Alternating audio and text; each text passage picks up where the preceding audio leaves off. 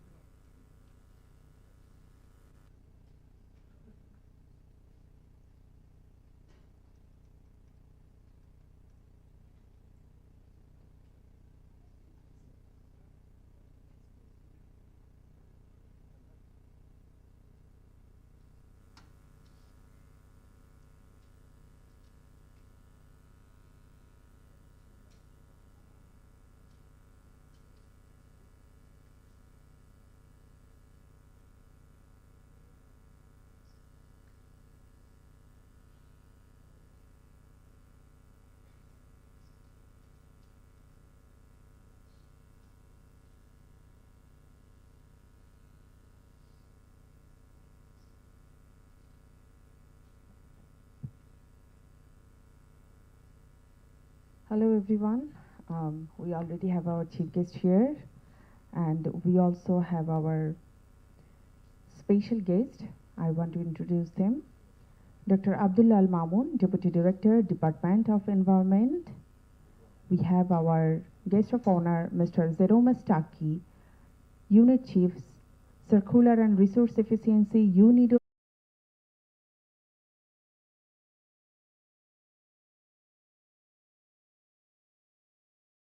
of Norway to Bangladesh. We have our special guest, Dr. Farhina Ahmed, Secretary, Ministry of Environment, Forest and Climate Change. We have our chief guest, Ms. Sayeda Rizwana Hassan, Honorable Advisor, Ministry of Environment, Forest and Climate Change. And today, remarks by Chair Dr. M.D. Kamrujaman, NDC, Director General, Department of Environment.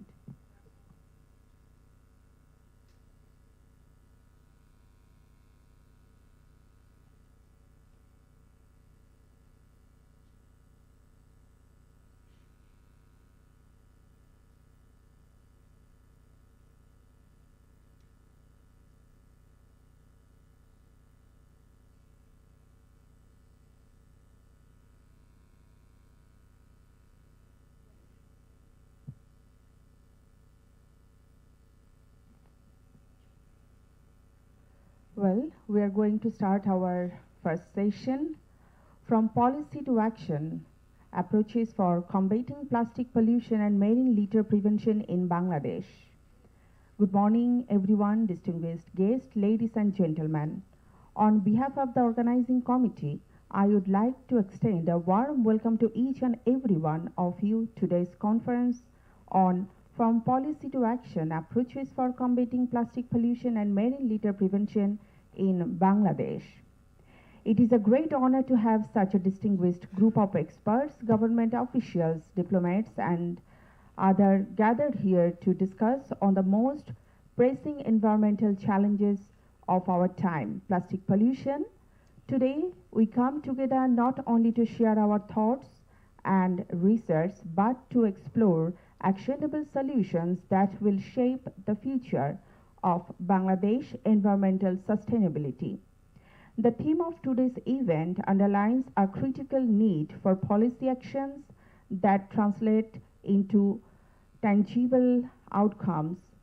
With a focus on combating plastic pollution and preventing marine litter, our discussions will be pivoted in outlining a roadmap for a cleaner, greener, and more sustainable Bangladesh.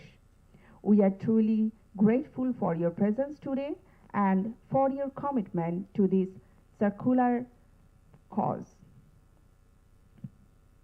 Let's now begin the proceeding of the day, and to kick off things, I would like to invite Dr. Abdullah Al Mamoon to invite her welcome address and provide a brief overview of the project.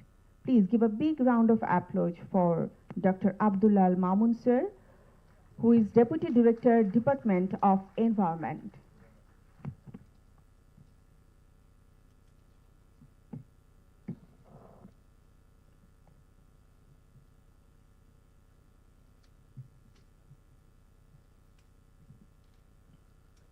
Bismillahirrahmanirrahim. Chair of the opening session, Dr. Kamruzaman NDC, Honorable Director General of Department of Environment. Chief guest, Syed Rizwana Hassan, Honorable Advisor of Ministry of Environment, Forest and Climate Change. Special guest, His Excellency Hakon Harald Gulbrandsen, Honorable Ambassador of the Royal Norwegian Embassy to Bangladesh. Guest of honor, Mr. Jerome Stuckey, Unit Chief of Circular Economy and Resource Efficiency Division, UNIDO Headquarters. We have with us Mr. Khairul Hassan, Additional Secretary Development, Ministry of Environment, Forest and Climate Change. And sitting in front of me, Dr. Zakir Zaman, Country Representative of UNIDO Bangladesh. My dearest colleague, Dr. Rana Pratap Singh, Project Manager, UNIDO. And senior officials from our Ministry and Department of Environment, distinguished guests, participants from department organizations, ladies and gentlemen, a very good morning. As a project director, I would like to welcome you all to this plastic conference. Dear guests, we know plastic is a global challenge. It's not our only problem. So we have so many counterparts with us. So that's why UNEP is trying hard to make a globally ambitious plastic treaty. And in Bangladesh, we are also in a serious problem of plastic. We generate 3,000 tons of plastic waste per day, out of which 36% is recycled, 39% is landfill, and 25% remain unattended, which is eventually polluting our rivers and canals. Plastic pollution is one of the major causes of recent urban waterlogging, habitat destruction, promotion of vector-borne diseases, and fish migration, and so on. So, since we are our position in the downstream, we are in a lower riparian country. Therefore, our problem is greater than that of others. And the good thing is, Bangladesh government is very keen to solve this problem. Back in 2002, we were the first nation who banned the polythene shopping bag. Compared to other countries, our plastic initiatives are really great. Dear colleagues, now I'd like to explain the context of this program and our hopes and aspiration of this plastic conference. If we look back, the first plastic workshop was on sustainable management of plastic to leverage circular economy and achieve SDGs in Bangladesh, which was held on 13th February 2019, jointly organized by Department of Environment, World Bank, and several key national and multinational companies. There were 8 technical sessions, and from that technical session, we got some tremendous ideas. And from those ideas, we developed a multi-sector action plan on plastic management, which was sponsored by the World Bank and some other dignitaries. And from that experience and recommendations, Department of Environment, in collaboration with UNIDO and with the generous funding from the Norwegian government, we launched our first plastic mega project, which is integrated approach towards sustainable plastics and marine litter prevention in Bangladesh. This project covered the four major areas: policy formulations, consumer awareness, industrial applications, and recycling sectors. Now, after spending 2 years, we have draft EPR, 3-year strategy, solid and e-waste and rules, and updated medical waste management rules in our hand, which deals with the plastic sector. Moreover, we have a lot of practical learnings from this project. So now the question is how we could convert this policy into implementable actions. We are pretty hopeful that this plastic conference would bring some implementable recommendations. This plastic conference has 4 technical sessions, and moderator and panelists from different relevant sectors are carefully chosen. I hope and believe that it would be a very interactive sessions and our reporters would take all the necessary notes. Now coming to the housekeeping rules. Since the program is very tight, I would request everyone to take care of their allotted time. Don't repeat what others already said. Use your pen and pencil to notify your ideas. Dear friends, before finishing my welcome remarks, I would like to thank our honorable chief guest, special guest, guest of honor, for giving their precious time. Your presence inspires us. Your kind words would motivate us. Heartfelt thanks to all of you. With this note, I'll stop here. Thank you very much. Thank you, Dr. Abdullah Al Mamoon, Deputy Director, Department of Environment. Now I invite Mr. Jerome Staki, Unit Chief, Circular Economy and Resource Efficiency, UNIDO Vienna, Austria, the guest of honor, to share his insights with us. Please give a big round of applause for Mr. Jerome Staki. Thank you very much. Good morning, everyone. Honorable Chief Guests, special guests, distinguished participants, ladies and gentlemen. It is an honor, but also a great pleasure to be here with you today at this pivotal conference under the project entitled Integrated Approach Towards Sustainable Plastic Use and Marine Litter Prevention in Bangladesh. This initiative is implemented by the Department of Environment under the Ministry of Environment, Forest and Climate Change, with UNIDO, the organization I'm representing here, as a technical partner, and with generous funding from the Ministry of Foreign Affairs of Norway through the Royal Norwegian Embassy here in Dhaka. This initiative is a testament of the power of collaboration in addressing one of the most pressing environmental challenges of our time, plastic pollution. Now, plastic pollution is a global crisis that demands local, national, and international action. And while the global community negotiates an international treaty on plastics, through this project, we are working to reduce plastic waste generation, first thing, promote resource-efficient and cleaner production, enhance recycling infrastructure, as well as strengthen policy framework to drive sustainable plastic use. Now at UNIDO, we believe that circular economy, principles and practices, stakeholder engagement, especially with the private sector, adaptation to national circumstances, and innovation are key to reducing plastic waste generation and preventing plastic marine litter. Now, this is true for the current pollution crisis, plastic being one of the pollutants, but it is also true for the other crises related to climate change or biodiversity loss. We have to change the way we are using resources, including energy, materials, and water. And I'm not saying that circular economy is the only solution, but it is a very powerful solution to do it, to change the way we are using resources, while at the same time ensuring growth and social benefits. Now, this conference is building on this idea and is aimed at providing a platform for policymakers, businesses, and environmental experts to develop scalable, impactful solutions that will shape the future of plastic management in Bangladesh. And in this context, I would like to emphasize UNIDO's commitment and determination to further strengthen our collaboration with Bangladesh in fostering a sustainable and inclusive development through a circular plastic economy. I look forward to our fruitful discussions today and would like to thank you for your attention.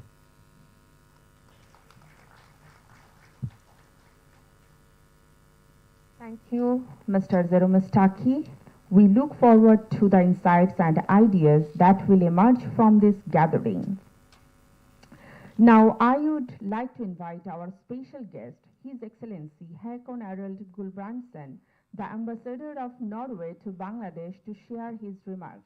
Please give a big round of applause for our special guest.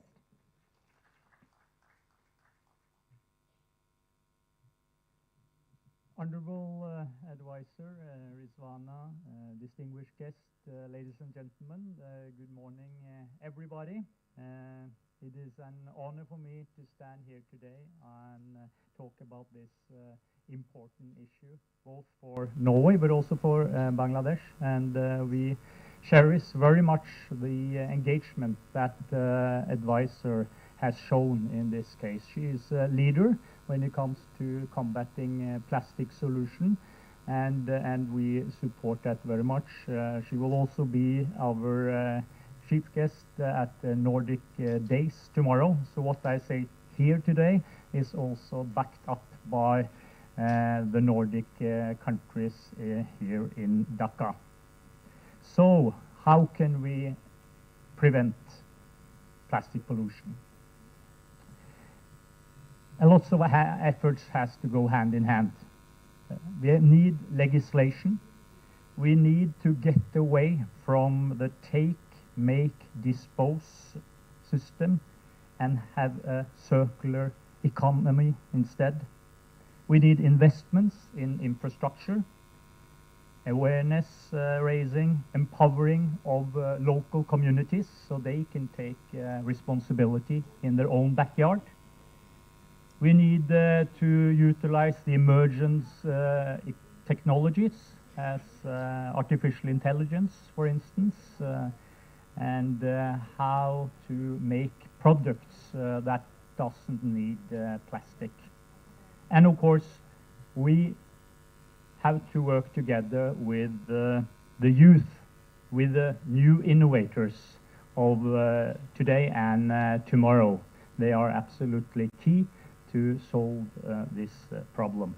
I was present at a debate late last year with students from a number of universities in Bangladesh, and they discussed how to prevent plastic pollutions in the ocean. And the debate, and as I understand also, has been organized in schools around the country, was organized by the project Integrated Approach Towards Sustainable Plastic Use and Marine Litter Prevention in Bangladesh.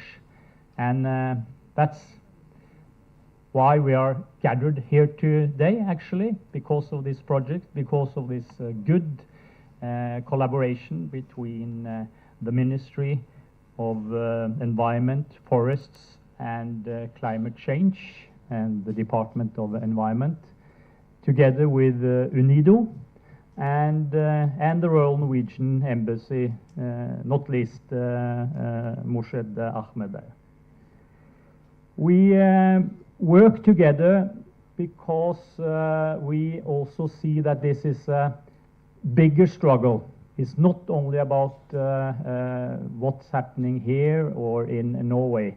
And this project is part of the Norwegian Development Program to combat marine litter and microplastics in developing countries. And Norway, we have we are the number 2 when it comes to having the longest coastline in the world of the countries. So we experience a lot of problem with our coasts when it comes to plastic pollution, and therefore we have, together with many other countries, engaged on to find a new treaty against plastic pollution, and that's what Jerome from UNIDO mentioned, that there are going on negotiation now to get an international treaty to combat marine litter and microplastics, and we are almost there. That we will have a new treaty, and that's quite an achievement in this troubled world. So, at the end, I would say we appreciate very much how we stand together in this fight and to protect the precious marine ecosystems through making waste into value, and that we all will commit us to making a difference from now on. Thank you for your attention. Thank you, His Excellency Hakon Arild Gulbrandsen. I wish you all the productive conference. Ladies and gentlemen, we look forward to the discussions today, and I'm confident that we will continue to make meaningful progress towards our goals of a cleaner and more sustainable Bangladesh. It is now my honor to introduce the chief guest for today's conference, Sayeda Rizwana Hassan, Honorable Advisor of the Ministry of Environment, Forest and Climate Changes. Please give a big round of applause for her.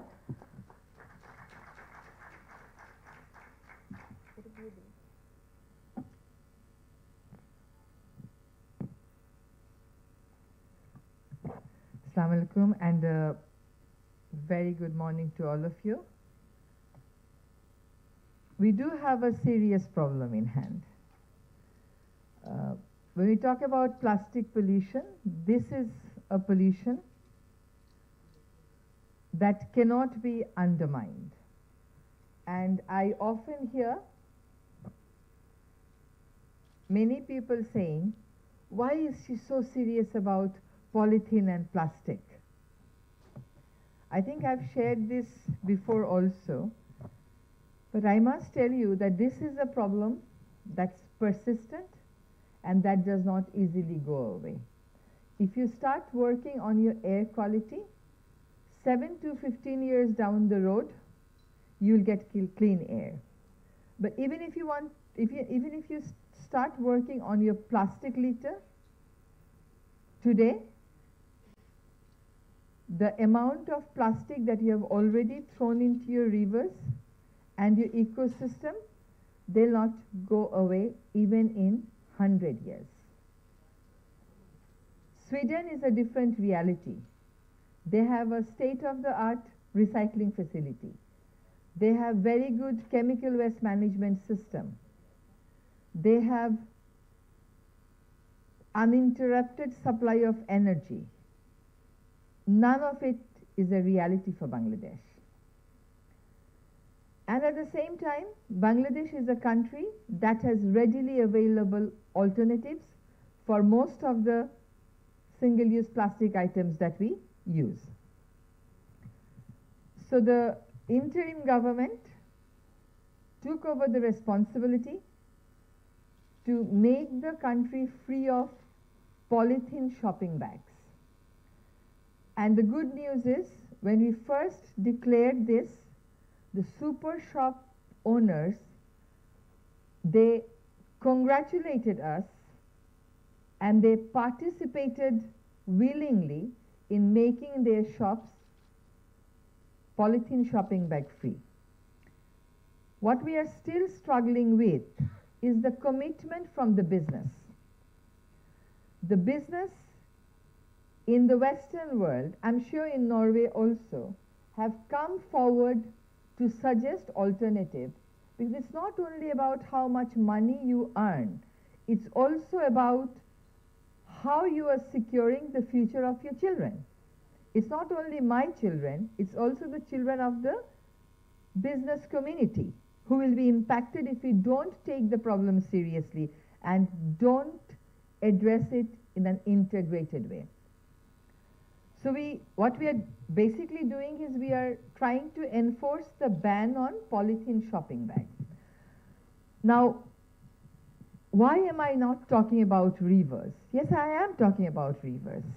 But one of the challenges in addressing river pollution here in Bangladesh remain the accumulation of plastic and polythene on the riverbeds, which is an added challenge for us. And for that to remove, you need a different kind of equipment, which is very expensive. And if you see the studies would tell you that microplastic is entering your food system through the fish, because it's not disappearing, it's breaking into microplastic, and that is being eaten up by the fish, and you are, end of the day, having to eat that microplastic laden fish. Now, it is a choice that you all have to make, we all have to make, as government and as business also. On single-use plastic, I see propaganda that the government has prohibited all single-use plastic items. That's a blatant lie. The government hasn't done that. The government has started to discourage use of single-use plastic items because we don't have a efficient waste management system, and also the single-use plastic items prove to be hazardous to your health. So this propaganda is triggering tensions among the polythene bag producers, and they're fearing that we are shutting down all their business. I'm saying this in clear words, that please refrain from making this sort of propaganda. The government has not banned single-use plastic items, but it is working to discourage the use of single-use plastic items so that local entrepreneurs come up with safer alternatives, and we can gradually move away from single-use plastic items for which we don't have an efficient management system. Most countries are doing this. Even if you read the European legislation, Europe itself has set timeline to come out from the use and production of single-use items. With that sort of waste management system, if Europeans are thinking about moving away from single-use plastic item, why is Bangladesh not even showing up the courage to say that we also want to move away from it? If we talk about moving away from single-use plastic item, we are given a timeline of 2030. So in 2030, you will have 6 more years for the single-use plastic items to contaminate your rivers, to contaminate your soil, to contaminate your air. If you go to Old Dhaka, and if you see how plastic and polythene are being produced, that's extremely risky. When people talk about rehabilitation of the laborers, those who talk about rehabilitation of the laborers should go and see how the laborers are being treated. There is dioxin everywhere. There is inefficient burning of used plastic item, and with that they are producing the chips again, and they are making the single-use plastic items. People talk about alternative. We have to talk about alternative. Alternative has been prevalent in the Bangladeshi society from time immemorial. I haven't forgotten my father saying, "Bajarer bagta dao to." I haven't forgotten my father saying, "Bajarer bagta dhুয়ে রাখো নাই কেন? গত সপ্তাহে বাজার করে আনছি, এক সপ্তাহ লাগে এটা ধুতে।" So আমাদের আপনি যদি, if you decide that you want to go for shopping and you don't want to carry polythene bags, I am sure all of us have alternatives already available in home. It's just a matter of picking up that cloth bag or picking up that jute bag and carrying that to the market. So instead of asking the government about whether polythene bag has stopped, I think we should start asking ourselves whether we have stopped using polythene shopping bags. And I request all of you to take this problem very seriously, because this is linked to your health problem, contamination of your land, contamination of your river system, and contamination of your food items. Of course, an integrated approach is needed. Ban is one aspect of it. Phasing out is the second aspect of it. But you have already produced enough harmful plastics. What do you do with it? For that you need recycling. For that you need reuse. What is recycling in Chowk Bazar or in Kamrangichor is nowhere close to recycling. That's just burning and again producing. So we are thinking of having a state-of-the-art recycling facility, because the plastic that's already available in the market, you have to do something about it. And the Finland government has shown interest to support us in this respect. So we are going to have a discussion with them soon. in addition to that, there are certain single-use plastic items about which or for which you don't have a readily available alternative. For example, the chips packet. So what the other countries are doing, they are having specifications so that the product design changes. And if the product design changes, there will be less plastic, there will be more easily recyclable, because these are some of the items recycling of which is not very easy. So we also have to sit with our business community and work on a time-bound action plan. It can't be 2030, I'm sorry. It has to be much before 2030. And if there are practical problems that come forward, we'll tackle that together. But what is that stumbling block that is hindering the progress in having a time-bound action plan? And I must, in strongest possible term, condemn the attack that was made on the DoE officials when they went to shut down the illegal polythene shopping bag producing units. This cannot happen. You cannot talk about rule of law and at the same time continue producing the banned polythene bags. There are countries in the world with similar socio-economic realities like Tanzania, Rwanda. They have completely banned it, and the ban is so strict that even if you as a foreigner enter the country, all your luggage will be scanned just to see whether you are carrying polythene shopping bag. And in Rwanda, the president has said that there was civil war, but the war has done less damage to us than what polythene shopping bag is doing. So there is a complete ban. It is possible. We just have to think, we just have to rise above personal interest, think about community and national interest, and find out a way together as to how to address the problem in an integrated way. With these words, I would like to conclude here, thanking all our distinguished guests who are present. আমাকে বাংলায় কিছু কথা বলতে বলা হয় আমাদের গণমাধ্যমের জন্য। আমাদের আসলে এই প্লাস্টিক পলিউশনটাকে আন্ডারমাইন করার কোনো সুযোগ নেই। কেউ যদি মনে করে যে প্লাস্টিক পলিউশনটা অন্য পলিউশনের চাইতে কম গুরুত্বপূর্ণ, সেটা আসলে ঠিক না। কারণ অন্য পলিউশন আপনি যদি অ্যাড্রেস করা আজকে শুরু করেন, 10 বছর, 15 বছর, 20 বছরের মাথায় সেটা আপনি একটা সমাধান পাবেন। কিন্তু প্লাস্টিক এমন একটা জিনিস যেটা পৃথিবীতে থেকেই যাবে, এটা আর বিনষ্ট হবে না। ফলে এইটা যদি আমরা এখন থেকেই সমাধান করার চেষ্টা না করি, তাহলে আসলে ভবিষ্যৎ প্রজন্মের জন্য ওই যে এখন বলে না মায়ের দুধে প্লাস্টিক, প্লাসেন্টাতে প্লাস্টিক, মানুষের ব্রেইনে প্লাস্টিক, এবং এখন বলছে ব্রেইনে যে মাইক্রোপ্লাস্টিক ওইটা মস্তিষ্কে রক্ত প্রবাহ থামিয়ে দিতে পারে। সুতরাং এই প্রবলেমটাকে কম গুরুত্বপূর্ণ মনে করার কোনো ধরনের আমাদের কোনো সুযোগ নেই। ইন্টিগ্রেটেড অ্যাপ্রোচ বলতে আসলে আমরা কয়েকটা জিনিস বুঝবো। একটা হচ্ছে যেটার আমাদের রেডিলি অ্যাভেইলেবল অল্টারনেটিভ আছে, অর্থাৎ সহজেই বিকল্প আছে, সেটা আমরা এখন বন্ধ করে দেব।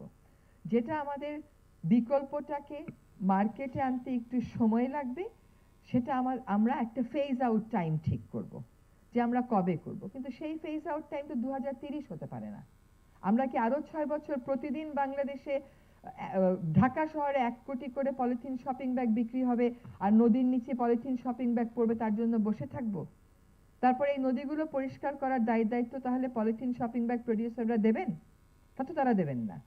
তাদেরকে সেই জায়গায় গিয়ে আমাদের জবাবদিহিতার সম্মুখে দাঁড় করাতে হবে যে আপনারা তাহলে দায়িত্ব নেন যে আপনারা নদীর তলদেশ থেকে এই প্লাস্টিক শপিং পলিথিন শপিং ব্যাগগুলো তুলবেন। আমরা অন্তর্বর্তীকালীন সরকার এক্সিস্টিং ব্যানটাকে বাস্তবায়ন করার চেষ্টা করছি, আর এক্সিস্টিং ব্যানটা শুধুমাত্র হচ্ছে পলিথিন শপিং ব্যাগের উপরে। আর সিঙ্গেল ইউজ প্লাস্টিক আইটেম সব আমরা বন্ধ করে দিচ্ছি বলে একটা প্রচারণা চালিয়ে উস্কানি দেওয়ার চেষ্টা করা হচ্ছে, এটা সঠিক কথা না। সিঙ্গেল ইউজ প্লাস্টিক আইটেম আমরা আমাদের পর্যায়ে সরকারি পর্যায়ে ডিসকারেজ করছি, সকল পর্যায়ে ডিসকারেজ করছি, যাতে মানুষ এইগুলো ব্যবহারের অভ্যাস থেকে সরে আসে। এবং এইগুলোর আপনি আমাকে বলেন কোন সিঙ্গেল ইউজ প্লাস্টিক আইটেমটা সহজ বিকল্প নেই? কাঁটা, চামচ, প্লেট, গ্লাস, কোনটার বিকল্প নেই আমাকে বলেন? সবটারই বিকল্প আছে।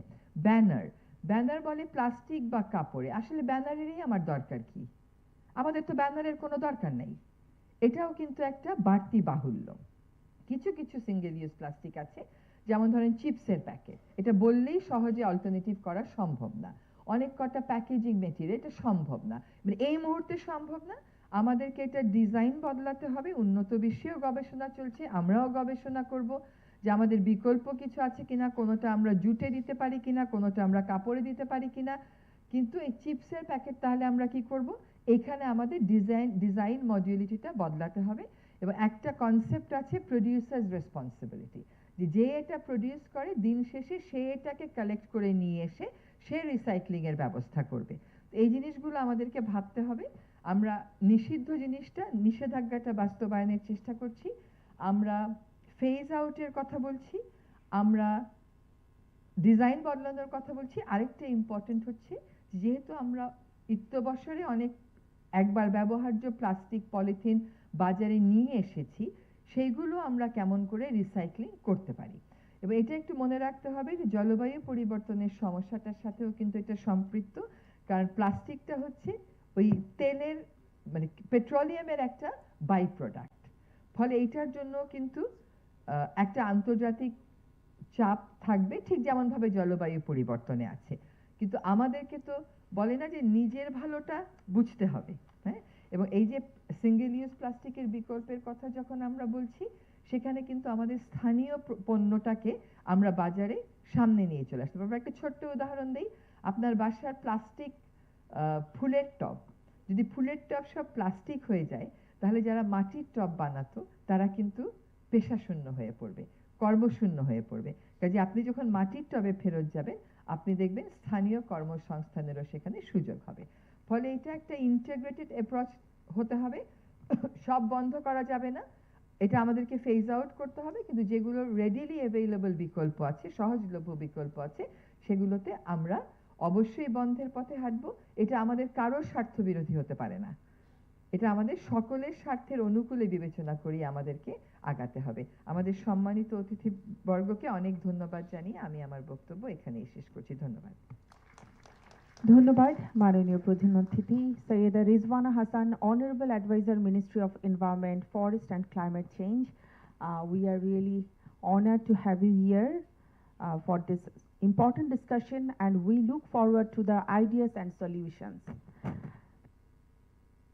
Now, I would like to invite Dr. M.D. Kamruzzaman, NDC, Director General of the Department of Environment, to deliver the closing remarks. Please give a big round of applause for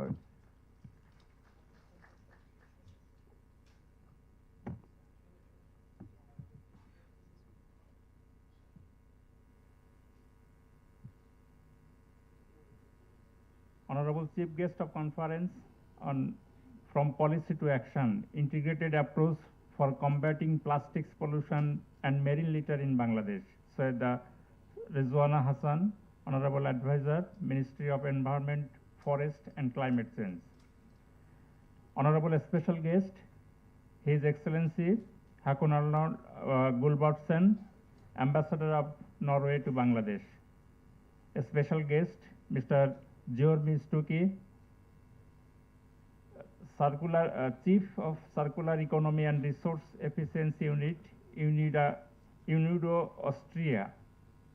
My colleagues from different ministries, divisions, government agencies, DOE, and non-government organizations. Dear Project Director, and everyone involved in the project, and respective representative from different prints and electronic media. Distinguished guests, ladies and gentlemen, Assalamu alaikum and very good morning. I welcome you all to this pivotal gathering where our mission is clear: to turn policy into action and combat plastic pollution and marine litter in Bangladesh. As we face an environmental crisis of unprecedented scale, we must unite in our efforts. Plastic pollution is more than an eyesore. It's a threat to our ecosystem, our health, and our future as well. But fear not, for we hold the power to transform this challenge into an opportunity. Picture a Bangladesh where our rivers and coastlines are pristine, where marine life flourishes and our communities thrive in harmony with nature. This vision can become a reality through integrated, bold, and innovative actions. Firstly, let's embrace the circular economy by rethinking the life cycles of plastic products from design to disposal. We can reduce waste and promote recycling. Innovation is not just a buzzword, it's our pathway to a sustainable future. Education is our second pillar. Knowledge is power, and we must empower every citizen to make a difference.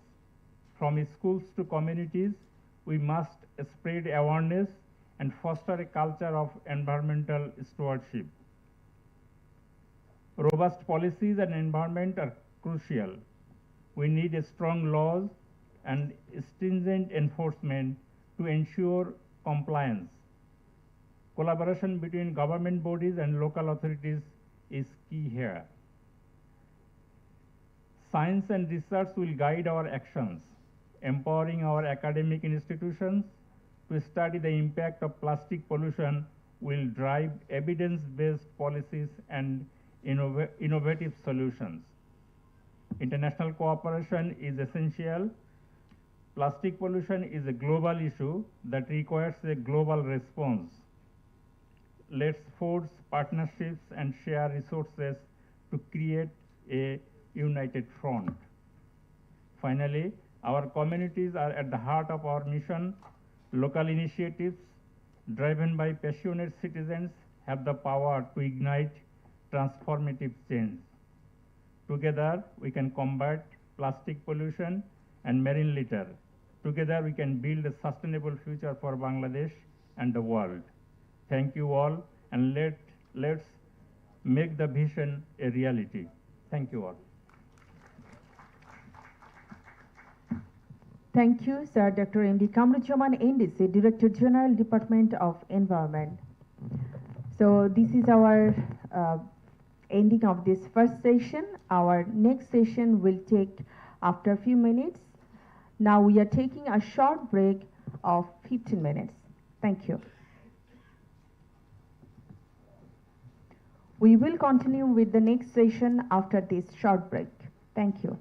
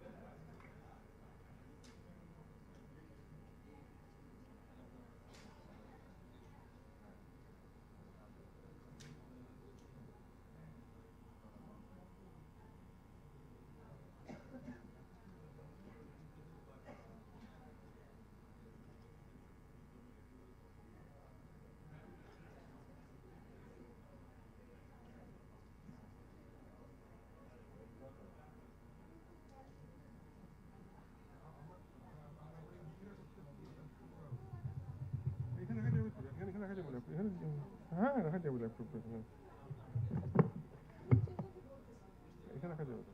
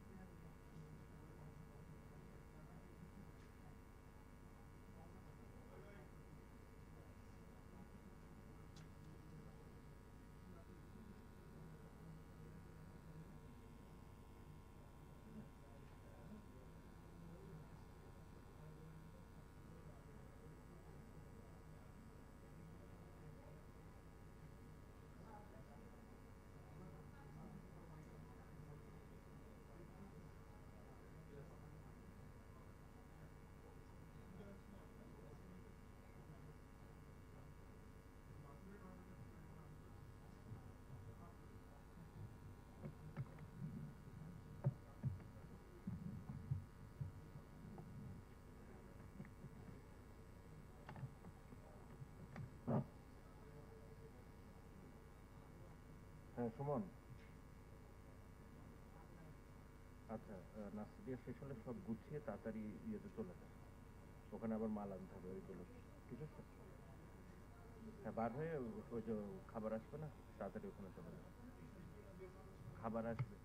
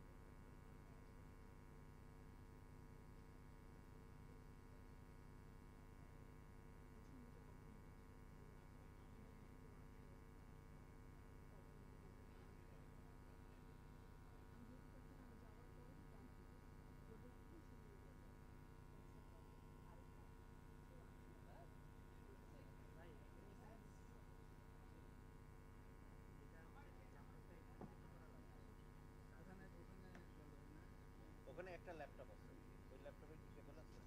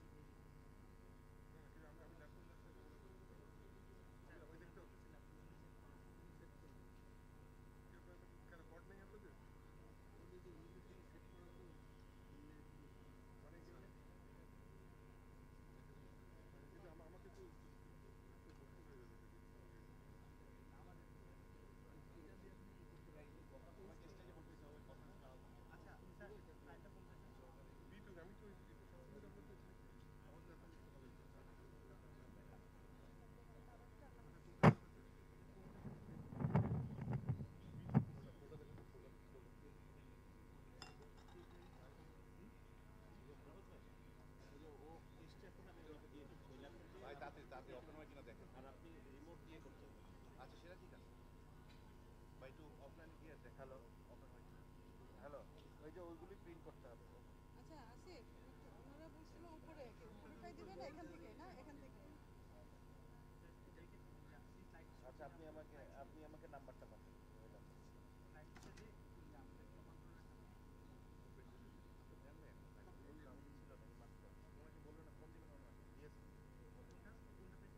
হোক না তাতে কি আপনার সময় এই যে এখন দিয়ে আমরা এই সময় থাকা উচিত ছিল এখন। হোয়াটসঅ্যাপে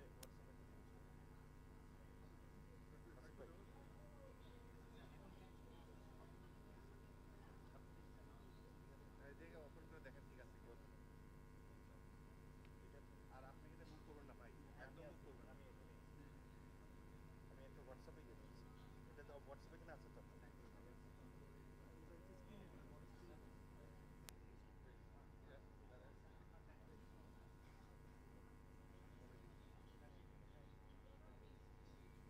আসসালামু আলাইকুম।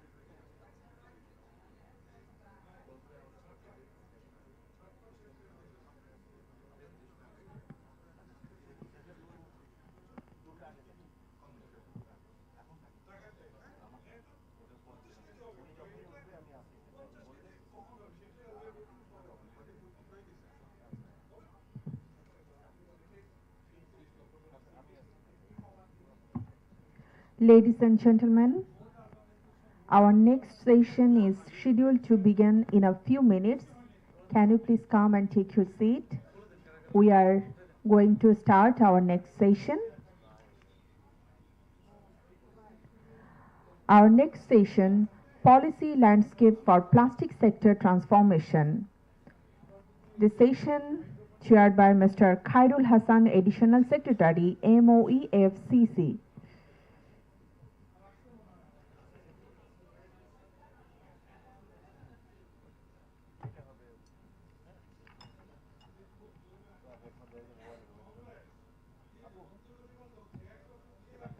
And we are welcoming our panelist, Mr. MD Rejaul Karim, Joint Secretary, MOEFCC, Ms. Razinara Begum, Director, DOE, Mr. Shami Mahmed, President, BPGMEA, Professor M. Manzurul Hassan, PhD, Department of Geography and Environment, Jahangirnagar University.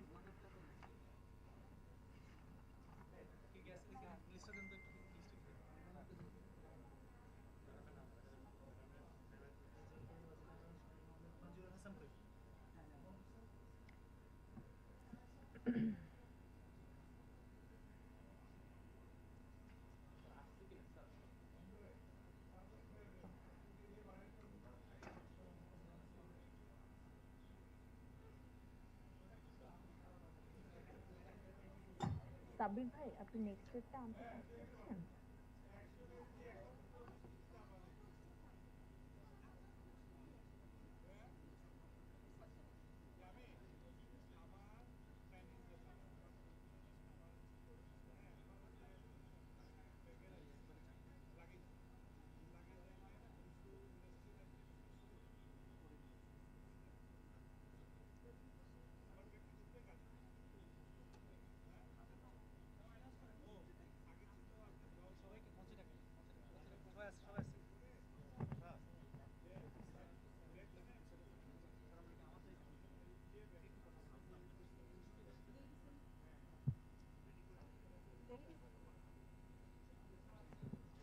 Ladies and gentlemen, welcome again to our next session, the Policy Landscape for Plastic Sector Transformation. At this important conference, I hope you are all ready for an engaging discussion on a topic that is critical for the future of our environment and economy.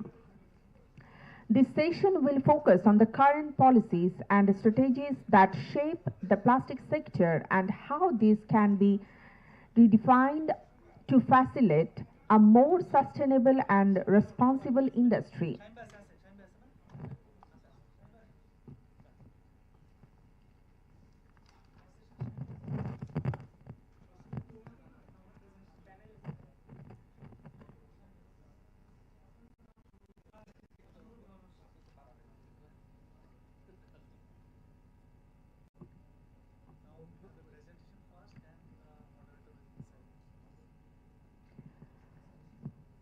We are truly honored to have such distinguished panel of experts with us today to share their insights and perspectives. To guide us through this session, we have us Mr. Khairul Hassan, Additional Secretary at the Ministry of Environment, Forest and Climate Change, MOEFCC, who will be chairing this session. We thank Mr. Hassan for this leadership and dedication to this cause. Now let's start with the first part of today's session, a presentation on the plastic policy, which will be delivered by Mr. Maksud Sinha, National Expert Policy from the Department of Environment. Mr. Sinha will be taking us through the key elements of the exciting plastic policy and the transformation in innovations. We can expect to learn about the policy's objectives, challenges, and the direction we need to head into the manage plastic waste effectively, reduce pollution, and foster innovation in the sector. So without further delay, let's welcome Mr. Maksud Sinha to present on the plastic policy. Mr. Sinha, the floor is yours.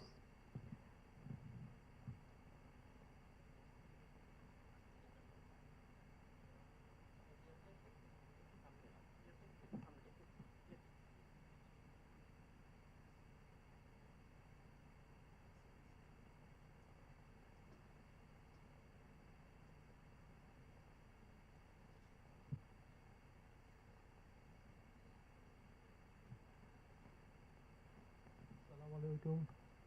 Thank you very much for inviting me as a speaker here. Distinguished panelists and guests. Today the topic of my presentation will be on policy on plastics. So due to some health reason, I was not sure whether I'll be able to participate here. So I have requested my colleague Iftikhar also to help me out with some of the presentation, So I'll introduce him, Iftikhar Nantullah from West Concern. So I think we can see that the presentation is on plastic policy, and go to the next page, slide. Okay. So today my presentation will be based on basically two parts. One, my colleague Iftikhar will be presenting the baseline situation of plastic and what is happening in Bangladesh, key issues, and then I'll be presenting about the legal framework on waste management and EPR, Extended Producer Responsibility. It's a tool which is being developed by the government and way forward. So I'll request Iftikhar, please make the 50% of the presentation. Okay, no problem. Thank you, Maqsood bhai, and good morning everyone, and Assalamu alaikum. So, as my colleague mentioned, that our presentation is on policy issues related to waste management, plastic waste management. But before we go into the plastic waste situation, I would like to take you through a few slides that will give you an understanding what is happening with the overall waste management. Because what we understand is that the plastic waste issue, sometimes we try to narrow it down to a single element. It is actually part of a broader waste management problem. So we have to look at it from the waste management situation. So now going into the first slide, I just wanted to highlight you that over the last 35 years, our waste generation is increasing rapidly. And this data shows the waste generation scenario from 1991 till 2021, which is based on actual data. 2025 is a projected figure, and 2040 is also a projected figure. So if you look here, in 1991 we were generating only around 6,500 tons of waste per day in the urban areas of Bangladesh, not the rural, it's only the urban. In 2025, the projected figure is around 47,000 tons per day. This is, you can imagine that in a span of almost 34 years, waste generation has increased 7 times, urban waste. And based on the forecasted urban population of 2040 and our projected growth rate, GDP per capita, it is expected to reach around 118,000 tons per day, roughly. So you can imagine it will be again more than double in 15 years of time. So unless and until we look into the waste management problem holistically, we are not going to solve the plastic issue. So plastic problem is part of the overall waste issue. So now, if you look here, this table here shows the composition of the waste. On your left-hand side, it is the global data of different countries from low income, lower middle, upper middle, and high income countries. And on the right side is a survey data which we carried out in 2021. So you can look here that at source, that means at household level, at source level, around 80% of our waste is degradable, organic in nature. And when you go to the landfill, it is around 78%. And the second highest part of our waste is plastic, which is around 10% at source. And when you go to landfill, it is around 7.5%. This is the data of 2021. We have done a recent survey where this figure has changed into almost 12% in urban areas, the plastic. So from 2021 to 2025 to 24 December, there is also an increase in the percentage of plastic. So there is an increase of plastic from almost 9.5 to almost 12, and our organic waste has decreased from 78 in the landfill to around 72. So organic is decreasing and plastic is increasing. So there is a trend here in Bangladesh. Now, the next slide I want to share with you is that we have tried to compare the plastic consumption in Bangladesh from 2005 till 2020. And fortunately, we were part of all the three studies. So what we have found that in the base, so the first study was done in 2005, where we have found that in Bangladesh, the plastic consumption overall in Bangladesh was 3 kg per capita per year. It has increased to 9 in 2020, and in Dhaka, it was 9 kg per person per year. And in 2020, it is around 22 kg, 2020. So now we have also done a survey in 2024. The data is not yet published. The 2024 data is that in Bangladesh, the average is around 10.5 kg per person per year, and in Dhaka, it has reached 25 kg. So there is an increase in the plastic consumption, and consequently, there is an increase in the plastic waste generation. And if you look into the overall waste situation in Bangladesh, we are following the linear approach of waste management. As it was discussed, that we want to go into circular approach. The current system is totally linear approach. We generate waste, we collect and transport it, we dispose it, mostly in open dumping. This is something of a concern for us, and I don't want to go into detail. One of the issues is that to have a proper recycling, there has to be a source separation. We have rules regarding source separation. Solid Waste Management Rules 2021 has clearly mentioned waste has to be segregated in 3 categories. That is there, but it is not yet practiced. So one of the areas where to improve the waste management and also go into circular approach, we have to promote source segregation.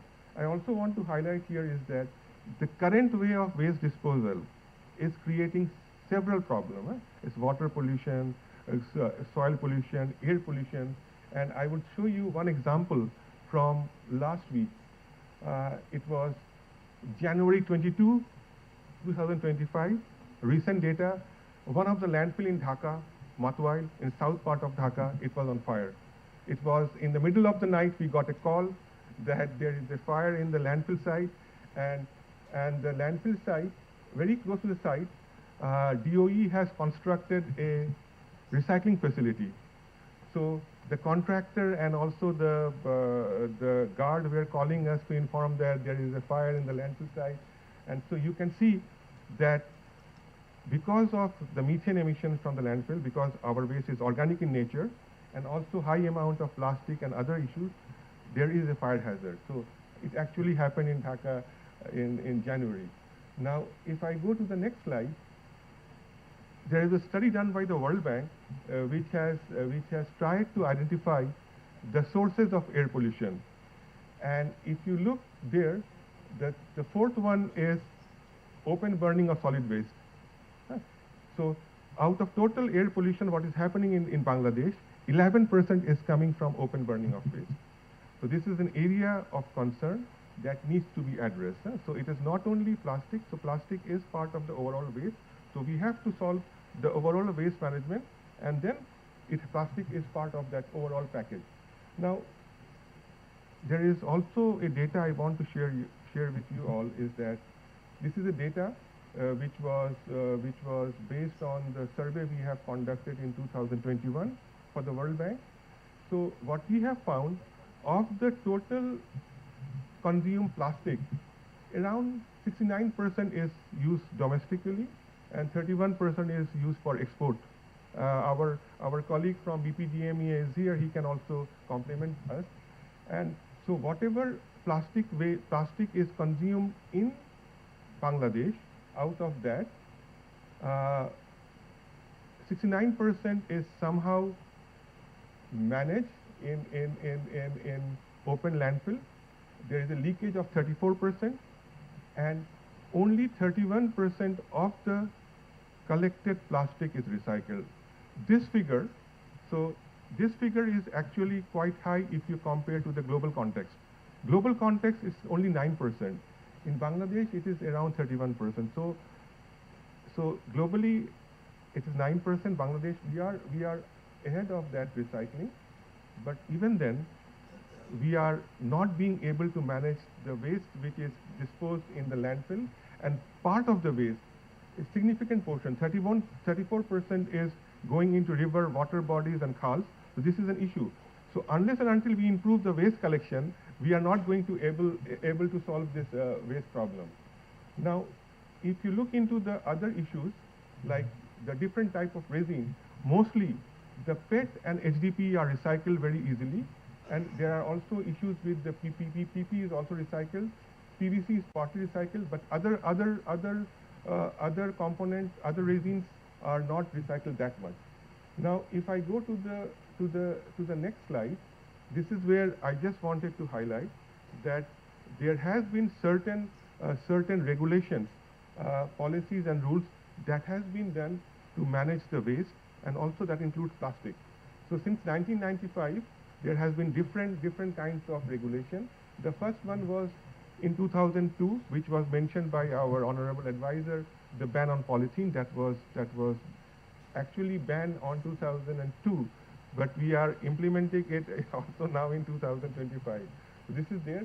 There is also a very important document which I would like to highlight here, is that in 2020 there was a High Court order to ban single-use plastic. There was an order, and then there was significant development was done in 2021 where solid waste management rules was prepared, and this rule is took almost 10 years to finalize, and the policy was, the strategy for waste management was made in 2010. So after 11 years the rules was made. So you have to see the gap between the strategy made and the rules, because strategy is not binding, your rules is the binding. So it was made in 2021. The other important thing in this year was that there is a multi-sector action plan on sustainable plastic management. World Bank was supporting that preparation of that document. And then there are other different regulations that has come into place. I just wanted to highlight one of the issues here that that is very important, is that in 2024 there was a draft prepared on extended producer responsibility for management of the plastic waste. So this document was prepared through a consultative process. It took almost, I think, more than 20 meetings were held with Department of Environment and including all the stakeholders.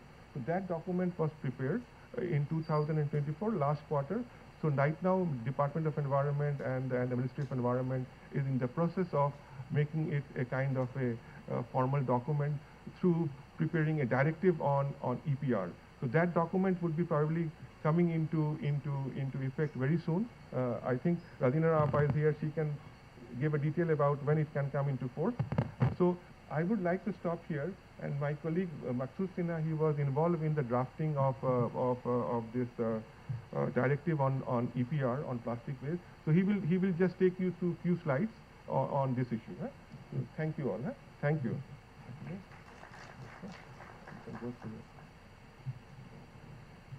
Sorry, I think time is very limited, so I'll be very brief about it, because while the whole system we have to understand before implementing the extended producer responsibility in Bangladesh, we had to go through who are the stakeholders, like manufacturers, there are producers, those over there, brand owners were involved, and then distributors, retailers, consumers, local government, young dealers, even local municipal facilities, STS, and existing recycling industries. And these all the stakeholders had to be consulted, and we had gone through the baseline information and then started to prepare the EPR. And you can see that in the conventional situation, there are two kinds of waste flow. One is from the consumer, it is post-consumer soil waste going to the recycling industry, and another is recyclers, they're collecting recyclables from the households and taking it to the recycling industry. So two waste flow, but the soil waste flow is very high. You can see that. And landfill is going to the landfill and leakage is happening. So, এটা সরাতে পারবেন এটা kindly? Over again. So EPR, just I want to just end here that EPR is a concept, extended producer responsibility, where producers, who are the producers? Including the manufacturers, importers, distributors, and retailers. They're all included of products bear a significant degree of responsibility for environmental impact of their product throughout the product life cycle. So this producer has to take responsibility under the EPR to the life cycle, including upstream impact inherent in the selection of material for the product, while product design and raw material, and impact from manufacturing production process and downstream. Once the product is sold to the consumer, and what happens, then that responsibility also they have to take some portion of the responsibility. And producer accept their responsibility under this, and this is very positive for Bangladesh, right? It was rightly mentioned in 2019 there was a international national conference with all the stakeholders, producers, manufacturers. They all agreed to participate and take role, a special role, how they can contribute in mitigating this plastic packaging material and waste. So, and EPR has two principal environmental goals: to provide incentives to manufacturers to design resource efficient and low impact products and eco-design, and to ensure effective end of life collection, environmentally sound treatment of collected products, and improved rate of reuse and recycling. So these are the activity where a upstream manufacturer can do lot of innovation while they design their product using the raw material, and also once it is a post-consumer waste, then it can be also, they have to be innovative and jointly work with the government so that contribute in projects where they can have the take responsibility of their waste product. So I don't want to, because time is, if the organizer allow me 1 minute time, I can show this slide. So these are the features. One of the important part was that we need a legal framework. So in Solid Waste Management Handling Rule 2021, there is a provision of extended producer responsibility where it can be implemented. So it has a legal basis in Bangladesh. So in many countries they don't have, but we have, and we took the advantage of that. And we have a national coordination committee, which committee is coordinated by the Ministry of Environment, Forest, and run by DoE, and based on the, and it is based on the Solid Waste Management Handling Rules 2021, and multi-sectoral action plan which was prepared by us, by the World Bank. It was very important. This is endorsed in this EPR, and SDG goals are all endorsed here, and it is complying with the polluters pay principle, and that incorporates government and non-government, private sector, and formal, informal sectors are all incorporated while we are introducing the EPR. And broad category of plastic, like government has single-use plastic approach, and also there are some broad category on EPR where all the manufacturer, producer agreed to take part, to take the responsibility of those packaging materials. And the one good thing is that right now Bangladesh, we don't have any database. Database is one of the important bases. So under this EPR, we are going to generate registration of the obliged company, the company, manufacturer, producer, and the database will be prepared, and we will be generating an action plan. The company, the private sector will prepare their own action plan, and registration, there is a registration fee and contribution for project fund. These are, I don't want to go in details, but these are they're embedded. And database, I think this is very important for Bangladesh. If we have a proper database, with this EPR activity, we can develop a database which will be evidence-based, and government can then properly fix targets in future, efficient targets. And there is a provision of joint initiative. Already mentioned that The municipality, city corporation, they don't have enough fund to run this kind of project. It's an extra burden, plastic waste. So how this corporate industry or private sector, the manufacturers, they can contribute. There is a provision of contribution in joint initiative with the local community, local bodies. They can do that. And there is a collection and recycling target in the APR. And there are also buyback, take-back schemes. Like the government is going for a lot of innovative actions. So private sector can come up with a lot of ideas where they can reduce the waste in the solid waste. And authority capacity building provision is there for the local authority and also government, so that, and the private sector and the community. So if you don't have proper awareness and capacity building, it will be difficult for implement. And alternative design on barcode was mentioned. Reporting is very important. All the enlisted company has to be reported to the government. They have to report regularly, timely. Even in the local government, also the municipality, they have to report to the National Coordination Committee. So these are the things, and enforcement and penalty is also there. So these are the, in a nutshell, in the EPR, we try to develop this, and in the long run, I think if you can implement it, it is a 6-year time period. If you can properly start this initiative, then I think we can develop some real visible actions in Bangladesh.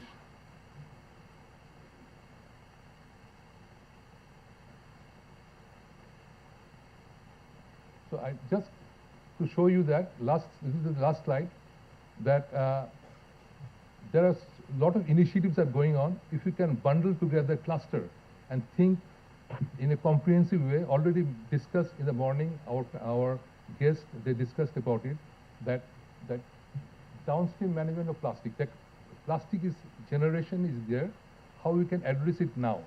So there are a lot of banning, cleaning, cleanup, recycling, those initiative projects can be taken immediately, and stopping of littering, and then control of single-use plastic. This is another route. The government is especially focused on single-use plastic, problematic plastics. Like they have listed 17 items now. This is not a final ban, but government is on the process of negotiation with these parties, so that how they can sustainably reduce this kind of single-use plastic. This is another route. And recycling, if you promote recycling, you will end up with a lot of recyclables. So we have recycling industry in Bangladesh, those are informal and also formal few. So how we can strengthen them with technology, funding, innovation, and design. And the last part is that upstream management.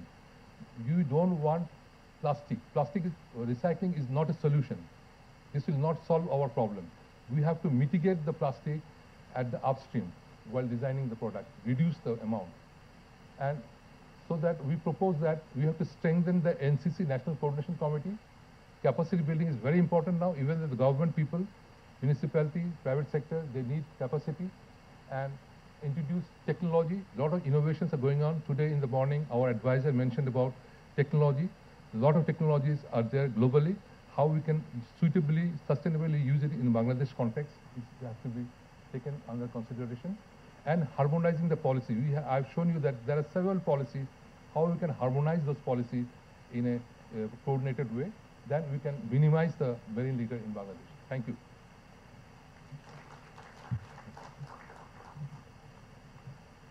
Thank you, Mr. Maksud Sinha, for this insightful presentation. We now move on to the open discussion segment of the session, where we will hear from our expert panelists. This will be an opportunity for our panelists to share their thoughts, experiences, and ideas on how the policy landscape can support the transformation of the plastic sector. Our estimated panelists today include Mr. M.D.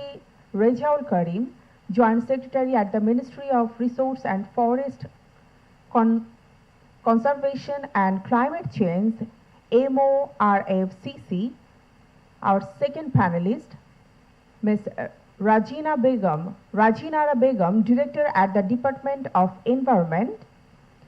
We have Mr. Shami Mohammed, President of the Bangladesh Plastic Goods Manufacturers and Exporters Association, BPGMEA. We have Professor M. Manjurul Hassan, PhD, from the Department of Geography and Environment at Jahangirnagar University.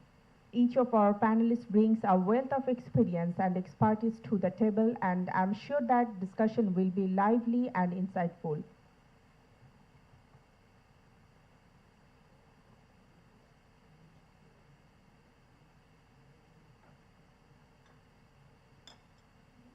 Hello. Assalamu alaikum. Very good morning.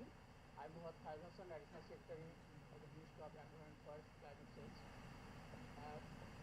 Before starting, I will give my some personal background. I am graduated from Bangladesh University of Engineering Technology in Electrical Electronic Engineering. Then completed my master's from Japan in Public Policy. I also completed another master's from South Korea in Development Policy. And I studied on climate change in Oxford University. I obtained a diploma. And for my longing 30 years experience, I have been spent most of the time in the energy sector and disaster and climate sector. We started this journey in 2002, back to Mr. Shahjahan Shiraz, who was the minister of our country.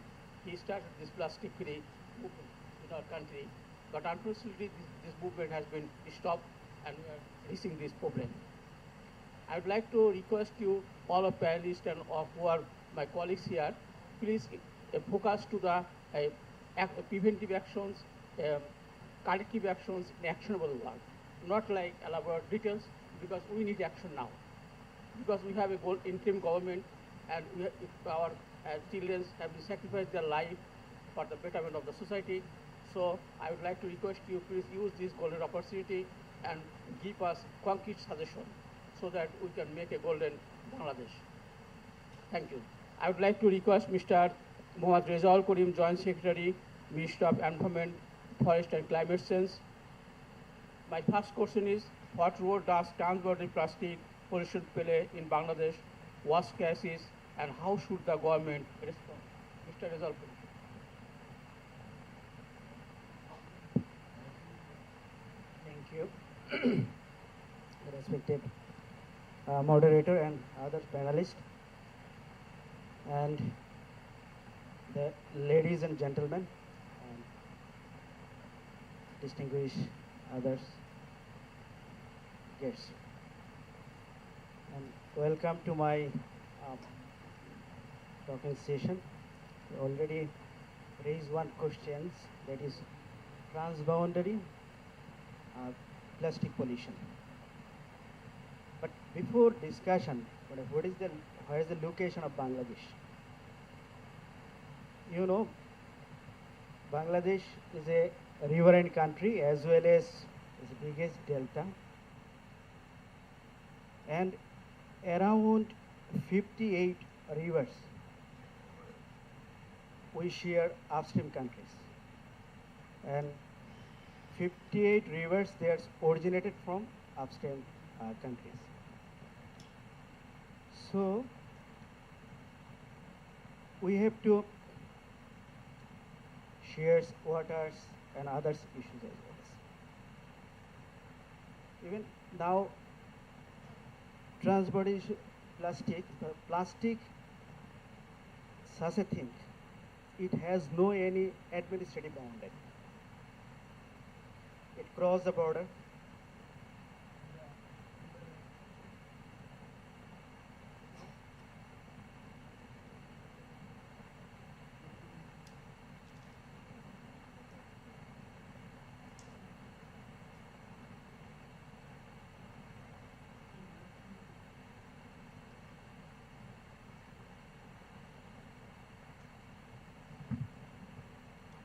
Better from here.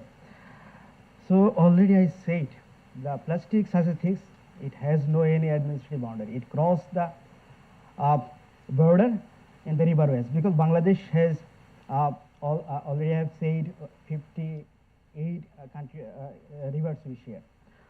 So the plastic incidental way or what I say, it is intentional, unintentionally dumped anywhere. It cross border as well as in the riverways. So final destination is where? Its final destination ultimately ocean. So for the case of Bangladesh, it's easy. The transported plastic, it goes to finally in Bay of Bengal. So Bangladesh already I have mentioned Podda, Meghna, Jamuna, Dhorola, and big basin, and Brahmaputra also. The big basin in Bangladesh and substantial amount of plastic flows down through this way. And as well as river transport also, they also throw their plastics anywhere in the river. So collectively it's huge amount flows down from here. So if the deeper discussion with you and deeper understanding, but there is such research as well as such study regarding this area, how much plastic is accommodated here. So for Bangladesh, it's a serious problem now and serious issue. So if you think this transmitter issue, is there any legal framework? Is there any issues? Because already Bangladesh raised this issue in the Joint River meeting. And even also, there is no any legal treaty between upstream countries and downstream countries as well. But in this regarding the area, SACEP, South Asia, South Asia Cooperative Environmental Program. That is, these SACEP just working in regarding this area as a riverine area as well as plastics issues. And recently, and they are trying to some policies upstream countries as well as downstream countries. And so some of the private organization and international organizations, they should support Bangladesh and governments like this, ones like this. Even also, I, as focal person, I participate in the INC, Intergovernmental Negotiation Committee. In there, we raise this issue, the what is happening in Bangladesh, and even in Bangladesh, in world, many countries, downstream countries, they raise their issues and definition as well as and position of Bangladesh, geographical position. But what is it? Is the definition also accepted? Is there, you know? And last Busan meeting, we raised these issue as well as other issue is for the financial matters, how to manage, how to organize these upstream transboundary and cross-border plastic issues. And we suggested there dedicated financial program, financial work under this treaty. In that case, developing country, we just internal as well as transboundary issue we can manage. And other issue already presented here, EPR, that is also a good solution and good handy. And polluter pay, you have said, that is also the one solution. So from the government part, my request, the private organization as well, this is a holistic approach as well as. Not for only Bangladesh, it's to save our to save our ocean as well as ocean biodiversity and marine biodiversity as well. Not for Bangladesh. It is a collective, upstream country, downstream country, and other developed country. It is a holistic approach. How to protect the rivers as well as marine biodiversity as well as ocean biodiversity.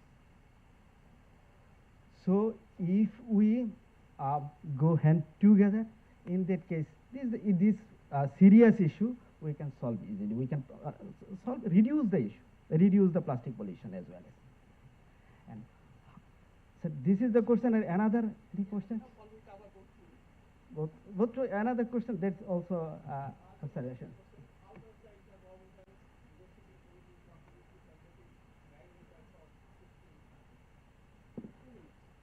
Okay, sir.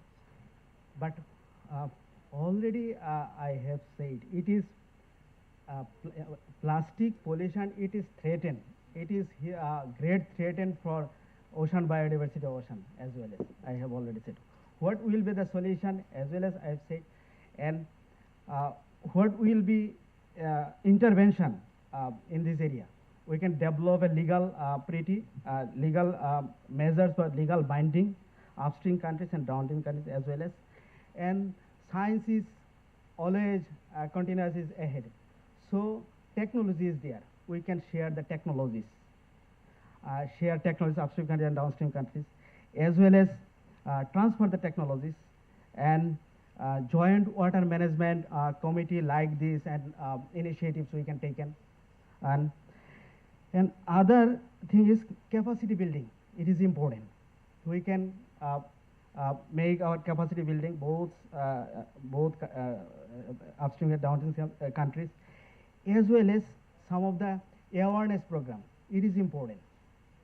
We can awareness program continue, and also some financial and technical support and infrastructure development as well as training program we can share. And another issue already presented, that is monitoring and reporting.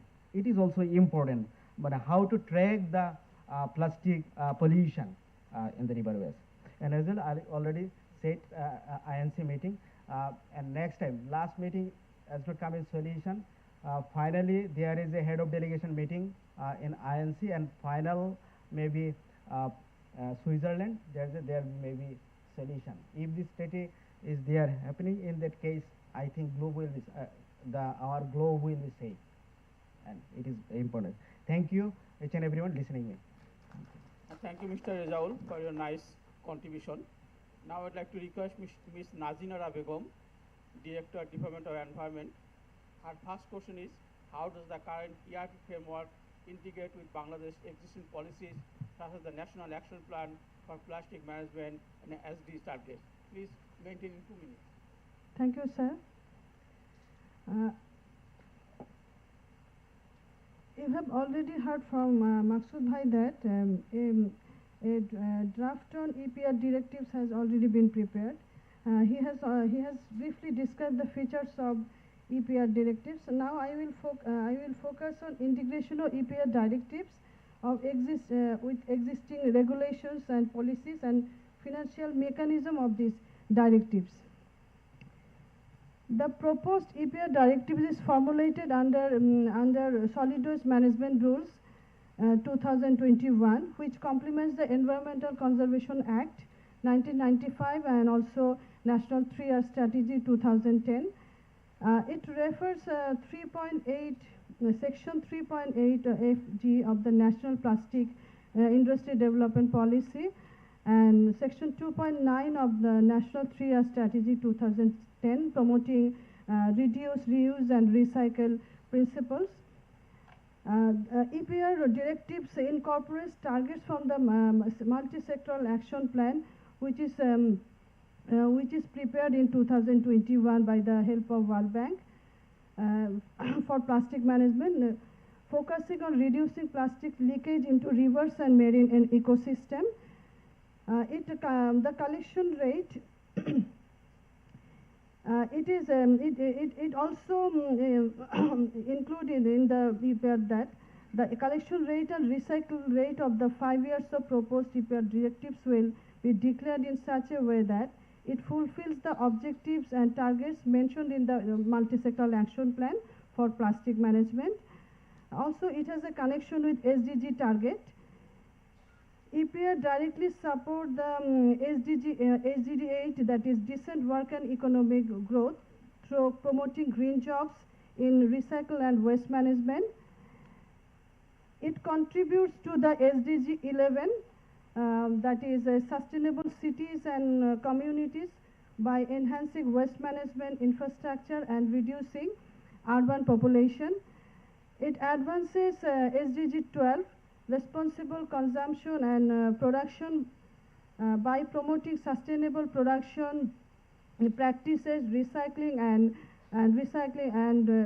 reducing plastic waste This EPR directives aligns with SDG 14, that is life below water, which focuses on conserving and sustainably use the oceans, seas and marine resources. Here, it has also connected with circular economy focus. These directives embedded circular economy principles, ensuring resource efficiency, minimizing waste and reducing environmental impact. Polluter pay principle is incorporated in the EPR directives. It reinforces the polluter pay principle, shifting waste management responsible to producer in line with global sustainable waste management practices. This framework mandated compliance with existing environmental rules, regulations, laws by ensuring policy coherence across governmental bodies and local authorities. So I have completed my first question. Is there any?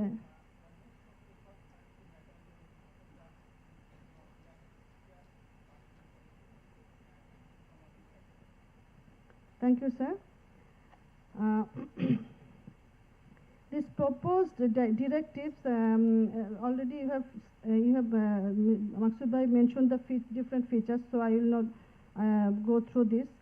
The proposed EPR directives has been developed in such a way that it could incorporate the benefit of SMEs and informal sectors, especially the recycler, by providing financial and non-financial supports.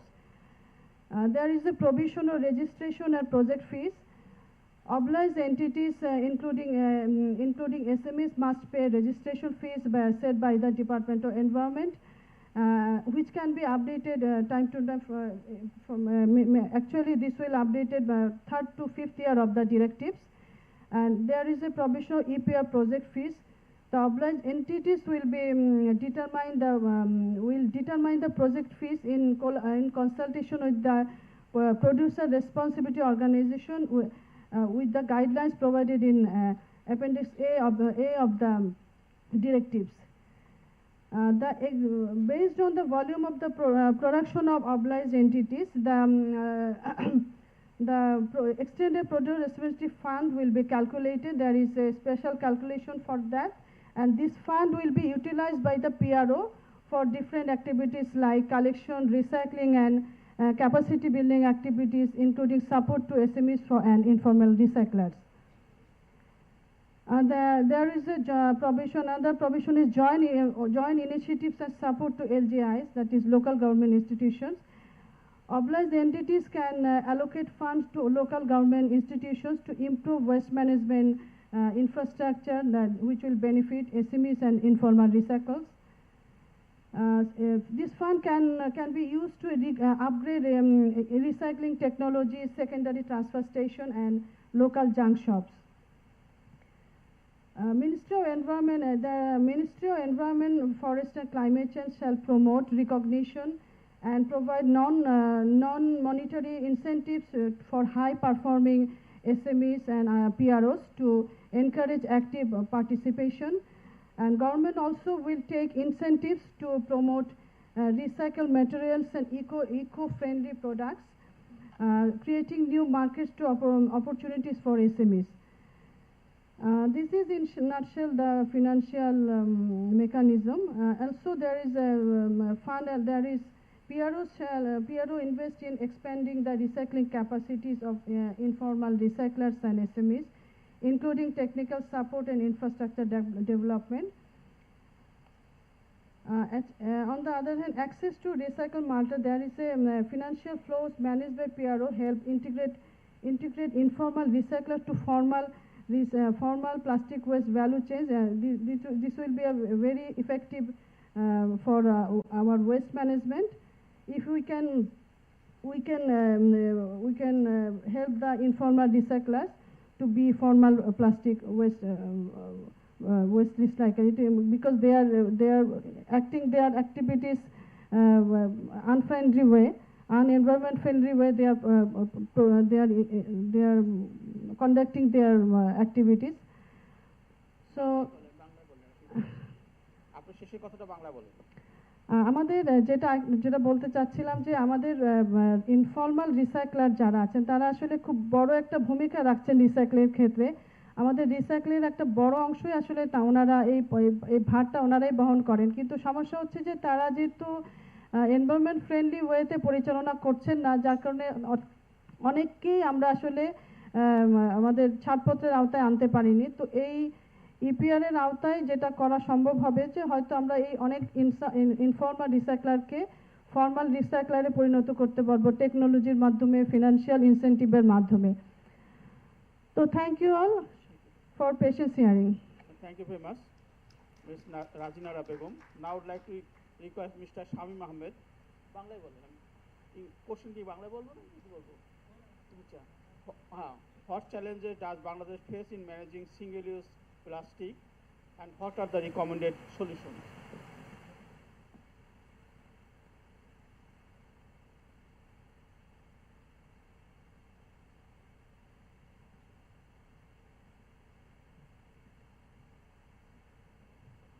Thank you, moderator.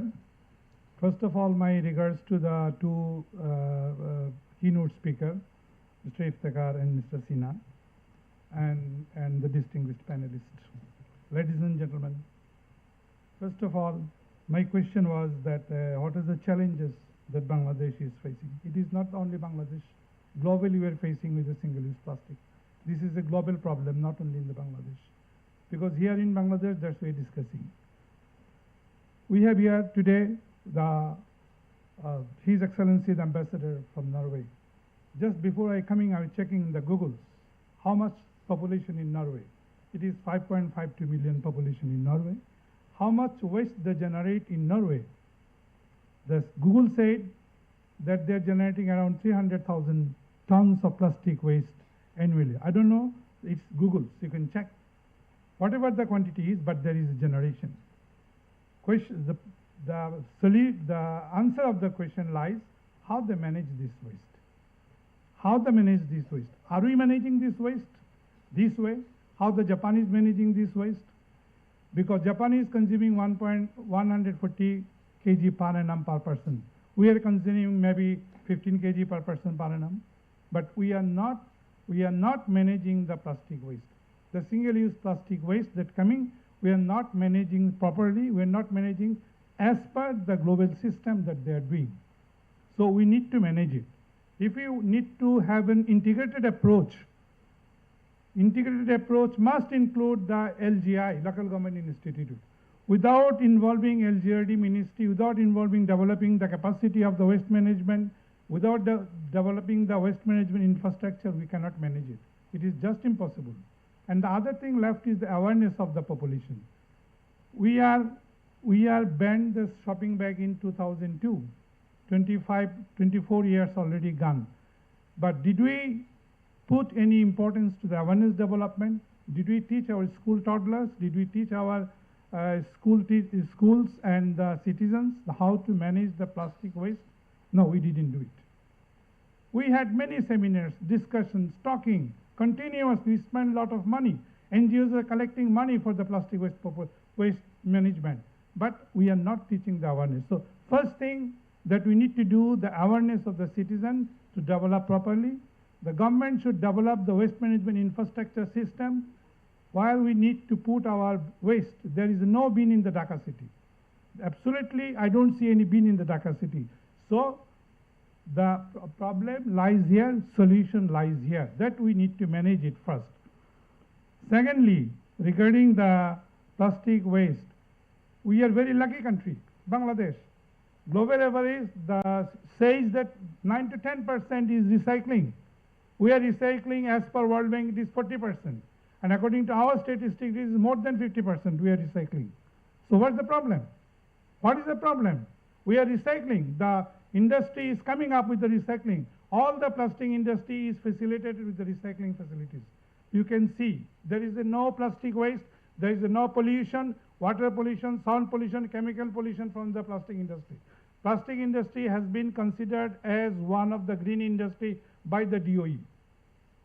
So there is no problem with the plastic. The problem lies when the plastic is produced from the production stage Until the retail stop, there is no pollution. After the retail shop, they sell it to the citizen, the pollution starts. Because the consumer do not dispose his plastic waste properly. And there is no system generated by the government for the plastic waste disposal. So we must concentrate on this issue. First, we must develop our citizens, we must develop our students, how to manage the plastic waste. As you know, the INC negotiation has been completed for our government officials has already referred. But in the Busan, the chair lastly said in the concluding remarks, we agreed on all points, but there is no agreement. They failed for the 2 years negotiation, they failed to come to a conclusion for the plastic pollution prevention and littering. Why? It is a complex situation. It is not that easy that I can speak out and make the solution. No, it is a complex situation. You cannot replace plastic by any other product so far I know. Designed to be developed, as our advisor has been kindly said, designed to be developed, and the replacement should come. It is the scientist's job. Plastic didn't come all along. Plastic was developed in 1856. And in 1950, the plastic raw material production globally was 1.5 million tons. And today it is 400 million tons. In next 20 years, it will be 800 million tons. It will double from the today. So how? Because there is a demand. There is necessity required by the industry. In Bangladesh, only 8,000 hectares of land has taken under the greenhouse cultivation. And if we want food security, if we want benefit, if we make our agriculture is profitable, we need to make much more. All Bangladesh will be covered under the greenhouse cultivation, if you want to make the profit out of it. There is also coming hydroponic cultivation. Hydroponic cultivation is totally plastic. Is from the lower to the upper all level is. So we must keep in the mind that how in the future we need to manage our waste plastic. It is that decision to be made. I admire DOE that has taken the EPR. In EPR study from my association and myself, I fully participated, and we have given suggestion and we have given the recommendation. But again, take back is not totally successful in Europe, a very strong infrastructure country. But if we want to make this EPR means take back system successful, we need to again develop our system. In 2002, you banned the shopping bag. Then you forgot for the last 20 years. Now the new advisor has come. She is kind enough, and she wants to make the development. That's why we are all working. Again, she left. New one come. He is not interested, so nobody will work now. So this is not the solution. We must develop a system. We must develop how we can make this country. Pollution hurts me. Pollution hurt my son, daughter, my grandchildren. It is no need to be mentioned. I do not make business for the profit. Plastic industry is a linkage industry. Without plastic industry, you cannot make your hospital survive for 1 hour. You cannot make other industry to go to run, to make packaging, and to make profitable. So it is not that easy that you can think that plastic should be removed from tomorrow. No, you cannot do it. Cannot do it. You must have a system. We must give more importance to the waste management. Otherwise, it will not be possible. Leaving the plastic will hurt the other industry, total industrial sector as a whole. Thank you, sorry, but maybe I take too much time. Thank you.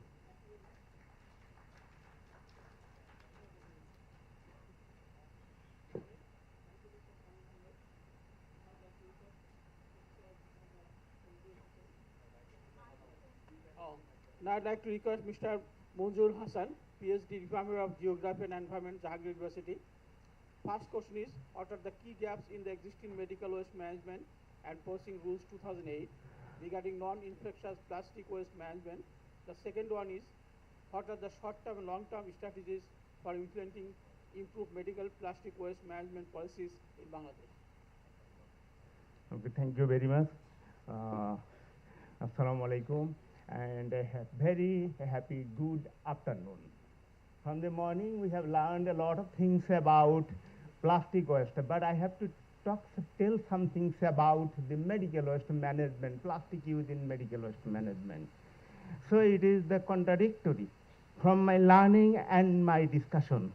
So thank you very much for the presenter who provided us a very beautiful scenario about the solid waste management and plastic management with different types of guidelines and policies. So thanks for them again. But my turn. Whether medical waste management, in medical waste management systems with the single-use plastic, how can we properly manage the single-use plastic from the medical waste or different types of hospitals? But before going to answer of these questions, we have to think about the existing rules of medical waste processing and management. But if you consider the color codes that we developed in 2 decades ago, considering a number of consultants, medical professionals, and different science regarding these issues, as well as that time different international rules and regulations. We finally designed 6 color codes. For example, one, the black color code, then we produce green color code, then we produce silver codes, then we go for red, yellow, and blue. So there were 6 different types color codes, and science are behind these selections of this color code. But yesterday evening I learned that the DOE is going to change this color code. But my question is, if you want to change this color code, for the last 15 years we trained a lot of people, lot of stakeholders, and the workers who are collecting the medical waste from different hospitals. How can you evaluate this? Whether your policy, if you change the policy, then we need another 15 years to train the people. So I hope this is not a good decision to change the color code. Number one. Number two, in medical waste management, there is the green bins, and these green bins are for recycling waste management. So recycling means plastic. If you think about the plastic, it is infectious, then there is another bin. And if you think it is non-infectious, then direct green bin. The medical waste management, it is really a peculiar scenario in hospital. Just you consider one vial ampoule. If you don't use this, and if these vials and ampoules expire, then it will go to the pharmaceutical waste. If it is broken, then it is go to the sharp waste. And if you properly use, then it will go to the black waste. So think about that. One item, it just in 3 different bins. So which bin will be suitable for one single item? You have to consider this one. But UNIDO here considering a question, the single-use plastic. Why are you thinking about the single-use plastic? Why not high-density polyethylene? Then it will be multiple use. If you think about the low-density polythene, then it is single-use. But if you think about the high-density polythene, then it will be multiple use. So if you think about the multiple use, from producers to users, so there is a very big gap, and if you want to manage this properly, then you have to consider all these parameters. But if you consider high density polythene, then only one issue will be raised, and this is actually, you can easily abate this problem. But what I am talking about, another thing is that we have sometimes follow a different country codes. Our country policies for my country, for example, the new policies, it is sometimes copy and paste from my neighboring countries. But if you think about the environmental performance index in 2024, prepared by the Yale University, then Bangladesh is 175 in serial number, while in our neighboring countries it is 176. So we are following their policies. So think carefully about the copy-paste and intellectual property law and right. And another thing is that if you think about the modification or amendment of the existing policy, so we have to sit together when we have to identify which items will go for which color codes or which bin. But before classifying these, we have to think about the latest technologies. What are the latest technologies to be used to manage the medical waste properly? So without knowing the latest technologies, any guideline, any rules and regulation, it will not be implementable in the field. So you have to think carefully. I am requesting DOE again to amend their guidelines. Amend their guidelines. It is because we have to consider the zero emission or something, then we have to consider the environmental principles. There are 6 or 7 different principles. For example, producer, we are talking about the producer who will pay. The pays principle, polluter pays principle, this is one environmental principle. Precautionary principle, preventive principle, duty of care principle. There are 6 different environmental justice principles. If you want to make any rules and regulations, just think carefully, consider this principle. Otherwise, it is also not conforming with the world standard. So this is another problem. So I am just talking some problems, but decision is yours whether you will follow the rules and regulation. Again, just I will finish within a minute. What UNIDO will do? What is our target in the short term, mid term and the long term case? We have to consider about design and proper policy. This is the short term. We have to design whether we will consider the existing rules and regulation or we will modify or update. This is the first phase. Second phase is that we have to think about the facilities, what kind of facilities in the healthcare establishments or hospitals or diagnostic center or clinic or any medical research, how they produce and what kind of waste they produce. And we have to consider this one. And there is a lot of equations or terminologies to be applied in the second phase and how we can update our policies in the mid-term category. And in long-term categories, we have to follow. In the long-term category, we have to establish different technologies for medical waste management. For example, I am giving you one example. If I tell some things about incinerator, there are a lot of audiences, they will tell it is a banned technology. But until 1980s, incinerator was banned in the Western countries. But in 2000, until 2005, there was a lot of criticism. But from 2010, there is a radical change in incinerator technology. The emission is very low. But if you consider the modern technologies, the emission should be very, very few. So we can easily utilize this one based on the most modern technologies. And number 2, if you consider about the autoclaving, this is the basis for recycling process. So if you disinfect the infectious waste, plastic item, then it is possible to go for recycling. So it is another option. And if you think about the ETP, so if you use the modern technology and transfer all kinds of emission through the wet scuba, then it is possible to purify this water, contaminated water, and then reuse them. So we can reuse water, we can reuse plastic items, we can reuse all maximum items generating from our healthcare establishment. So this is my opinion. Thank you very much. Actually, it is very interesting. But I'm a little bit disheartened because we are not getting any concrete strategy. But I'm telling you to give us some strategy because you know we have limited resources. We have to utilize these resources for the betterment of the society. So now floor is open. So please raise your question, and our moderator will also try best to answer the question.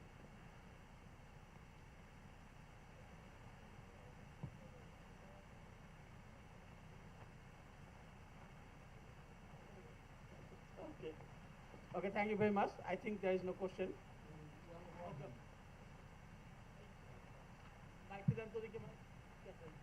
There is one person to question something.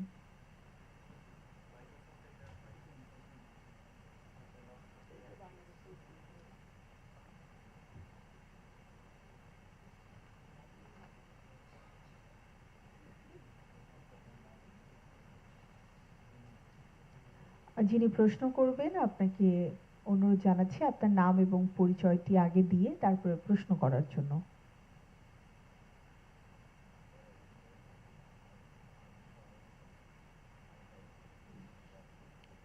আসসালামু আলাইকুম, আমি কোশ্চেনটি বাংলায় করব।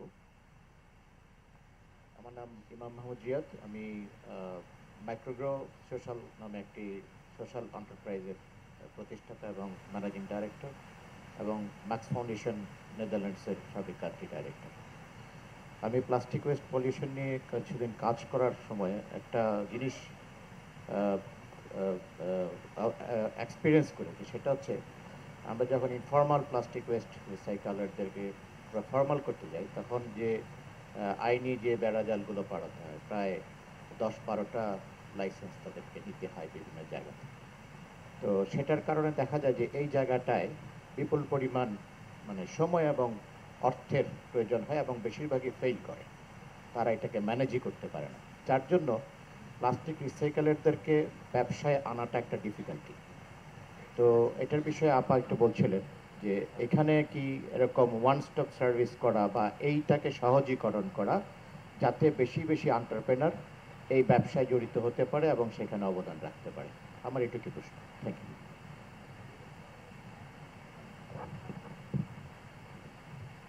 আমি একটু response করি, যেটা হলো যে আমাদের যে বিধিমালা যেটা 2023-তে যেটা সংশোধন হয়েছে, ওখানে যেটা বলা আছে যে পিভিসি যদি না থাকে তাদেরকে কিন্তু ক্যাটাগরি রিসাইক্লিং ইন্ডাস্ট্রির ক্যাটাগরি কিন্তু সবুজ এবং ইয়েলোর মধ্যে নিয়ে আসা হয়েছে, এটা বোধহয় আপনি জানেন।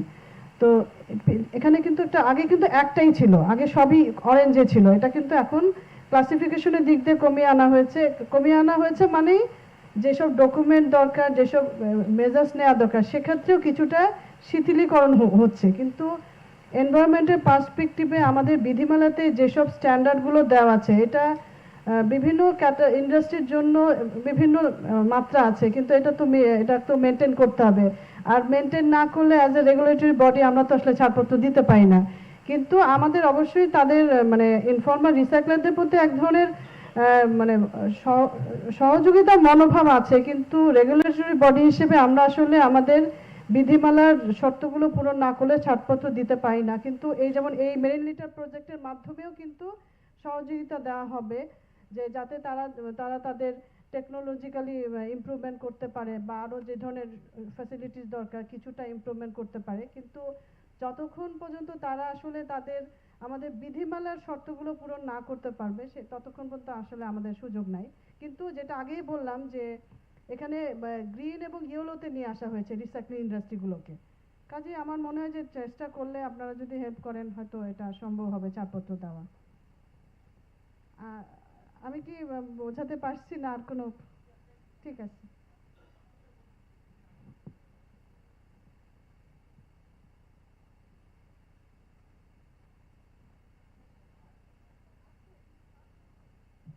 আমি ফ্লোরটা নিলাম এটা বলার জন্য, আমাদের ডাইরেক্টর মধ্যে যেটা বললেন রোজিনা আপা, যে নিয়মকানুন আছে, কিছু বিধিবদ্ধ নিয়মকানুন আছে ডিওইর, সব সংস্থারই থাকবে।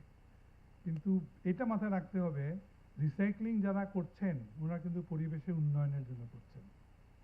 এটা যে কোনো মূল্যে, যে রিসাইক্লাররা এত ক্ষুদ্র, এত ছোট, সারা বাংলাদেশে হাজার হাজার রিসাইক্লার আছে গ্রামে গঞ্জে। কারণ ভিক্ষা করার থেকে প্লাস্টিক টুকায় রিসাইক্লিং করে যদি বিক্রি করে তার প্রফিট অনেক বেশি, সে একটা স্বাচ্ছন্দ্য জীবনযাপন করতে পারে, তার জীবনের মানটা উঠে।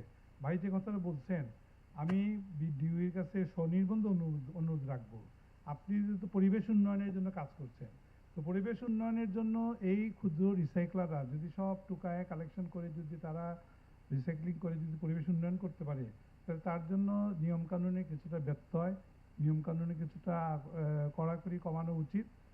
কমপ্লায়েন্স তো আছে, আপনি আমার জন্য কমপ্লায়েন্স করবেন, আপনি আরেকটা বড় রিসাইকেলের জন্য কমপ্লায়েন্স, কিন্তু ক্ষুদ্র যারা আছে তাদেরকে কোনো একটা ডেফিনেশন আইন আপনি তাদেরকে বাইর করে দেন, দেখবেন আপনার রিসাইক্লিং বাড়বে, পরিবেশ অনেক উন্নত হবে। ধন্যবাদ।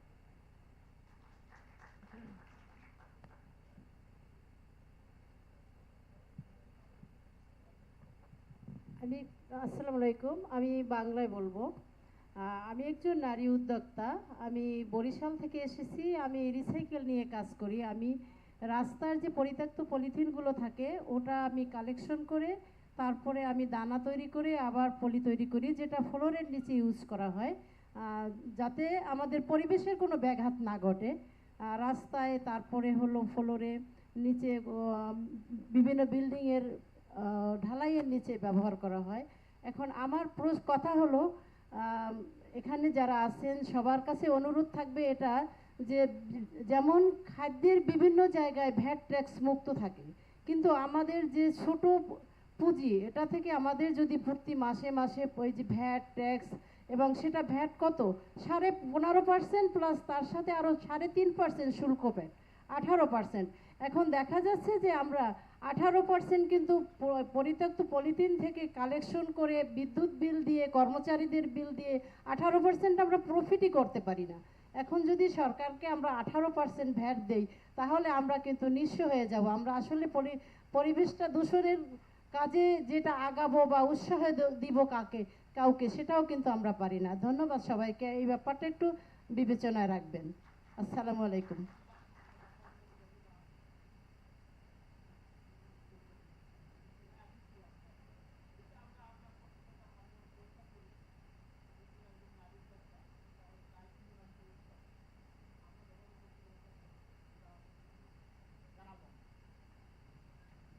আসলে হয়েছে কি, আমরা তো প্রমোট দীর্ঘদিন কলোনাইজেশন থাকার ফলে আমি যখন জাপানে পলিসি নিয়ে পড়তে যাই, তখন একটা জিনিস আমাকে বলা হয়েছিল যে আপনারা মানুষের জন্য আইন করবেন, আইনের জন্য মানুষ করবেন। এখন এই ডিবেটটা হচ্ছে মোস্ট ডেভেলপিং কান্ট্রি। আমি সাউথ আফ্রিকাতে ইউনাইটেড নেশনসে চাকরি করছি, সেখানে আমি ন্যানসন ম্যান্ডেলার যে বার্থ প্লেস, সেই শহরে আমার পোস্টিং ছিল। উনি একটা জিনিস বলেছেন যে মানুষের জন্য আইন, আইনের জন্য মানুষ না। কারণ উনি 27 বছর রবিন আইল্যান্ডে ছিলেন, সেই আইল্যান্ডে ভিজিট করছি। উনি ওই জেলের মধ্যে থেকে ওই জনগণকে কীভাবে উপকার করা যায়, কালো মানুষগুলোকে, সেইটা উনি চিন্তা করছেন। এখন আমাদের সময় আসছে যে will make a law for the people, a law for the people. Thank you.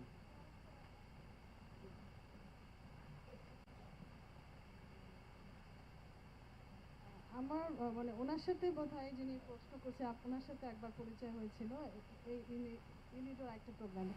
আমি তখন একই প্রশ্ন উনি করেছিলেন। আমি তো ওনাকে রিকোয়েস্ট করেছিলাম যে আপনাদের বিষয়টা আপনারা লিখিতভাবে আমাদেরকে জানান, আমরা তখন প্রপার অথরিটির কাছে জানাবো। তো আমি আসলে আপনাদের কাছ থেকে কোনো পাইনি। আপনারা যদি লিখিতভাবে জানান যে কেন কীভাবে আপনারা কন্ট্রিবিউট করছেন পরিবেশের, যে আপনার যেসব ইয়েগুলো দেশীয় ওয়েস্টগুলোকে রিসাইকেলের মাধ্যমে, সেটা যদি আপনি প্রপারলি আপনারা আমাদেরকে একটা জানান, আমরা থ্রু মিনিস্ট্রি এনবিআরকে লিখতে পারি। কিন্তু আপনাদের কাছ থেকে তো আমাদেরকে এই আবেদনটা আসলে তখন আমরা একটা ভূমিকা নিতে পারবো।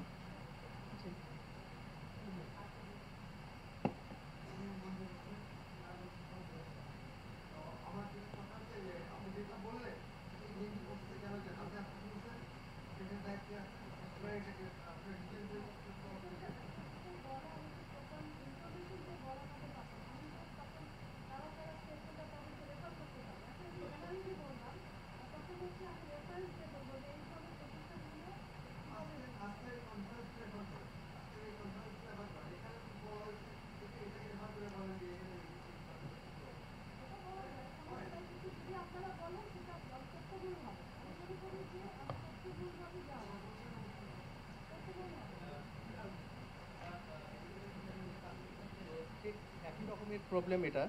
যেমন আমরা কোনো ফান্ড যদি পাই আর কি, সেই ফান্ডটি রিলিজ করার সময় আমরা 50% এবং 50% ভ্যাট এবং 30% ট্যাক্স দিয়ে আমরা ফান্ডটাকে রিলিজ করি।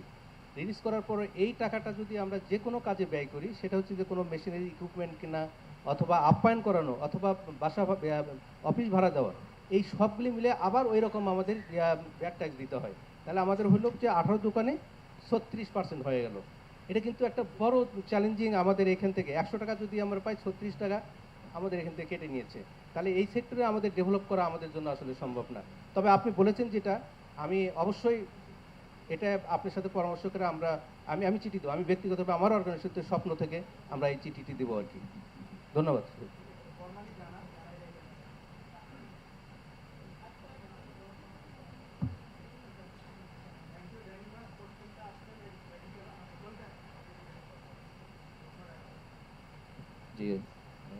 Assalamu alaikum.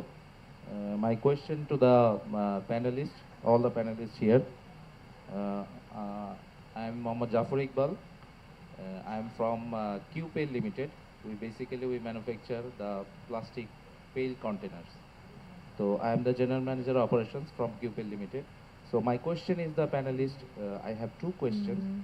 First question is that the per capita consumption of plastic is increasing since last 25 years. If we see the presentation earlier, that from 2021 to 2024, the per capita consumption is gradually increased. So what are the DOE or our government has taken to facilitate the state-of-the-art facility for the recycling? Because if the per capita consumption increasing, it means that there is demand is increasing and the plastic is generating day by day. So I would like to know what are the initiatives or the facility the provided by the government to our industrialists to promote the recycling facility or bring the state-of-the-art facility to our country. That's the first question. Second question is that is there any research activities from the DOE, the government side, has been taken to redesign the plastic packaging item so that we can replace the polythene or shopping bags from the shops or the single-use plastic from the shops? So I have these two questions, and I would like to the panelists kindly if they share their thoughts with me. Thank you very much.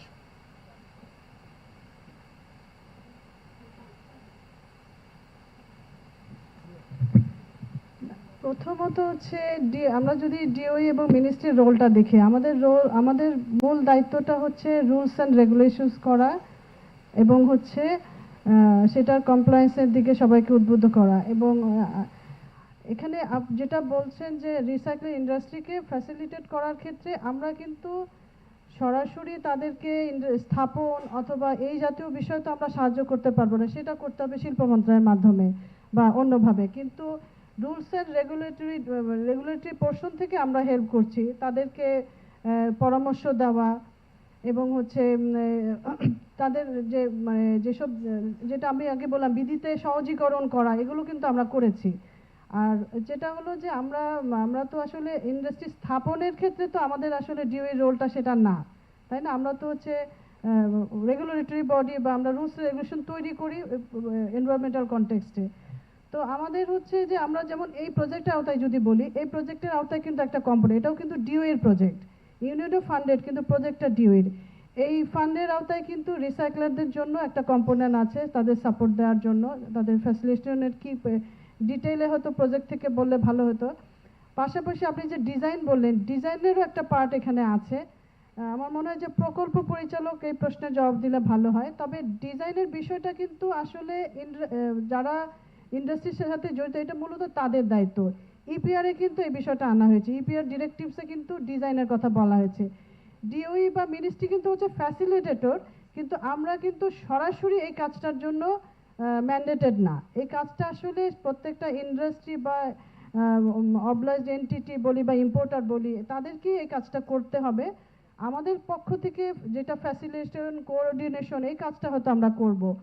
এবং কখনো কখনো প্রজেক্টের আওতায় আমরা পাইলটিংও করি। এই প্রজেক্টের আওতায় হয়তো কিছু পাইলটিং থাকবে, কিন্তু ইন ডিটেল আসলে কাজ করার আমাদের থেকে সুযোগ নেই। তবে আমাদের কাছে যদি কেউ পরামর্শ বা অন্যভাবে আসে সেটা আমরা চেষ্টা করি আমাদের পক্ষ থেকে দেওয়ার। আমি কি আপনার প্রশ্নের জবাব দিতে পেরেছি নাকি আর? আচ্ছা, রিসার্চ হচ্ছে যে আমরা তো আমাদের একটা রিসার্চ ফান্ড আছে, বিভিন্ন সময় আমরা রিসার্চ করি। তবে যেমন হচ্ছে ওয়ার্ল্ড ব্যাংকের পক্ষ থেকে যে মাল্টি সেক্টরাল সহায়তা যেটা করা হলো সেটাতেও ডিওই ইনভলভ ছিল। আমরা বিভিন্ন সময় করছি এবং হচ্ছে সিঙ্গেল ইউজ প্লাস্টিক্স নিয়েও আমাদের একটা রিসার্চ হওয়ার কথা। পরে ওয়ার্ল্ড ব্যাংক থেকে একটা যেহেতু স্টাডি শুরু হচ্ছে দেখে আমরা পরে সেটা থেকে করে আসলাম, কিন্তু ডিজাইনের উপর আসলে আমাদের কোনো স্টাডি নাই সেটা। কিন্তু ওই যে প্রজেক্টের আওতায় হয়তো কিছু পরামর্শ বা হয়তো যারা ডিজাইন করবেন তাদেরকে হয়তো সাপোর্ট দেওয়া হবে, তাদের কনসালটেন্সি সাপোর্ট অথবা ফিনান্সিয়াল সাপোর্ট, কিন্তু সরাসরি ডিজাইন রিলেটেড কোনো স্টাডি আসলে আমাদের নাই।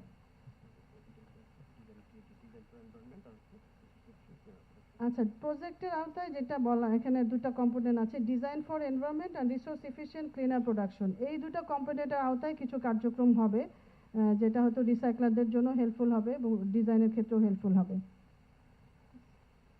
ঠিক আছে, থ্যাংক ইউ।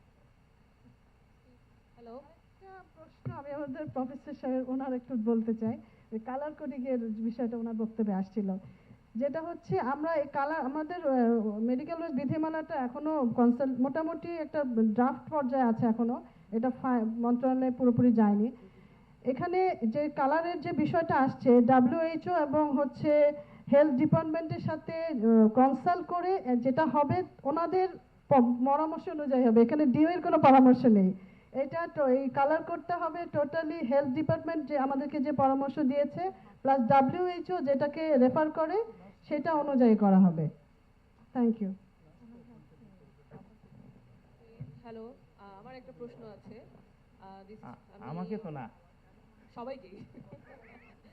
আচ্ছা, প্রশ্নটা হচ্ছে, আমি ফারজানা ইয়াসমিন, আমি হোপরুনে কর্মরত আছি সাস্টেনেবিলিটি ম্যানেজার হিসেবে। আমি সাস্টেনেবিলিটিতে কাজ করছি অলমোস্ট 10 বছর ধরে। আমার একটা প্রশ্ন, আমি যে ফ্যাক্টরিতে কাজ করছি সেটা আসলে একটা অ্যাপারেল সেক্টর। বাংলাদেশের সর্বোচ্চ বৈদেশিক মুদ্রা অর্জনই হচ্ছে অ্যাপারেল সেক্টরের মাধ্যমে বা টেক্সটাইল সেক্টরের মাধ্যমে। সেই টেক্সটাইল সেক্টরে বা অ্যাপারেল সেক্টরে আমি যে ফ্যাক্টরিতে কাজ করি সেখানে US, ইউরোপ, ইউকের বিভিন্ন ব্র্যান্ড নিয়ে কাজ করি এবং আমার প্রোডাক্ট প্রায় 30+ কান্ট্রিতে যাচ্ছে। এখন সবচেয়ে যদি আমি এনভায়রনমেন্টাল পার্সপেক্টিভে বা সাস্টেনেবিলিটি পার্সপেক্টিভে বলতে চাই, একটা জায়গায় আমরা সবচেয়ে বেশি চ্যালেঞ্জ ফেস করছি, সেটা হচ্ছে ওয়েস্ট ম্যানেজমেন্ট। ওয়েস্ট ম্যানেজমেন্টের মধ্যে সবাই 3R প্রিন্সিপাল নিয়ে কথা বলছে, পলিউটার্স পে প্রিন্সিপাল নিয়ে কথা বলছে, অনেক কথা হচ্ছে, অনেক গাইডলাইন আছে, অনেক কিছু আছে, অনেক স্ট্যান্ডার্ডের শেষ নেই। কিন্তু যে জায়গায় সবচেয়ে বেশি চ্যালেঞ্জ সেটা হচ্ছে ল্যান্ডফিল ইস্যু নিয়ে। আমরা যে বায়ারদের কাজ করি সেই বায়ারদের বিভিন্ন ধরনের রিকোয়ারমেন্টের মধ্যে একটা রিকোয়ারমেন্ট হচ্ছে 0% ল্যান্ডফিল, কোনো ধরনের কোনো ল্যান্ডফিল করা যাবে না। এখন আমরা যখন ওয়েস্ট জেনারেট যা আমার ফ্যাক্টরি থেকে হচ্ছে, আমি হয়তো সেটার ভ্যালিডেশন দেখাতে পারছি, কিন্তু 0% ল্যান্ডফিল যে হচ্ছে না সেটার প্রুফ আমার বলেই সেটা দেখা যাচ্ছে যে 0% ল্যান্ডফিল হচ্ছে না। এখন সেই জায়গায় আমার গভর্নমেন্ট থেকে কোনো ইনিশিয়েটিভ নেওয়া হচ্ছে কিনা, বা গভর্নমেন্ট থেকে যদি একটা স্ট্রিক্ট একটা টার্গেট সেট করা হতো তাহলে সেক্ষেত্রে ব্র্যান্ডের সাথে আমাদের যোগাযোগ করতে সুবিধা হতো। যে কারণ বাংলাদেশ পার্সপেক্টিভটা ডিফারেন্ট, 0% ল্যান্ডফিল হচ্ছে না, ডকুমেন্টারি আমরা অনেক কিছু দেখাতে পারি, কিন্তু প্র্যাকটিক্যাল সিনারিও ইজ ডিফারেন্ট। সেক্ষেত্রে আমার গভর্নমেন্টের কি ইনিশিয়েটিভ আছে এবং কি করা হচ্ছে যাতে করে আমরাও ব্র্যান্ডদেরকে বোঝাতে পারি বাংলাদেশের পার্সপেক্টিভটা, এবং একটা গোল যখন সেট করতে চাচ্ছি বা করছে ব্র্যান্ড, সেটা যাতে ফিজিবল হয়, যাতে আমাদের জন্য অ্যাচিভ করা সম্ভব। সেক্ষেত্রে আমাদের গভর্নমেন্টের কোনো ইনিশিয়েটিভ আছে কিনা সেটা নিয়ে আমরা একটু জানতে চাই। Thank you. লোকাল গভর্নমেন্ট থেকে কেউ আসছেন কি? লোকাল গভর্নমেন্ট ইনস্টিটিউশন অথবা ডিভিশন? এই প্রশ্নটার জবাব ওনার দিলে ভালো ছিল। বিষয়টা হচ্ছে যে আমরা একটা কঠিন বর্জ্য ব্যবস্থাপনা বিধিমালা করেছি, সেখানে ল্যান্ডফিলের পরিষ্কার নির্দেশনা আছে এবং কিভাবে করতে হবে, কিভাবে পরিচালনা করবে, কিভাবে বন্ধ করতে হবে, কিভাবে কি ফ্যাসিলিটিস থাকবে, এটা আমরা করে দিয়েছি। এবং এখানে এখন বলা হচ্ছে যে প্রত্যেকটা নতুন পৌরসভার যখন গঠন হবে তখন তার জন্য ডেডিকেটেড ল্যান্ডফিল থাকতে হবে। তার রুলসের কিন্তু বিষয়গুলো আছে, কিন্তু এই রুলসের কঠিন বর্জ্য ব্যবস্থাপনা বিধিমালার ইমপ্লিমেন্টেশনের মূল দায়িত্ব হচ্ছে স্থানীয় সরকার ইনস্টিটিউশনগুলোর, সিটি কর্পোরেশন, পৌরসভা, তারা যদি এইটাকে মানে প্রপারলি ইমপ্লিমেন্ট করে তখন কিন্তু ওয়েস্ট ম্যানেজমেন্টের বিষয়গুলো অনেকখানি সলভ হবে। কিন্তু এই বিষয়টাতে আমরা এখনো অগ্রগতি দেখতে পাচ্ছি না, কারণ লোকাল গভর্নমেন্ট ইনস্টিটিউশনগুলো বা লোকাল গভর্নমেন্ট ডিভিশনের পক্ষ থেকে সেই পরিমাণ ইনিশিয়েটিভ আমরা দেখতে পাচ্ছি না। তো এটা হয়তো ওনাদের বাজেটের সমস্যা বা বিভিন্ন ধরনের সমস্যা থাকতে পারে, কিন্তু ডিওইর আসলে এই পর্যায়ে এখানে এই কাজটা, ডিওই তো ইমপ্লিমেন্টিং এজেন্সি না, আমাদের কাজ হচ্ছে রুলস অ্যান্ড রেগুলেশন করা এবং সেটাকে ইমপ্লিমেন্ট করা, তো এনফোর্স করা। তো এই কাজগুলো আমরা করছি, কিন্তু এনফোর্সমেন্টের জায়গায় আমরা এখনো যাইনি, যেহেতু বিধিমালাটা ওইভাবে এখনো প্রপারলি ইমপ্লিমেন্ট হয় না, কাজেই শাস্তিমূলক বিষয়ে আমরা যাইনি, এটা আমাদের দায়িত্ব, কিন্তু আমরা ওই পর্যায়ে এখনো যাইনি। কিন্তু আপনি যেটা যাচ্ছেন যে আমরা গভর্নমেন্টের কি ইনিশিয়েটিভ এই ওয়েস্ট ম্যানেজমেন্টের ক্ষেত্রে, এটা আসলে এই প্রশ্নটা ওনাদের করলে বেশি ভালো হবে, কারণ ডিওই সরাসরি ইমপ্লিমেন্টিং এজেন্সি না। আমরা এনফোর্সমেন্টে যেতে পারি, শাস্তি দিতে পারি, কিন্তু আমরা তো চাই যে আগে পাবলিক অ্যাওয়ার হোক, নিজে থেকে কার্যক্রমগুলো সবাই, আমাদের প্রত্যেকেরই বিধিমালাতে দায়িত্ব বলা আছে, প্রত্যেকটা ব্যক্তি এবং প্রতিষ্ঠান যদি তাদের দায়িত্ব পালন করে তখন এই ওয়েস্ট ম্যানেজমেন্টগুলোতে অনেক ইমপ্রুভমেন্ট আসবে। তো এই আমার মনে হয় যে আমাদের সবারও কিছু কিছু দায়িত্ব পালন করতে হবে, পাশাপাশি হচ্ছে লোকাল গভর্নমেন্ট তো আছেই। আর ডিওই হচ্ছে আমরা মনিটরিং এবং এনফোর্সমেন্টের দায়িত্বে যে জায়গাটুকুতে আছি সেটা আমরা আমাদের দায়িত্ব চেষ্টা করে যাচ্ছি, এবং হচ্ছে আমরা কিন্তু ওপেন বার্নিংয়ের জন্য আমাদের এনফোর্সমেন্ট অভিযান হয়, তারপরে হচ্ছে ওয়েস্ট ম্যানেজমেন্ট মানে যেখানে সেখানে ফেলার জন্য যখন আমরা এনফোর্সমেন্ট অভিযানে যাই মোবাইল কোর্টে, তখন কিন্তু আমরা এই বিষয়গুলো দেখি, কিছু কিছু ক্ষেত্রে দেখা হয়, যেমন যেসব বাড়ির সামনে যে নির্মাণ সামগ্রী পড়ে থাকে সেটার বিরুদ্ধেও কিন্তু আমাদের ম্যাজিস্ট্রেটরা করছেন। তো আমরা আমাদের অবস্থান থেকে যা করণীয় করছি, কিন্তু বিধিমালার বাস্তবায়নটা যদি আরো একটু ভালোভাবে হয় তখন আসলে ওয়েস্ট ম্যানেজমেন্টটাও আমরা আরো বেটার পরিস্থিতি দেখতে পারবো আমি আশা করছি।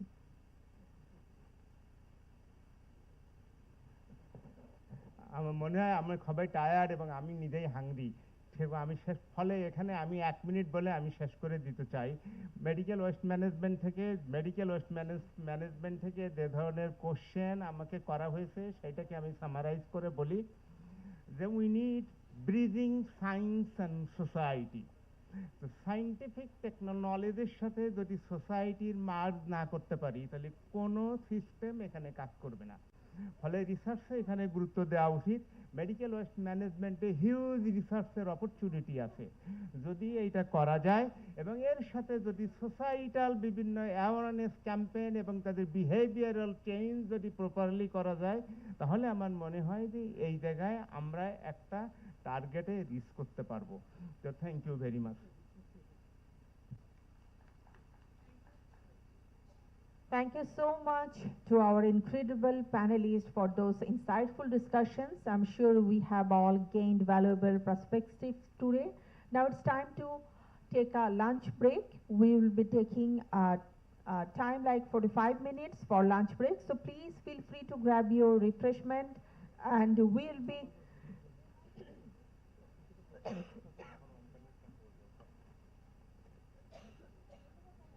thank you very much for your patient hearing. We'll meet again. Thank you.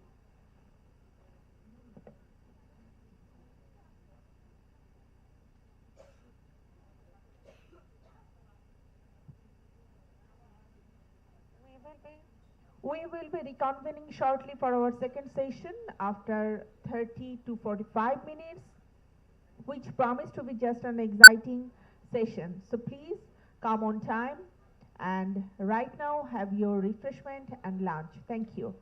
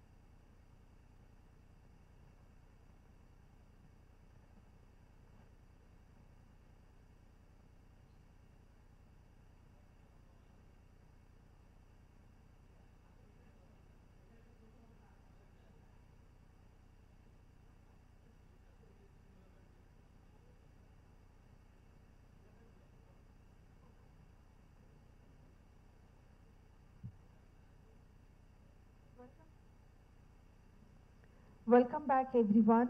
I hope you had a relaxing break and enjoy the lunch. We are going to start our second session. Please take your seat.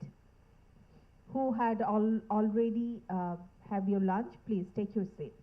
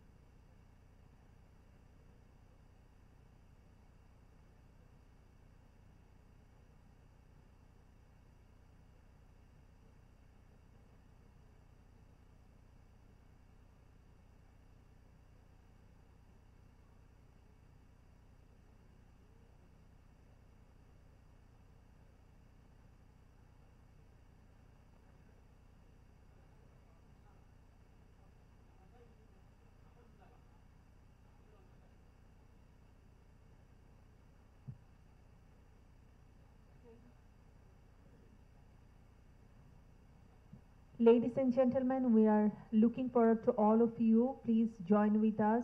We have an exciting second session linked up. So we wouldn't want you to miss the moment of it. Please come join and take seat here.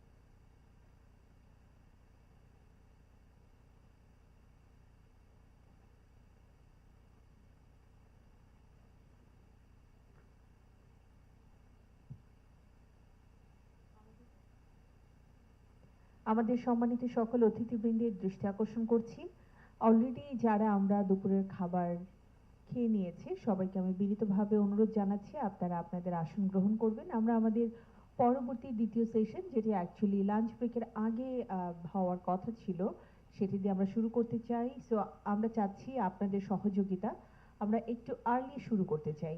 So যারা ইতিমধ্যেই lunch করে নিয়েছেন তাদের সবাইকে অনুরোধ জানাচ্ছি আপনাদের আসন গ্রহণ করবেন এবং একই সাথে আমাদের এই প্যানেলের মডারেটর এবং প্যানেলিস্ট যারা রয়েছেন তাদেরকে রিকোয়েস্ট করব আপনারাও চলে আসবেন। আমরা খুব দ্রুত আমাদের দ্বিতীয় সেশনটি শুরু করতে চাই।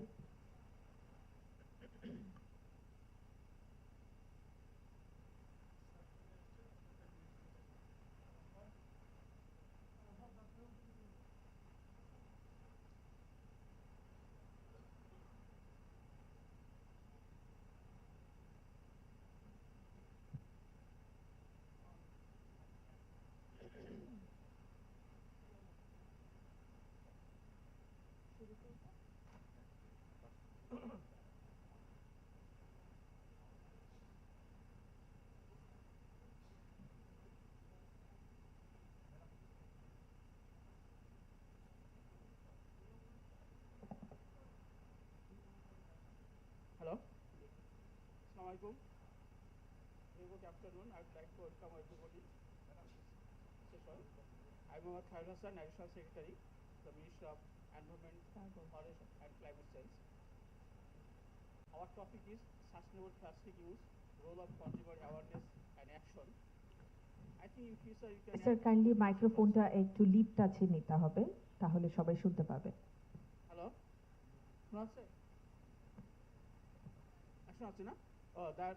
একটু ক্লোজার রাখলে সবাই একটু ভালো শুনতে পাবে। The topic of the session is sustainable plastic use, role of consumer awareness and action. In future, I'd like to request you to add motivation also. Our first panelist is Professor Ms. Alia Begum, Department of Zoology, Dhaka University. I would like to ask her what role can the Education Institute play to promote sustainable plastic use in Bangladesh?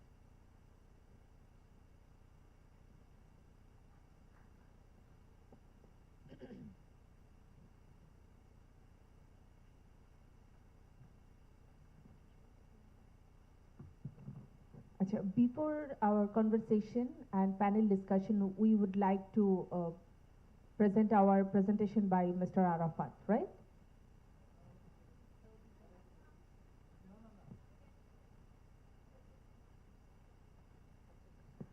Okay, so I would like to welcome you all to today's session on sustainable plastic use, the role of consumer and awareness action. We are fortunate to have with us a distinguished panel of experts who will shed light on the crucial issues of plastic waste and the way we as consumers can contribute to a more sustainable future. Before we dive into the discussion, I would like to moment of acknowledge our estimated chairperson for the session, Mr. Khairul Hassan. Now to begin, we will hear a presentation on consumer awareness and action from Mr. SMGB Arafat, National Expert in Consumer Awareness and Biomedical Waste Management at UNIDO Bangladesh. His work has been pivotal in promoting better consumer practices and waste management, and we are eager to learn from his insights. Please give a big round of applause for Mr. SMGB Arafat. Shall we start with the video? By the time maybe the other audience may attend us.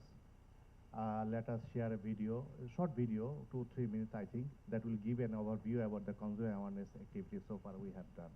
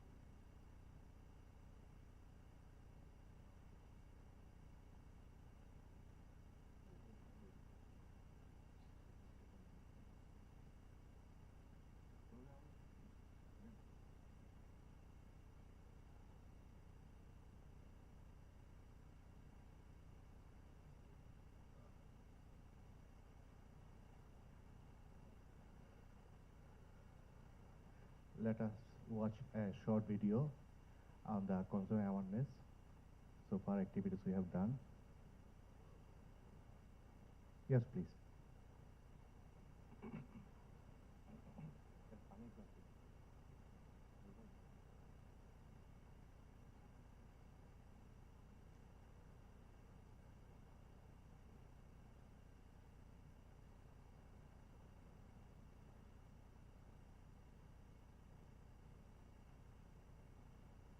Form these scenes.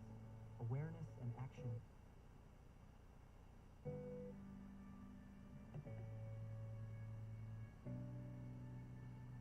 In bustling kitchen markets, where life thrives, plastic waste tells a different story. Our schools and tourist hotspots, vibrant yet vulnerable, bear the marks of our shared challenge. But together, we can transform these scenes. Awareness and action pave the way for change. Across the nation, cleanup campaigns bring communities together.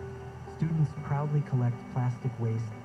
Market vendors embrace sustainable alternatives, inspiring change in everyday practices. On beaches and in sea, join hands to restore nature's beauty. Over 22 events have mobilized 9,678 volunteers, including students, fishers, and market vendors, proving that collective effort creates lasting impact. Passion and purpose shine as students debate sustainable plastic use in competitions that engage schools and universities. Audiences cheer, inspired by innovative ideas and thoughtful solutions. These moments culminate in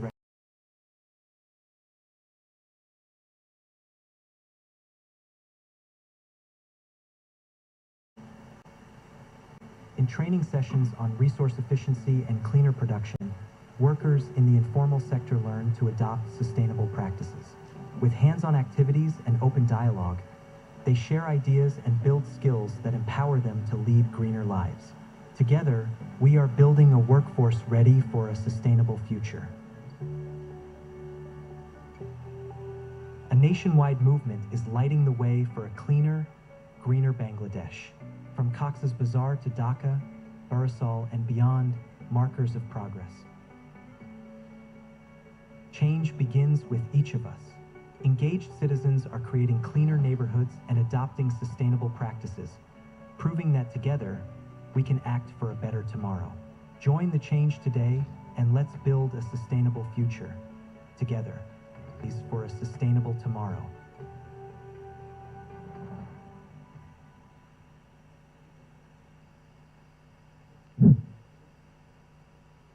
Thank you for watching. Let me very brief because we are running out of time. Actually, I will take the statement from the last session. Our BGMEA President Shamim Bhai have rightly said that the problem starts from the retailer to consumer. If you talk about plastic pollution, I do partly agree with him, and we know that, and we realize it, and that's why we have a component in the project for consumer awareness and action. And this component actually focusing on the large scale consumer. So we have some actually target for the consumer awareness. Can you open the slide, please?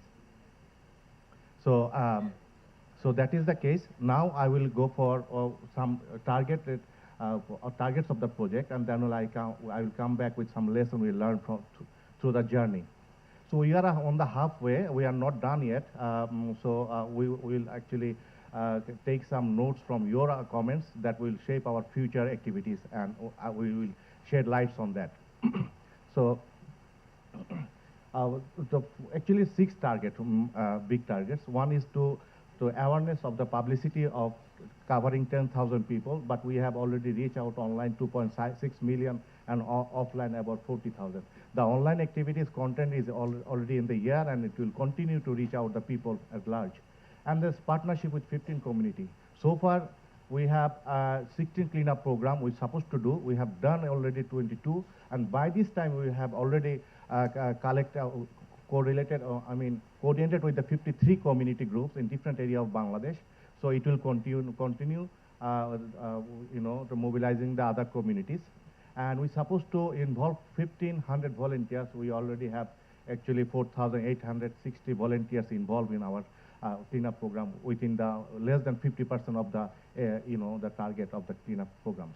And then the product and packaging alternatives. We already have a guideline from the government, and we do actually promoting this guideline to the different section of the service sector.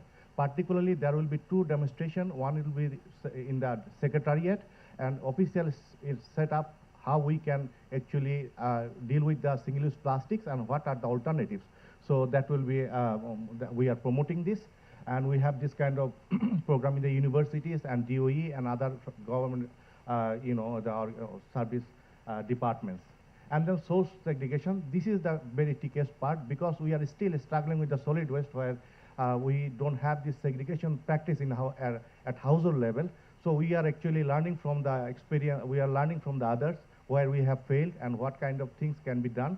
So we are actually trying to design a system. We will do a piloting in 3 places. We have already selected the places, but we are actually exploring the mechanism that can sustain this segregation practice for a long time. So, and then we have plastic mobile application. It has done, it is already piloted, and now maybe there will be a date where it will be launched in a broader within the broader user stakeholder presence. So that is done, and then the organized debate. We have done a lot of debate in the school. Actually, the debate reached out to 4.5 million students, and offline there was 35,000 students was involved in 3 districts at university level, at school levels. So altogether, it's a huge, and now the challenge is basically to debate to action, how this debate can actually transform to action in the school level, university level, in the life and in the universities. And the tidy community, those who reduce, reuse, and recycle plastics in a proper way. So tidy community, we will do some 3 national award in upcoming days. So we are trying to develop a national platform through which we can actually promote this award, giving ourselves, rather than giving by ourselves, then we will actually use this national platform to award this tidy community. Now, I will make very short that what is our learning so far. Actually, in consumer awareness, you can have in your mind that who is consumer, who's supposed to I actually target here. Actually, in August 2023, there was a launching event where we have lots of recommendations about consumer awareness issue. Then they actually give us recommendation that we should focus on the students, fishers, coastal areas, urban areas, and based on that, we have set some priority. We started with the schools, fishing community, and then the youth, particularly sports, tourism and sport, and kitchen markets, and similar to like this, different kind of consumer groups. So we have actually learned that in many cases we have won the cleanup program, and next day we'll see the same situation. Then we learn how to actually tackle this. We want to sustain this effort, and with the same resource and with the same involvement. Then we identified, we have talked with the students in Cox's Bazar, and they actually we together we have developed the Eco Club model in Cox's Bazar. The model is basically Eco Club. We do a workshop where we award the students, and then they form Eco Clubs. Eco Clubs is a small group of students who actually work for the plastic waste collection in their premises, neighborhood, and even from the households. They bring the unused plastics to the schools. Where there is a recycling company connected with them, they take these plastics and they give some fund for the eco clubs to do other kind of activities like celebrating environmental days, celebrating wetland days, and other days as they want. So this model worked very well, and now day before yesterday, new 12 school has joined with them. So it was 8, now it has become 12. And today morning, in the morning, I do have a call from one school. They want to get involved there. That means, and that shows that the interest has grown and the spirit has spread out in the society. And this fisher marine litter prevention and recovery. You know that fisher has been, using these single-use plastics since the plastic is in the market, and they have been throwing in the sea, and that has continued for a long time, the practice. And even when they fish, they get some plastic in the net. You know that they do not actually collect those plastics. They throw it back because it becomes heavy, and that it occupies a space of the fishing stocking place. So they used to throw it. Now we have started piloting in the Cox's Bazar in 3 fishing community where the captain is called locally Sharing. We work with them, and there is a promise made by them, those fishers, that they will not throw any plastics in the ocean, Bay of Bengal anymore, and whatever plastic they get while fishing, they will take it back. And we have a mechanism, SDF as an organization, they are collecting those waste, exchanging money and with subsidized price. So that has also started. We are yet to see the result, but we have already we have set the connections. So actually, rather than doing a one-day cleanup, we have been trying to develop some models that can be replicated, that can be scaled up, and that can be institutionalized at later on. So we actually went slow, but we have been looking for the quality of the community mobilization. And the last one, the tourist spots. Tourist spots is a large actually place for hot spot for the plastic pollution. We have been working with the community and that awareness of the community tourists. And we have also involved with the BPL, where we have actually declared a zero. DOE has actually mobilized this zero waste gallery, where there is a waste, no waste, and if you have any waste, that has to be placed in the right place and has to be recycled. And it went very well, and we have get a very good response from the BPL, and then now they are asking us to actually involve the cricketers and others, social icons, to consumer awareness. We are looking, actually, we are exploring the other opportunities and the space for further involvement. So this is some of the actually photographs. What I said, that's the evidence. You can see the last one. There is a design, poster designed by a student. We have not asked for. She herself actually designed it. So it shows the involvement and motivation of the students. And then you can see this Mohila College, government Mohila College, and many actually there is a madrasa. Interestingly, madrasa and the child school and there is special primary school was involved, and the selection was so different, so mixed, and most of the school are girls' schools and college. So there is a very much kind of mixture of the involvement of the society youth group. So it went very well. It was a challenge, but we did it very well. And then you can see this logistic support to the schools, and then the action started. And they continued actually, not a one-day cleanup, but they continue this one. And BPCL, Bangladesh Petrochemical Company Limited, they have been providing the fund to those schools, and they're collecting this waste from the schools. And this is a fact and figures, and you can see this. This is the data we have been recording, and we'll keep recording this. This is some news and other things. And this is a eco clubs in the Ocean Day celebration in the Bori. There was a debate and other things. And finally some actually very raw painting by the students, but very sincerely made those presentation in different time. And this is the fishers. They have been, taking oath that we will not throw any plastics in the ocean anymore. And this is the debate program. We have a lot of debates, so you can see the picture from there. So far, that is from my side, and this is the BPL.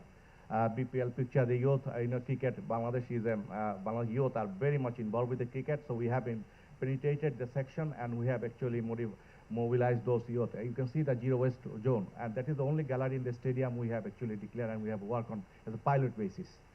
And this is the women are leading, the girls are leading the way for us in Cox's Bazar. It was day before yesterday actually. Oh, thank you. Thank you very much. Yeah.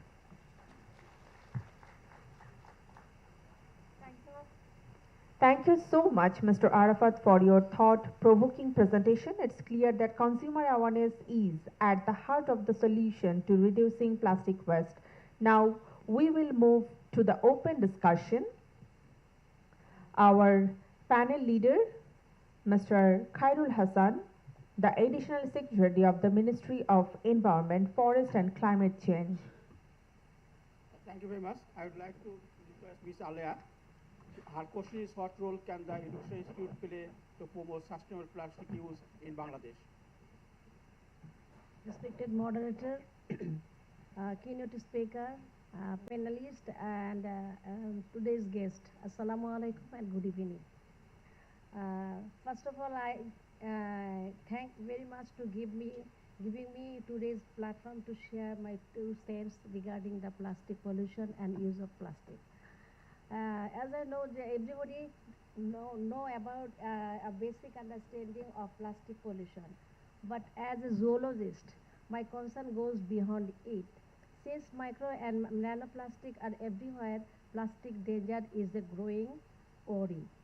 And I was surprised to learn that plastic particles 0.2 micrometer or smaller stay in the gastrointestinal tract, and these have been proven to cause immunological difficulties, oxidative stress, neurotoxicity, liver abnormalities, and shorten lifespan in the zebrafish model. A recent study showed that significant microplastic accumulation in human brain and it's possible correlated with the dementia as a cause. But what happens to our ecosystem other members? And nobody knows. That is the question. We don't know, but we like to go through about this matter. Since society has high expectation to educational institute, I need to a plan to raise awareness of mass pollution and use of plastic fate. And I like to describe the educational institutions in 3 groups. Firstly, the primary and secondary school may add plastic pollution awareness subjects in their curriculum. Sometimes practical courses or competitions focus on plastic challenges. Since sustainable plastic use in the goal, kids may learn about plastic alternatives, biohazard, and better alternatives. In the level of secondary and higher school might provide this tournament, and additionally institutions may organize different clubs like debating clubs, the environmental club, and eco-friendly club, and student-led groups to launch plastic-free initiatives. This group may volunteer to raise awareness locally, which is very much effective. Universities and academics are crucial to this. We can talk about the clubs, campaigns, events, but only researcher can tell about the plastic pollution and its use. Collaborative initiatives, exchange programs, and plastic pollution awards can be enhanced by the government. Collaborative research grants may bring together people with different inputs to produce good results. Researcher finding can be informed policymakers. I think more brainstorming is multi-stakeholder sessions would build a better action plan. Researchers may identify a problem. Engineers may create goods and stakeholders may contribute solutions. This is the key thinking of plastic pollution and its use. Educational institute in Bangladesh can play a vital role in promoting sustainable plastic use by educating and empowering students, teachers, and community, like raising awareness, encouraging recycling. They can awareness maybe different types of the students about the environmental harm caused by plastic waste, campaign, workshop, seminar, etc.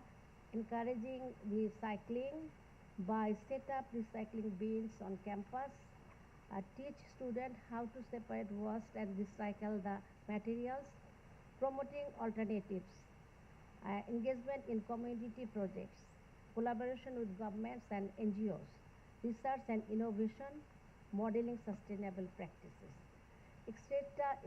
These all types of areas focusing in the Educational Institute of Bangladesh can help reduce plastic waste. In conclusion, I think if we make an effort strictly rules about the plastic used in all areas, it would be much more effective in solving the solution. We become more strict about not just the knowledge, but the appropriate application, a clean ground of rules. আমি এখানে একটা example দিতে চাচ্ছি। আমি ঢাকা ইউনিভার্সিটির একটা female হলের provost. তো আমি যখন প্রথমে হলে যাই তখন দেখি যে তাদের ডাইনিংয়ে মেয়েরা যাচ্ছে তারা রুমে যাচ্ছে না, ডাইনিং থেকে খাবার নিয়ে যাচ্ছে এবং সেটা পলিথিনের মধ্যে করে, 3টা 4টা, একটার মধ্যে ভাত, একটার মধ্যে তরকারি, একটার মধ্যে ডাল। এটা আমি দেখে আমার খুব আশ্চর্য লাগছে। তো আমি শেষে ওদেরকে একটা মিটিং কল করলাম, এই প্লাস্টিক ইউজের যে ডিমেরিটসগুলো সেগুলো বললাম, তারপরে ওদের শর্ট নোটিশ দিলাম যে অত তারিখ থেকে ডাইনিংয়ে আর প্লাস্টিক দেওয়া হবে না, তোমরা যে যার মতো খাবারটা কিভাবে নিবা সেটার একটা ব্যবস্থা করে নিও। এবং দেখলাম ঠিক তারপর থেকে দে আর ভেরি হ্যাপি, এবং কেউ আর আমার ডাইনিংয়ে পুরো প্লাস্টিক বন্ধ, এখন আর কোনো প্লাস্টিকের ইউজ নেই, এবং তারা নিজেদের মতো নিজেরা তাদের বক্স বা টিফিন বক্স ম্যাটেরিয়ালস নিয়ে এসে খাবার খায়। তো আমার যেটা কথা যে আমরা পারবো, আমাদেরকে পারতে হবে, এবং সেটার জন্য লিডারশিপ প্রয়োজন এবং মনিটরিং প্রয়োজন। আমরা যদি লিডারশিপ এবং মনিটরিংটা ঠিক থাকে, আমার মনে হয় আমরা এগিয়ে যেতে পারবো। Thank you very much for your patience. Then I'd like to invite Mr. Abdul Sattar, Director of Marine Fisheries, Chittagong. His question is how marine fishery office can enable marine fishers to prevent and recover marine litter in the Bay of Bengal. Mr. Abdul Sattar. Bismillahirrahmanirrahim.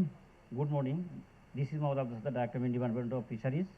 The purpose of this conference is clearly known to everybody, every participant. Finally, I would like to exchange greeting, Honorable Chief Guest, Mr. Khairul Hassan, Additional Secretary, Ministry of Environment, Forest and Climate Change, with a bundle of red roses. I would like to thank distinguished guest participants, different ministries, journalists of print and electric media, several department partnership, business NGO, international agency, academician, research organization, communities. Ladies and gentlemen, I humbly request to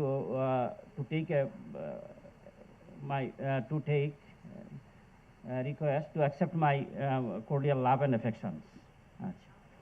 It is indeed pleasure and pleasure to say that panelist is a technical session. The ocean is a source of food, employment and human activities. 830 square kilometer exclusive economic zone. Bangladesh is rich with aquatic biodiversity as well as non-living resources. Proper policy and management are needed for the sustainable utilization of these resources year after year, generation to generation. Main work of the fisheries department is the fish protection, to develop the socio-economic condition of fishermen and fish culture. Marine resource, especially the fish stock, are managed by the Department of Fisheries under the guidance of Ministry of Fisheries and Livestock.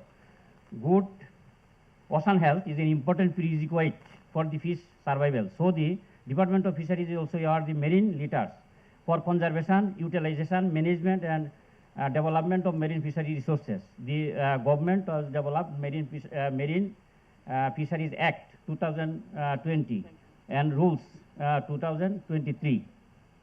There are 264 industrial trawler, 29,358 of industrial of artisanal fishing vessel are fleet. The activities of this fishing vessel and personal act made marine resource polluted. Source of pollution from the fishing vessel: oil, gas, and fish vessel engine, bilge oil, solid waste like plastic bottles, wrapping paper of food items, abandoned, lost, and discarded fishing gear, packaging material, liquid like substance, sewerage, water, and from cleaning waste from auctions halls and processing plant, chemical waste of used detergent from the deck utensil, cleaning and painting. It's a legal framework of the marine fisheries in the marine fisheries institution. The Ministry of Fisheries and Livestock are given to manage the pollution caused by the marine fisheries vessel in the developing fishing legal infrastructure. That is, I would like to reference them to the Marine Fisheries Act 2020, subsection 30. The Director of Marine suspended to revoke the license if the owner of the fishing vessel pollutes or cause to the polluted river, water, sea environment with the fishing vessel.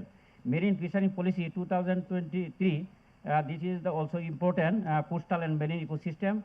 Coastal marine fisheries exploitation management and should be based on ecosystem base.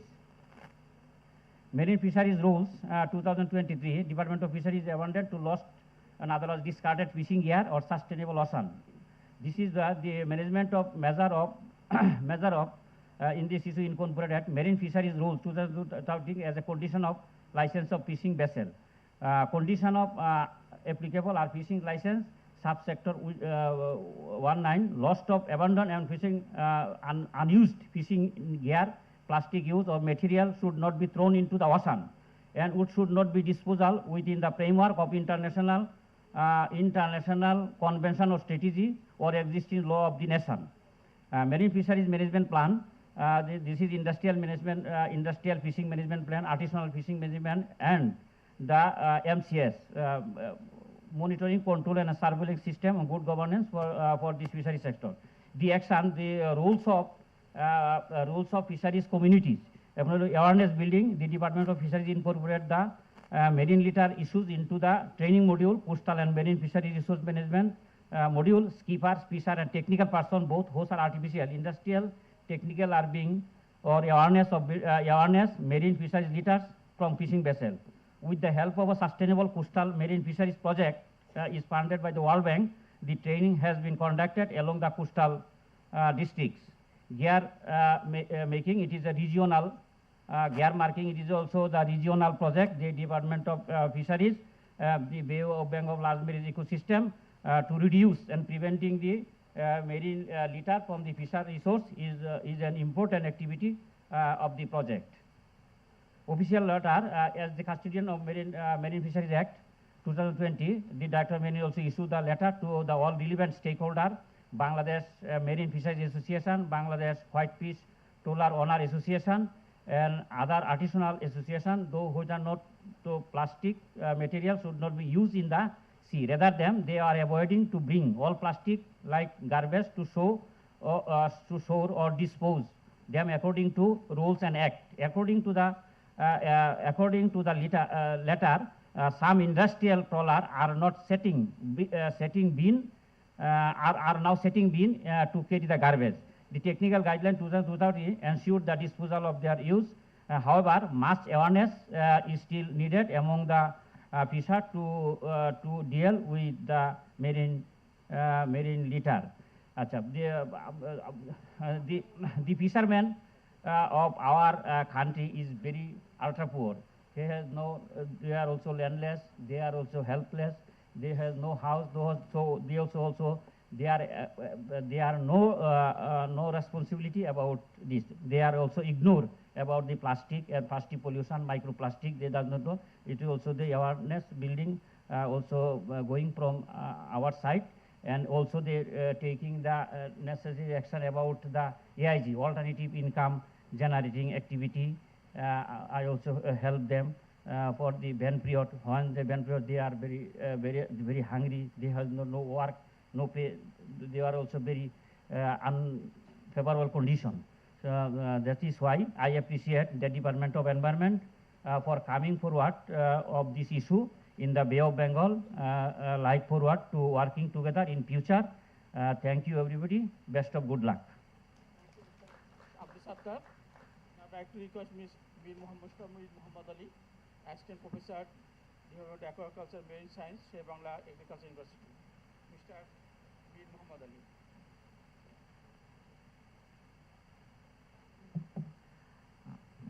Good afternoon. Firstly, I would like to give thanks to the Department of Environment and UNIDO for inviting me. So, actually, we are talking about the plastic and microplastic pollution on different aspects. Currently, I am working in a project like how the microplastic is accumulating in the fishes in the marine water body and in the freshwater water body. So I found that the roughly the microplastics are in the it called the Saint Martin area. There are the 7 to 8 microplastic in every fishes, as like it's near about the per kg fishes. But when in the freshwater body, we found that it's more than 15 or 20. So I think it's alarming for us because we are the consumer, and day by day we are consuming it, and we don't know how we will reduce it. So I think that we can think for the already many presenter already said that to reduce the single-use plastic. So we are reducing the single-use plastic or plastic bags from super shop. So in the super shop, they are giving a bags, the price is more than 10 to 12 taka. But I don't know, the price is not 12 taka. So I think its price is near about 4 or 5 taka. They are doing the business here also. So for the consumer thinking, I think there are the options to use of the sustainable materials as per the alternatives of the plastics. So government should immediately think for this. Another thing, we are always saying for the changing of the behavior of us for reducing the microplastic or plastic. In my house, I properly collect the materials as the single-use plastic material and other materials from the household activities. But when the municipal authority are taking the waste, they are just accumulating is in one thing. So just I and my younger brother is too much hurted. What he is doing. But in the government level, these types of initiative should be taken immediately, and it should be strict to manage it. So another thing, we can do some awareness campaign. We are doing some awareness campaign in the educational level. The presenter already showed that if we can change our behavior, I think it will be changed. But one thing I have to mention that there should be some alternatives of single-use plastic, alternatives of different types of polythenes, everything. Because when you have the alternatives, we will change our behavior, and it will be cost effective also. So this, I think if we can manage this and we can think this way, it will be able to manage the plastic and microplastic. So thank you. Thank you, Mr. Mir Muhammad Ali. Now floor is open. If you have any question, please raise your hand. Well, we have only 5 minutes for open question. We want to finish it very soon.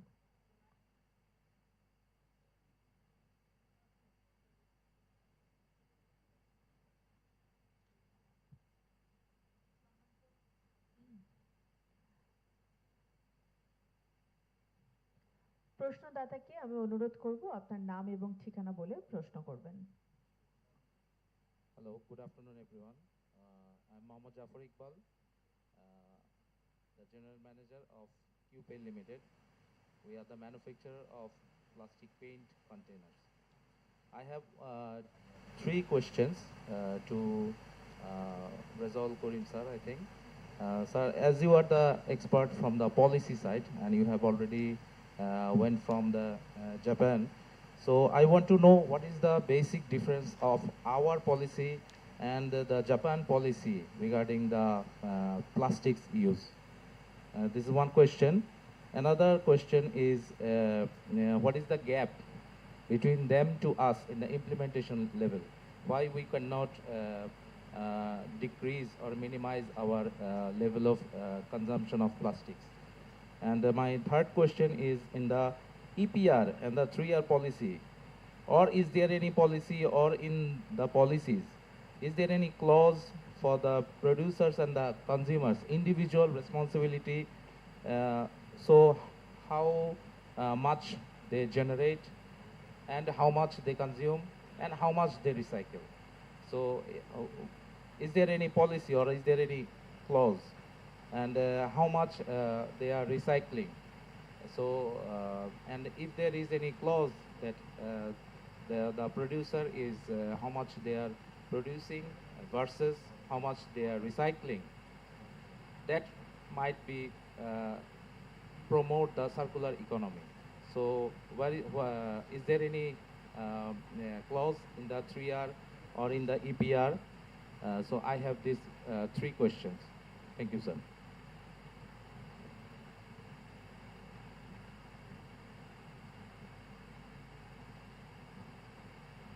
Thank you very much. Very right question. Actually, our country needs such type of person very much. You know, we have been gone through a long time through colonization, and most of the law has been formulated during that colonization, and we are now extended this, but we are not ratifying this. In Japan, after Second World War, they have ratified their policies pro people, not to the pro impero. We have to change this to make it pro people. I think you understand. The second one is, Japanese people are very much industrious. They were diligent. They never come to the office late. If anybody leave his office early, his wife asks him why you come early. But in our country, to the reverse. We have to change our mindset, because we have to be patriot. We are patriot in mind, not in work. We are very much whimsical. We should be industrious and intelligent. And the third one, there should have clause. Before coming here, I had been in another organization. I did not extend the contact of one powerful organization, and now we are trying our best to make a clause to prevent the interest of the common people, because they have no way, they cannot fight. So we have to make some provision. You know, the pen is mightier than the gun. If there is written black and white, it should be most powerful. I think you have got your answer. Thank you. Thank you. If anyone?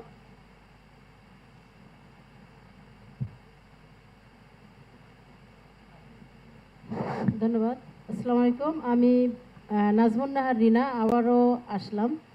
আসলে তখন আমি একটা প্রশ্ন করেছিলাম, আমাদের guest madam আমাকেই বলছিলেন যে আপনি তো দরখাস্ত করতে পারেন। তাহলে আমি একটা ছোট্ট গল্প বলি। যেহেতু আমরা উৎপাদনমুখী বিজনেস করি, সেহেতু আমাদের কিন্তু বিদ্যুৎটা খুব জরুরি।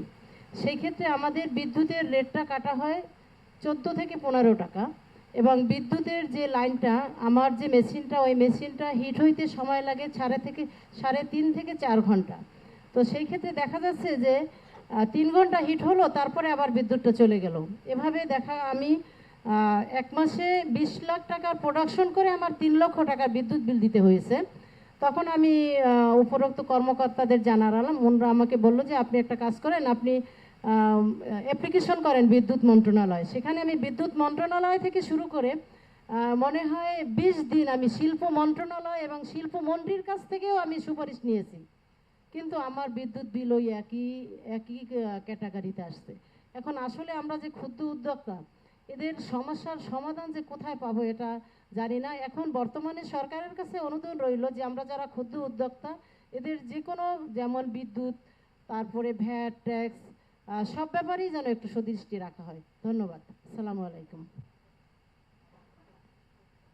ধন্যবাদ। আমরা আর প্রশ্ন নিব না এই সেশনে। আমরা আমাদের পরবর্তী প্যানেল ডিসকাশন শুরু করতে যাচ্ছি। Pardon me. Actually, I'm Maruf Mohamed. I'm working at Department of Environment, Assistant Director at Waste and Chemical Management. Another question here, he asked about how, I would like to mention you, how much waste is being produced. Is there any boundary level for the consumer or something like this way? He asked a question. And at the same time, he asked another question, that how the EPR will deals with this thing. So as a policy making department, as I am working here, so I would like to address this question. You know that solid waste management rule 2021, which is actually recently developed, actually deals with how the consumers or producers will produce their waste and how they will manage their waste. It is decorated in this solid waste management rule, and if they fail to manage their waste, they will be punished under this rule. There is serious instructions and guidelines in these rules. And another thing that we are going to introduce the EPR, Extended Producer Responsibility. Here is the regulation. If a company produce 100 or 2,000 kg, say for example, we are trying to introduce a systems by which they will at least manage 5 to 10%, at least. If they manage more than that, they will be appraised. Sometimes we would like to recognize them as a good organization. Like this way, the systems is going on. And by 2030, we are in a hybrid formation. That we will say that you will have to set your target line. And after 2030, we will introduce a binding agreement when we will set the target, and you will have to comply with this target. This is from my point, but I would just like to answer the question when you directly ask us. Thank you very much.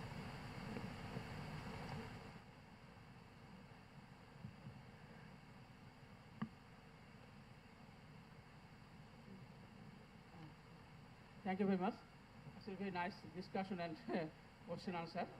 I'd like to request you to work for the future of our country, and also I'd like to thank everybody who come here for the patient hearing.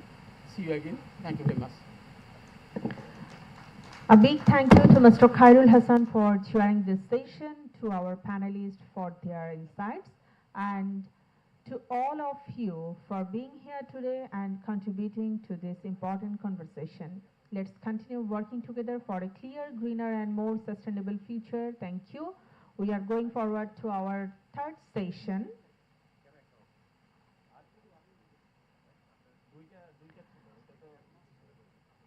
Welcome you to the third session of this conference, focused on a highly significant topic, biomedical plastic waste management. We are honored to have a distinguished group of experts, professionals, and panelists with us today, and I'm confident that this session will provide insightful discussion that will contribute to innovative solutions in waste management. Before we dive into the detail, I would like to thank Dr. Afrina Mahmood, Director of Planning and Research at DGHS, for chairing today's session. Her leadership in the public health sector continues to inspire us all. Dr. Afrina Mahmood.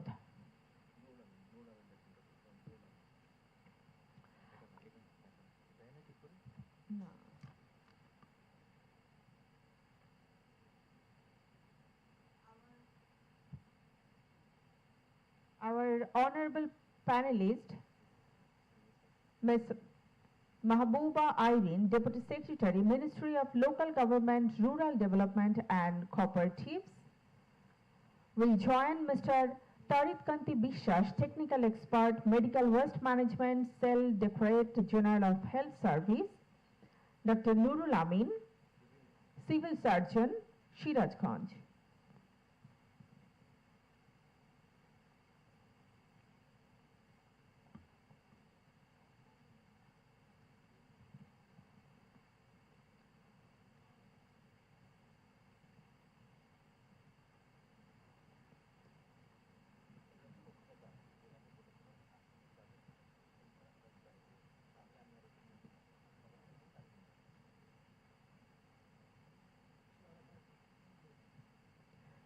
Now let me introduce the first part of our session, a presentation on biomedical plastic waste management in Sirajganj pilot initiatives, which has been an exemplary model in Bangladesh.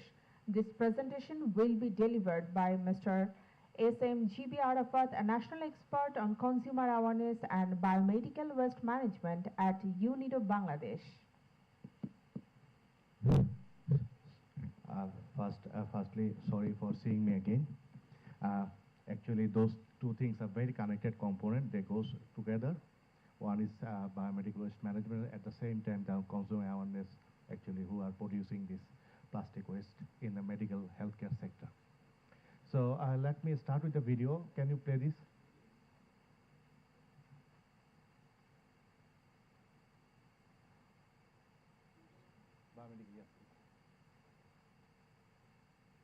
It's a brief overview of the activities and expectation.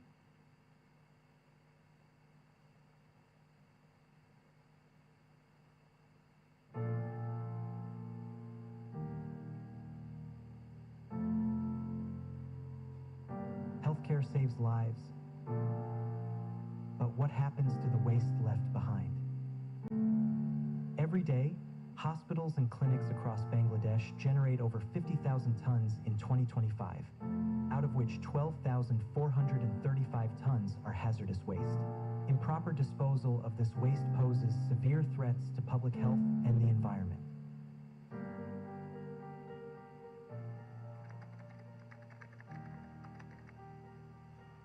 Led by the Department of Environment and Director General of Health Service with technical support from UNIDO and funding from the Norwegian Ministry of Foreign Affairs.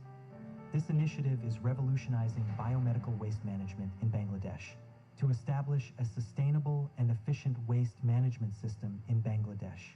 UNIDO have initiated a project for integrated plastic waste management. So we are working in three fronts. The first front is basically to develop the common facilities with technology transfer. And the second one is to train the workforce who will be working on for this medical waste management. And third one is to mobilizing the resources. May 2022, the project began with the introduction of a district-wide biomedical waste management model designed to handle waste from more than 550 healthcare facilities across 9 upjalas collectively.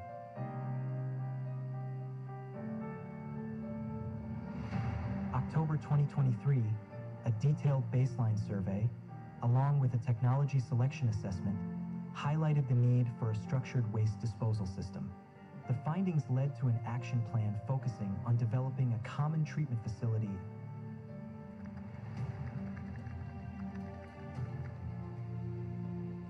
Sirajganj জেলায় বাংলাদেশের মধ্যে প্রথম এই biomedical waste ম্যানেজমেন্টের উপর একটা প্রকল্প চালু হতে যাচ্ছে।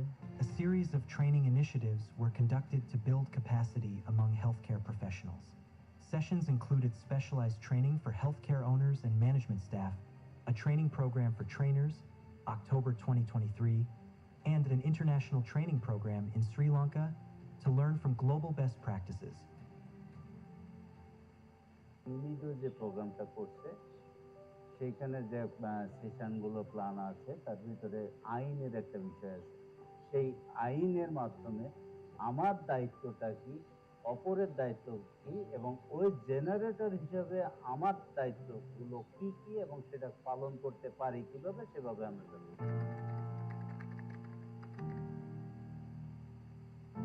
Treatment facility will integrate 2 advanced technologies, an autoclave and an incinerator ensuring the sterilization of waste and safe recovery of recyclable materials.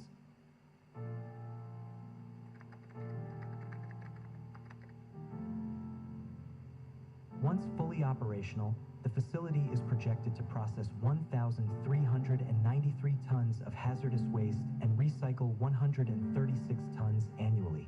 This initiative not only reduces health risks, but also creates green jobs, fosters sustainability, and establishes a scalable model for nationwide implementation.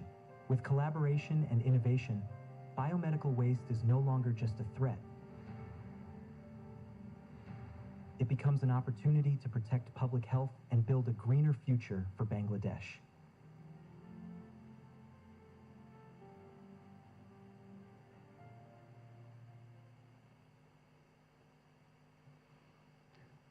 Thank you very much. Actually, the video says all. Still, there is a story behind it. With the permission from the chair, I will just briefly go through this initiative and the story behind it. Actually, this journey has not been completed yet. We are on the way. we have actually developed a model in Shirazganj. It started in 2022 when we were said to actually develop a pilot initiative in a hospital. And then we did a audit and we realized that and we learned from the other places, machine does not work alone. There is the issue of management, there is the issue of governance, there is the issue of cooperation, there is the issue of partnership, and there is also issue of enforcement agencies to come together to play a collective role. And realizing this, we have actually do some baseline survey to the whole municipal first, and then we shared the report with the district medical waste management committee led by deputy commissioner. And then the request came from the committee that do it for the whole district. And then with the spirit from the and the motivation from the authorities, we have given a drive and we extended our expectation to the district level. And then we did a comprehensive study. And after that, we did also a technical study. So let me go with this, the rapid assessment, then baseline assessment, the technology assessment, and then we started the procurement of the two important technology. One is incinerator, one is autoclave. The incinerator is coming from the Santali, Turkey, and the autoclave is coming from Ecodas company, France. And we have that on the way to Bangladesh. And now we are actually developing the field infrastructure to host this and to make this operational.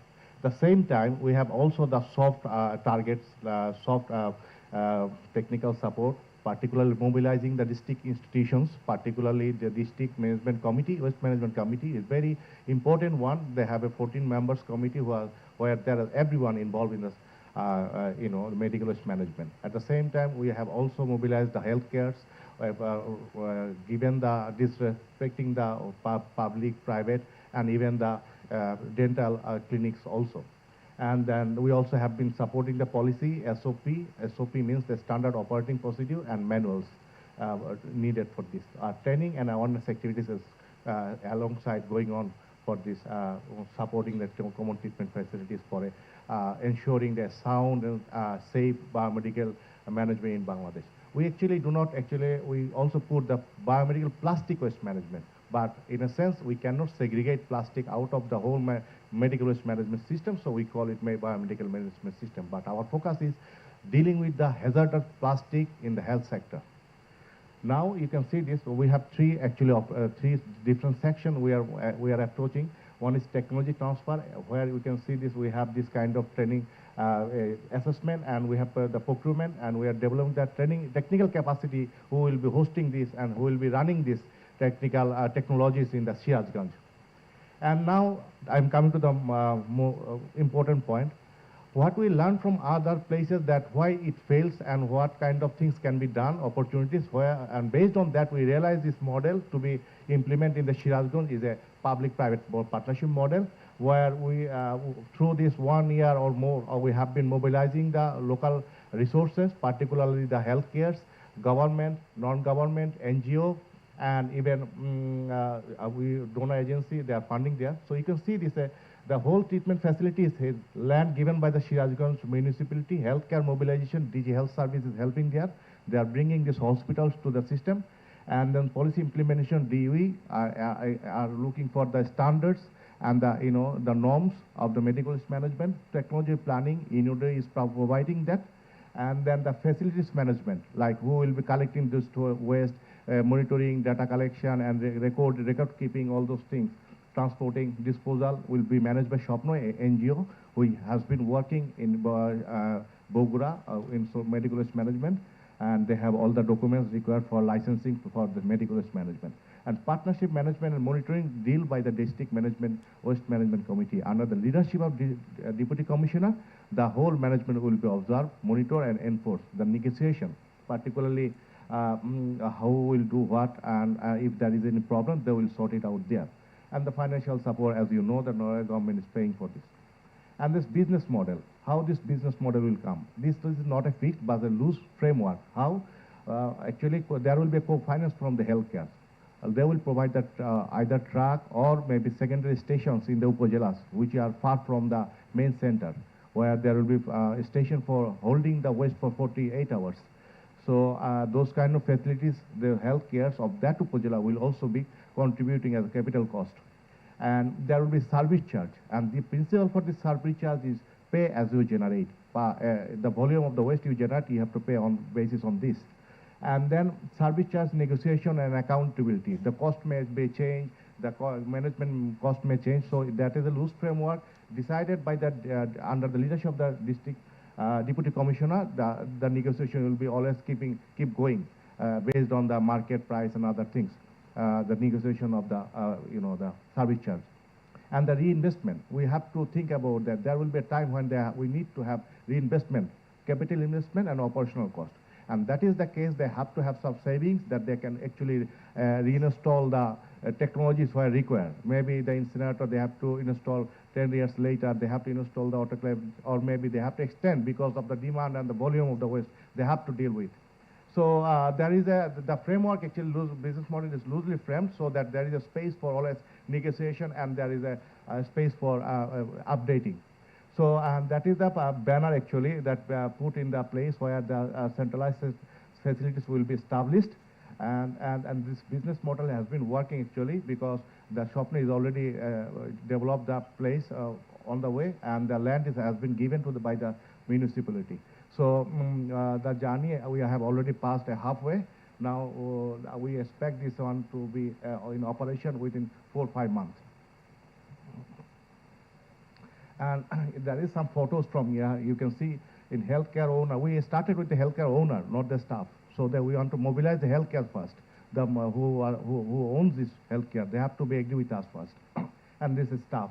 And then healthcare professional. We have trained 17 master trainer who will be training all the other hospitals in the district. And we have also actually have a training for the authorities, international training for authorities and managers from the department of different departments, LGD, from the DG Health, the DOE, and the NGO, where we have visited care facilities in Sri Lanka, who has big facilities, common treatment facilities, covering more than 238 hospitals. And some cases they travel, take this waste from 7-8 hour distance province from the Norelia even. They bring to the Colombo. It's far, far away. So that is also have given us the spirit that is possible, even for covering a large geographic area, particularly Shirazganj, where we have to cross rivers in some places. So we have learned from there, and based on this learning, we have also enlightened our planning and strategies. And this is some of the layout and plan is, the infrastructure is going on, development is going on in the Shirazganj. And the last one is the policy support. We have done we have given some support to the medical waste management rules, understanding who are involved in the local level medical waste healthcare. We find out 16 authorities are directly involved in this healthcare. We need to have them into the member in the district waste management committee, and we have informed the policy with the evidence that we have in the field. And then updating SOP, standard operating procedures, 2008 was last made. We need to update it on the light of the new medical waste management rules 2024. Once the rules is approved, we will start on the SOP. And the guideline manual for common treatment facilities. There is a challenge. When you go for a new road, new model, you have to actually make guidelines and terms of reference and the manuals because it's a new. So we have to do a lot of work actually. Guideline manual for common treatment facilities, who will do what and how. And there will be guideline for the district waste management committee, how they will handle this negotiation, how they will handle these many stakeholders, how the negotiation will happen, those kind of things. And there is finally the financial operating plan. And we have this one, but we need to get approval from the different authorities, and then we can actually share it, and then we can actually publish it. That is all from my end. Thank you very much. There is some learning, lesson learned and opportunity. I don't want to go for details, but there is a scope and light. So I will say that it's a new avenue for us, working together, DOE, DG Health, and LGED, and development partners, NGO. And if this model success, it will be first in Bangladesh that we can actually collaboratively do something. And that learning has to go into the policy level, operational level, and in different stages, ministry, at department, or even in the field. So in policy ministry level, that will be policy, but in field, that will be management. So the coordination both cases is essential. Without this, we cannot actually envision a kind of common treatment facilities in Bangladesh. Thank you. Thank you very much. Thank you so much, Mr. Arafat, for that insightful and comprehensive presentation. It is truly encouraging to see such practical initiatives being implemented in Shirajganj, and I'm sure we all have a deeper understanding of how such efforts can revolutionize the management of biomedical plastic waste. Now we will move on to the open discussion portion of the session, where we'll hear from our estimated panelists. They are experts in the field of waste management and public health. We are excited to hear their thoughts and their subject.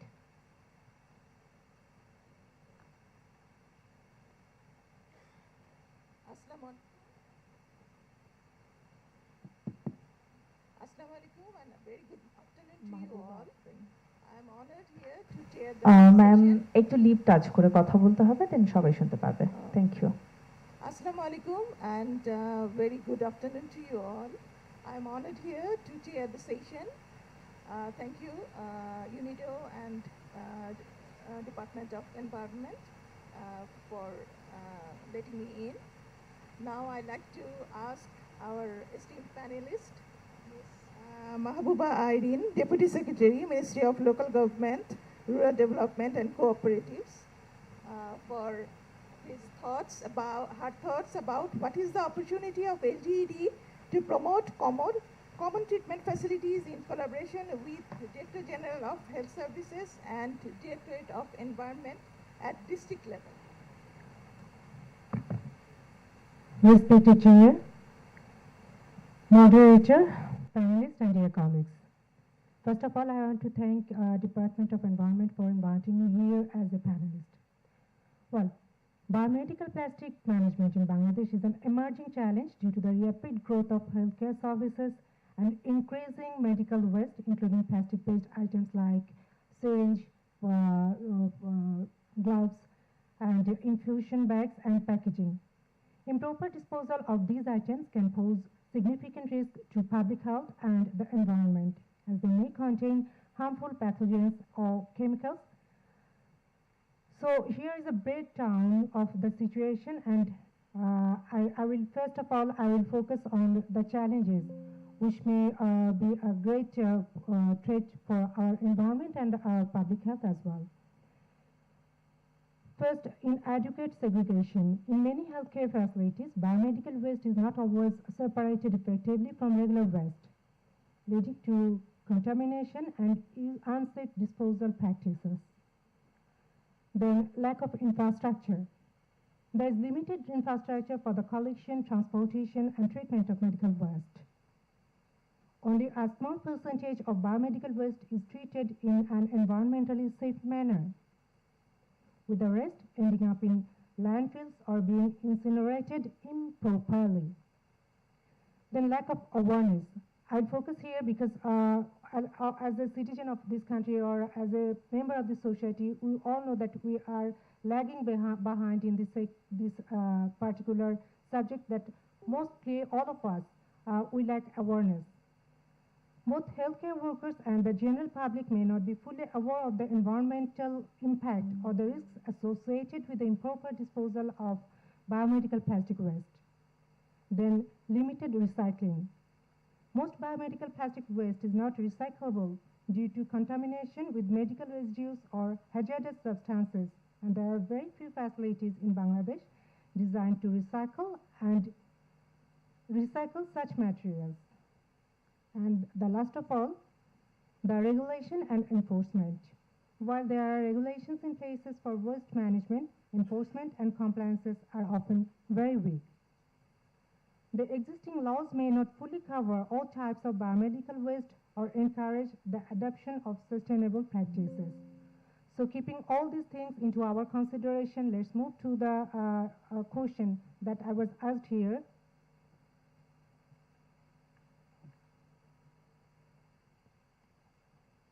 The opportunity for the local government engineering department to promote common treatment facilities in collaboration with the Directorate General of Health Services and the Department of Environment at the district level lies in the potential to improve public health, environmental sustainability, and resource efficiency. So if you go deep into this question, we'll find that if we work together, that the local government division, the Ministry of Environment and Ministry of Health, the first thing is that that will be achieved is that for improved public health, it will ensure to some extent that with DGHS expertise in healthcare, LGD can help create common treatment facilities for wastewater, solid waste, and healthcare waste. These facilities could reduce the risk of contamination, waterborne diseases, and environmental hazards. The DGHS can provide guidance on health standards and practices to ensure the public well-being. The DGHS actually will ensure the health protocols, whether they are maintained properly or not, or what are the shortcomings regarding that issue. And then the environmental sustainability. The DOE is responsible for ensuring that environmental regulations are followed. By collaborating with the LGD, they can ensure that the common treatment facilities meet environmental standards for air, water, and soil quality. Waste treatment solutions such as waste treatment plants and waste recycling centers can help reduce pollution and prevent environmental degradation at the district level. Then resource efficiency. Common treatment facilities are cost-effective by pooling resources for treatment in a single location rather than having individual treatment plants scattered across the district. LGD can leverage its engineering and infrastructure expertise to build these shared facilities, reducing infrastructure costs, operational expenses, and logistical complexities. Capacity building and awareness. LGD can collaborate with DGHS and DOE to create awareness among local communities regarding the benefits of shared treatment facilities. As you all know that LGD has different tier of local government institutions. We have Union Porishad, we have Upojela, we have Jila Porishad, we have city corporation and municipality as well. So all the local representatives are there, and more people, much people, and the marginal people are engaged in these the local government institutions. So they can make this awareness, they create this awareness, make people aware more effectively. Training programs for district level officials, engineers, and health personnel on proper facility management and environmental health can increase the efficiency and sustainability of these efforts. So finally, regulatory support and policy implementation. This collaboration can facilitate better policy implementation at the district level. The DOE can guide regulatory compliances, while DGHS ensures health-related standards are met. And LGD's role in facilitating construction and maintenance would be pivotal in supporting decentralized waste management solutions. From our LGD part, we are much eager to work with Department of Environment or the Ministry of Environment and Ministry of Health for making a safe environment, friendly environment, pollution-free environment, and to ensure public health. That's all from my side. Thank you. Thank you, Ms. Irene. Now I'd like to call upon Dr. Nurul Amin, Civil Surgeon, Sirajganj, Deputy General of Health Services, to on the dais as a panelist. You have a question: how does a common treatment facility can help combating medical waste pollution at district level? And also, what kind of preparation we need for that? Thank you. Assalamu alaikum. Good afternoon, everybody. I am Dr. Nurul Amin, Civil Surgeon, Sirajganj. At first, I would like to thank Environmental Department and UNIDO Bangladesh. Sirajganj একটা বড় জেলা, যে জেলায় 9টি উপজেলা এবং 1টি পৌরসভা আছে, যার জনসংখ্যা 33 লক্ষ। আমাদের সরকারি হাসপাতালের সংখ্যা আছে 19টি এবং বেসরকারি হসপিটাল আছে 200টি। প্রতিদিনই আমাদের যে মেডিকেল বর্জ্য তৈরি হয়, বায়োমেডিকেল ওয়েস্ট, যেখানে প্লাস্টিক, শার্প অবজেক্ট, লিকুইড এবং সলিড ওয়েস্ট আছে, এগুলা ম্যানেজ করা, ডিসপোজ করা আমাদের জন্য সো ডিফিকাল্ট। আমাদেরকে স্বপ্ন নামে একটা এনজিও আছে যেটা আমাদের হেল্প করতেছে। আমি এখানে বলতে চাই, আমাদের গভর্নমেন্ট লেভেলে, পলিসি লেভেলে, বিশেষ করে মিনিস্ট্রি থেকে যদি আমাদের পাবলিক প্রাইভেট পার্টনারশিপটা আরও স্ট্রং হয়, তাহলে আমাদের ওয়েস্ট ম্যানেজমেন্ট কিন্তু আরও ভালো হবে। বিশেষ করে আমি সিরাজগঞ্জের কথাই বলছি, যেহেতু এটা পাইলট প্রজেক্ট, বাংলাদেশের একমাত্র ডিস্ট্রিক্ট সিরাজগঞ্জে এই পাইলট প্রজেক্ট চালু হতে যাচ্ছে। আমরা শ্রীলঙ্কায় গেছিলাম এটার উপর, এই বায়োমেডিক্যাল ওয়েস্ট ম্যানেজমেন্টের উপর আমরা গেছিলাম। সেখানেও আমরা দেখেছি ওটা কিন্তু হোলি গভর্নমেন্ট করতেছে না, ওটা কিন্তু পাবলিক প্রাইভেট পার্টনারশিপের মাধ্যমে হচ্ছে। তো আমাদের দেশে যদি আমরা এই সিস্টেমটা চালু করতে পারি সিরাজগঞ্জে, এবং এটা যদি সারা বাংলাদেশে আমরা ইমপ্লিমেন্টেশন করতে পারি, আমাদের মিনিস্ট্রি লেভেলের পলিসি থেকে শুরু করে আমাদের ডিজি হেলথ, আমাদের লোকাল গভর্নমেন্ট, সকলের কোলাবোরেশনের মাধ্যমে যদি আমরা এটাকে সাকসেস করতে পারি সিরাজগঞ্জ জেলায়, তাহলে আমরা অবশ্যই আমাদের যে বায়োমেডিক্যাল হ্যাজার্ড থেকে, আমরা পরিবেশ দূষণ থেকে শুরু করে আমাদের যে ডিজিজ বার্ডেন, পাবলিক হেলথ, এগুলা থেকে আমরা রেহাই পাবো। এখানে আমাদের যে চ্যালেঞ্জগুলো আছে, সো মেনি চ্যালেঞ্জ, আমাদের যে ওয়েস্ট ম্যাটেরিয়ালগুলো আছে এগুলারকে সেগ্রিগেশন করাটাই হচ্ছে মেইন চ্যালেঞ্জ। আমাদের যে ডিজি হেলথের যে নির্দেশনা আছে, সেখানে যে বিনগুলো আছে, যে বিনগুলো ব্যবহার করার কথা এবং যেখানে যেটা রাখার কথা, সেটা কিন্তু মেনটেন হয় না। যদিও মেনটেন হয়, পার্শিয়ালি হয়, তারপর সেগুলো আবার যখন আনা হয়, ট্রান্সপোর্ট করা হয়, সেগুলো আবার ওই যখন পৌরসভা থেকে গাড়ি যায়, তো একই গাড়ির মধ্যে সব ওয়েস্ট দিয়ে দেয়। এটা দিলে কি হলো, আবার যে অবস্থা সেই হলো, সব কন্টামিনেটেড এবং নন কন্টামিনেটেড ওয়েস্ট এক জায়গায় হয়ে যাচ্ছে।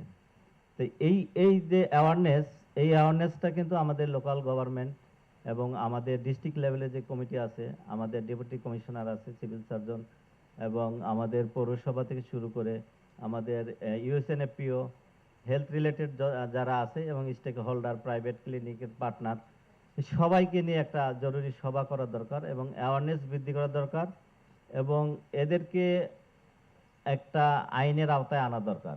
বেসরকারি ক্লিনিক, ডায়াগনস্টিক থেকে শুরু করে আমাদের ইভেন আমাদের গভর্নমেন্ট হসপিটালগুলো তো দেখবেন যেখানে সেখানে ফেলে রাখছে, কিন্তু এটা তো আসলে ঠিক না। এটা যদি আমরা এখন না করি, ভবিষ্যতে আমরা মারাত্মক স্বাস্থ্য ঝুঁকির দিকে যাব এবং আমাদের হেলথ হ্যাজার্ড বাড়তেই থাকবে। যে প্লাস্টিক ম্যাটেরিয়াল, যে আমাদের রিসাইকেল যে সিস্টেমটা, আমাদের ইউনিডোর সহায়তায় অলরেডি সিরাজগঞ্জে আমাদের জায়গাও সিলেকশন হয়েছে, আমাদের ইনস্ট্রুমেন্ট প্রকিউরমেন্ট হয়ে গেছে অন দ্য ওয়ে। আমাদেরকে যে সাপোর্টটা দিচ্ছে এনজিও স্বপ্ন, তাদেরও অনেক ভূমিকা আছে, কিন্তু চ্যালেঞ্জ হলো আমাদের 9টা উপজেলায় দুর্গম, এই দুর্গম এরিয়া থেকে এগুলা কিভাবে আনবে, ট্রান্সপোর্ট, এই ট্রান্সপোর্ট কস্টকে বিয়ার করবে, এবং এখানে কিছু ম্যান পাওয়ার লাগবে। এগুলা ম্যান পাওয়ারের অনেক সেফটি দরকার, তাদের কি কস্টিউম লাগবে, স্পেশাল কস্টিউম লাগবে, সেগুলোর ব্যবস্থা করতে হবে, তাদের একটা স্যালারি দিতে হবে, এবং এই যে ট্রান্সপোর্ট দিয়েগুলো আনবে সেটাও স্পেশালাইজ হতে হবে, তা নাহলে ইনফেকশন বিভিন্ন জায়গায় ছড়াবে। তো এইগুলো আমাদের জন্য গ্রেট চ্যালেঞ্জ। আমরা আশা করছি এটা ওভারকাম করব, সবাই যদি সহযোগিতা করে। আমরা ইনশাল্লাহ সিরাজগঞ্জ জেলা আমরা পাইলট প্রজেক্ট হিসেবে, আমরা মডেল হিসেবে সিরাজগঞ্জ জেলাকে বাংলাদেশে ওয়েস্ট ম্যানেজমেন্ট, বায়োলজিক্যাল ওয়েস্ট ম্যানেজমেন্টের উপর আমরা তুলে ধরব। ইনশাল্লাহ এটা আমরা সাকসেস হবে। সকলের সহযোগিতা কামনা করছি। সকলকে ধন্যবাদ। আসসালামু আলাইকুম। Thank you, Dr. Nurul Amin. Now I'd like to call upon Mr. Torit Kandi Biswas, Technical Expert, Medical Waste Management Cell, Director General of Health Services. I'd like to ask you, what are the opportunities of common treatment facilities model in context of Bangladesh medical waste management? And how can we ensure the in-house segregation of medical waste in healthcare? Thank you, distinguished chair and distinguished guest and other participant. This is তড়িৎ কান্তি বিশেষ। আমি সবাইকে বাংলায় বলবো। আমি মনে করি যে এখানে ম্যাক্সিমামই বাংলার লোক। বিষয়টা ক্লিয়ার হওয়া দরকার আমার কাছে মনে হয়। তো সেই কারণে আমি শুরু করছি। প্রথমে আমি যে জিনিসটা বলতে চাই যে কমন ফ্যাসিলিটিস বলতে আমরা কি বুঝি? কমন কি একটা ভাগাড়, যে ভাগাড়ে যে আমরা সবার উচ্ছিষ্ট অংশ ফেলে দিয়ে চলে আসবো? কাকে খাক, বিড়ালে খাক, কুকুরে খাক, খেয়ে যাবে, আমার দেখার দরকার নেই। যদি সেই রকম পারসেপশন নিয়ে আসি তাহলে আমার দরকার নেই। কমন ফ্যাসিলিটিস ওই ফ্যাসিলিটিস হতে হবে যে ফ্যাসিলিটিস আমার পরিবেশকে সংরক্ষণ করবে, আমার স্বাস্থ্য সুরক্ষা দিবে, আমার আশেপাশে ওই ফ্যাসিলিটিসের আশেপাশে যারা থাকবে তাদেরকে রক্ষা করবে, সুরক্ষা করবে। আমরা যদি সেই ফ্যাসিলিটিস তৈরি করতে পারি তাহলে সেই ফ্যাসিলিটিস এর এনকারেজিং এর পক্ষে আমি আছি। আমার বক্তব্য হচ্ছে এটাই, কমন যদি একটা কাজ করি, সবাই মিলে যদি একটা কাজ করি এবং সেটাকে আমরা দায়িত্ব নিই, পার্টিসিপেট করি, আমি যেটাকে বলি অ্যাক্টিভ পার্টিসিপেশন, যে ওই জেনারেট করতেছে সে, যে এটাকে অপারেট করবে সে, যে পলিসি গাইডিং এ বসে আছে, ড্রাইভিং সিটে বসে আছে সে, সবার যদি অ্যাক্টিভ পার্টিসিপেশন থাকে তাহলেই আমরা কমন ফ্যাসিলিটিস থেকে আমরা যেটা চাই পরিবেশ সম্মত উপায়ে মেডিকেল বর্জ্যে যে ক্ষতিকর প্রভাব সেই প্রভাব মুক্ত হতে পারবো। অতীব দুঃখের সাথে আমি বলতে বাধ্য হচ্ছি 2008 সালে আমরা মেডিকেল বর্জ্য ব্যবস্থাপনার জন্য আলাদা একটা গাইডলাইন তৈরি করেছি আন্ডার এনভায়রনমেন্ট কনজারভেশন অ্যাক্ট 1995।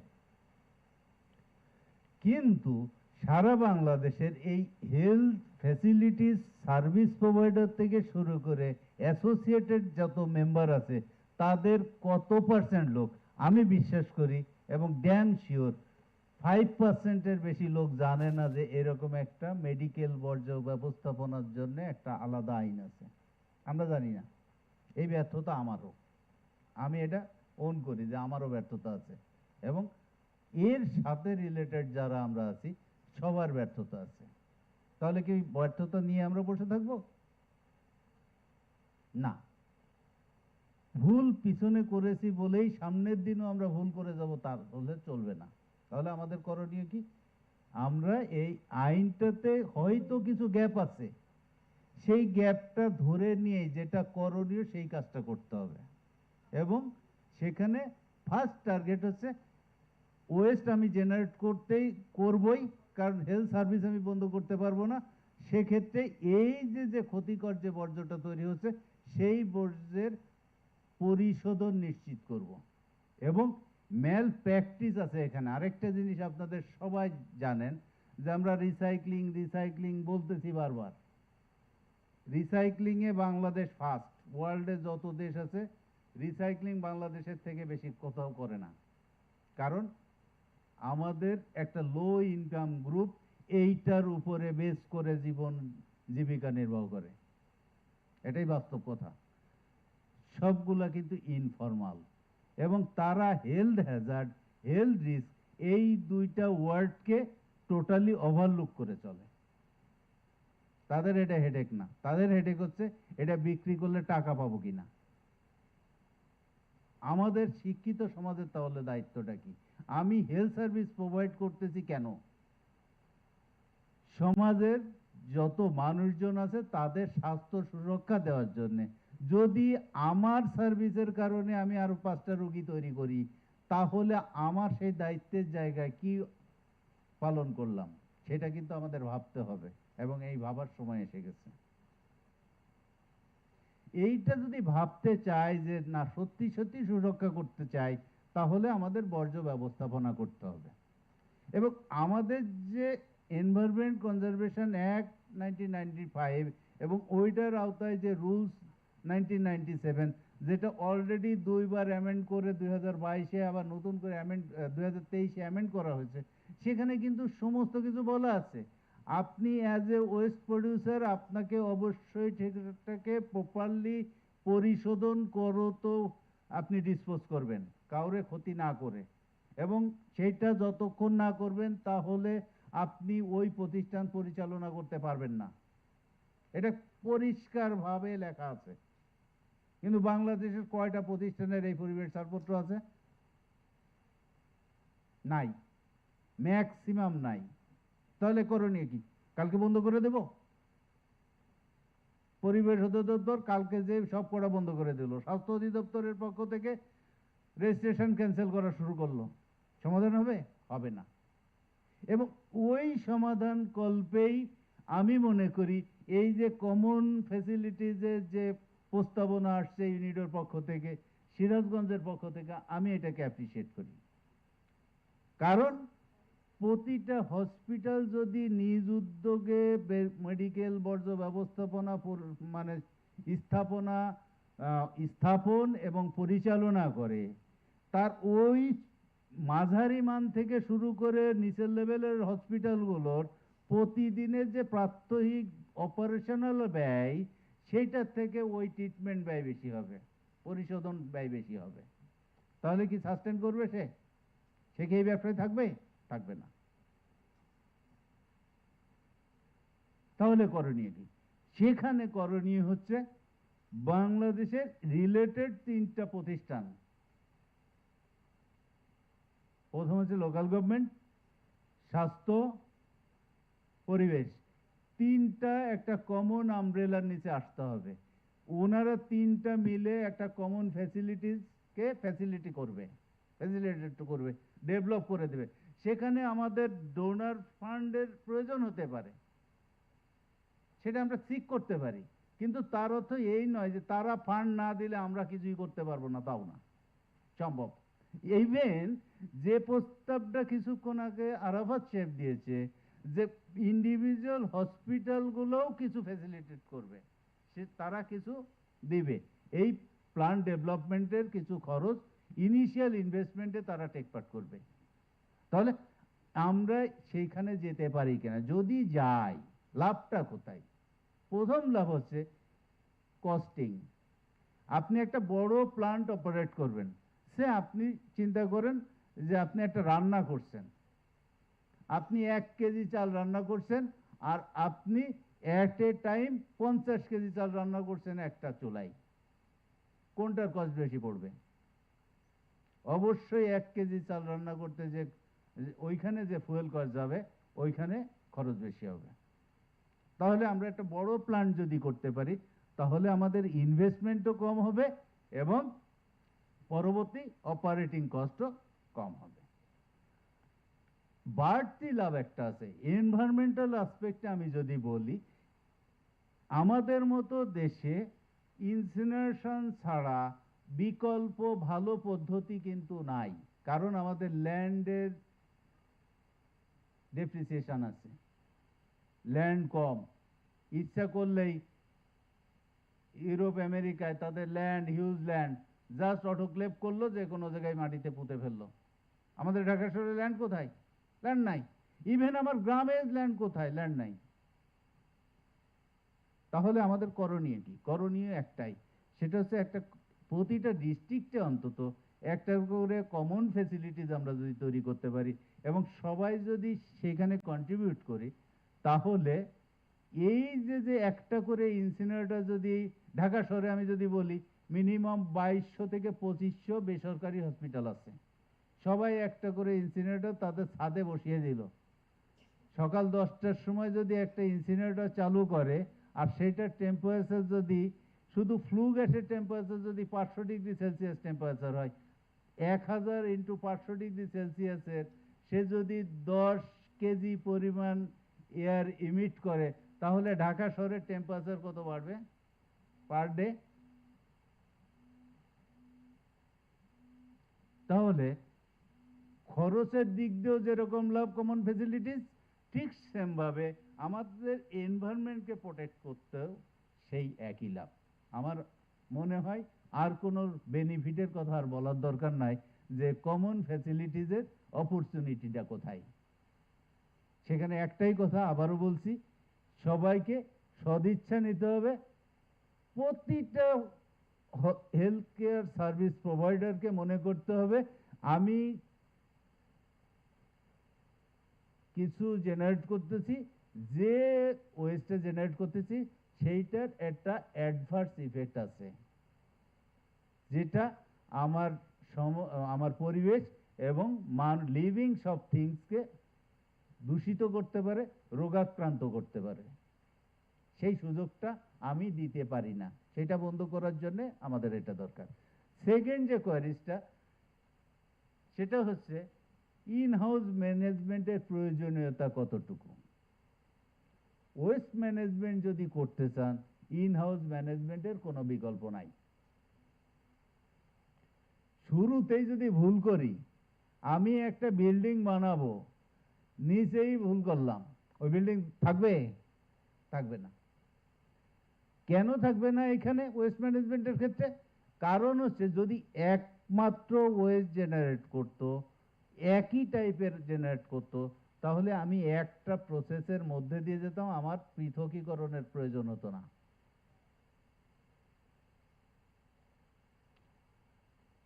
আপনারা জানেন যে মেডিকেলে যত ধরনের বর্জ্য তৈরি হয়, মিনিমাম যদি ভাগ করি তাও 5টা। একটা জেনারেল ওয়েস্ট, একটা রিসাইকেলেবল ওয়েস্ট, একটা ইনফেকশাস ওয়েস্ট, একটা শার্প ওয়েস্ট, একটা লিকুইড ওয়েস্ট। এটা 5টা ভাগ করতেই হবে। এই ভাগটা যদি আমরা না করি, ট্রিটমেন্টের জন্য এই যে ওনারা দেখালো 2টা ট্রিটমেন্ট, আর একটা হচ্ছে লিকুইডের জন্য, এই 3টা ভাগ। আর জেনারেল ওয়েস্টের জন্য আসলে ট্রিটমেন্ট লাগে না। জেনারেল ওয়েস্ট মানে জার্ম ফ্রি বা হ্যাজার্ড ফ্রি। সেক্ষেত্রে এই যে আলাদা আলাদাভাবে যদি না করি, তাহলে আমি যত ভালো ট্রিটমেন্ট প্ল্যান্টটি তৈরি করি না কেন, সেই প্ল্যান্ট আসলে কাজ করবে না। যেরকম ইনসিনারেটরের ক্ষেত্রে বলা হয় প্লাস্টিক জাতীয় জিনিস, বিশেষ করে পিভিসি টাইপ হ্যালোজেনেটেড যদি কম্পোনেন্ট আমি বার্ন করি, তাহলে there might be some possibilities to produce dioxin and furan, যা ক্যান্সার তৈরিতে সহায়ক ভূমিকা পালন করে। তাহলে আপনি যদি এই পিভিসি টাইপের প্লাস্টিকগুলোকে ইনসিনারেট করতে যান, তাহলে কিন্তু ভালোর থেকে খারাপ হওয়ার সম্ভাবনা তৈরি হবে।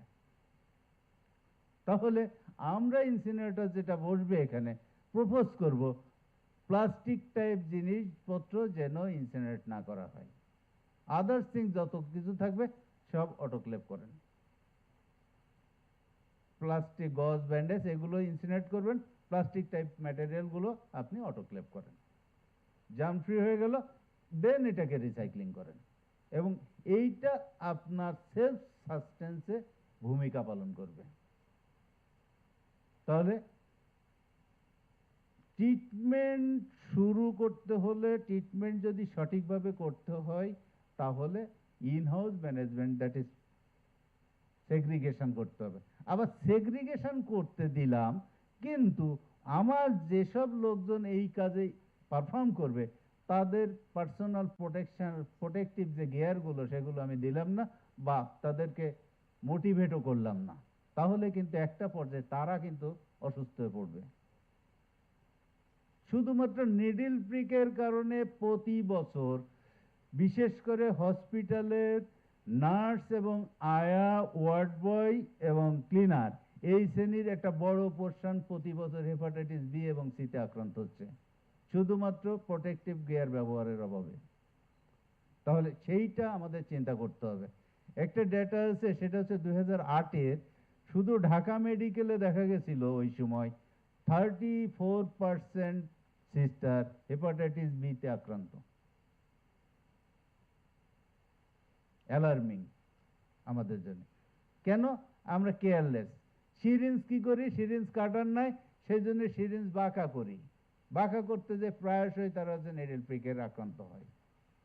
আর আমাদের যেসব ক্লিনার এই যে সিটিতে কাজ করে, তাদের হ্যান্ড গ্লোভস, মাস্ক, গামবুট কিছুই নাই, তারা হাত দিয়েই তুলে, প্রতিদিন কাটে, প্রতিদিন ফোটে, কিন্তু সর্বোচ্চ হচ্ছে ওইখানে কেরোসিন বা কেউ যদি সর্বোচ্চটা করে একটু ডেটল ঢেলে পরিষ্কার করে নাই, তাদের যে ফেটটা কি, ভবিষ্যৎটা কি, সেটা নিয়ে কেউ ভাবে না।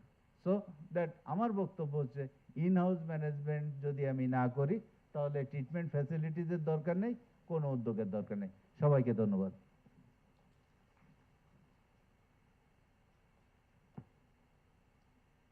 Thank you, Mr. Torit. I'd like to ask from the audience, questionnaire, one by one. Please.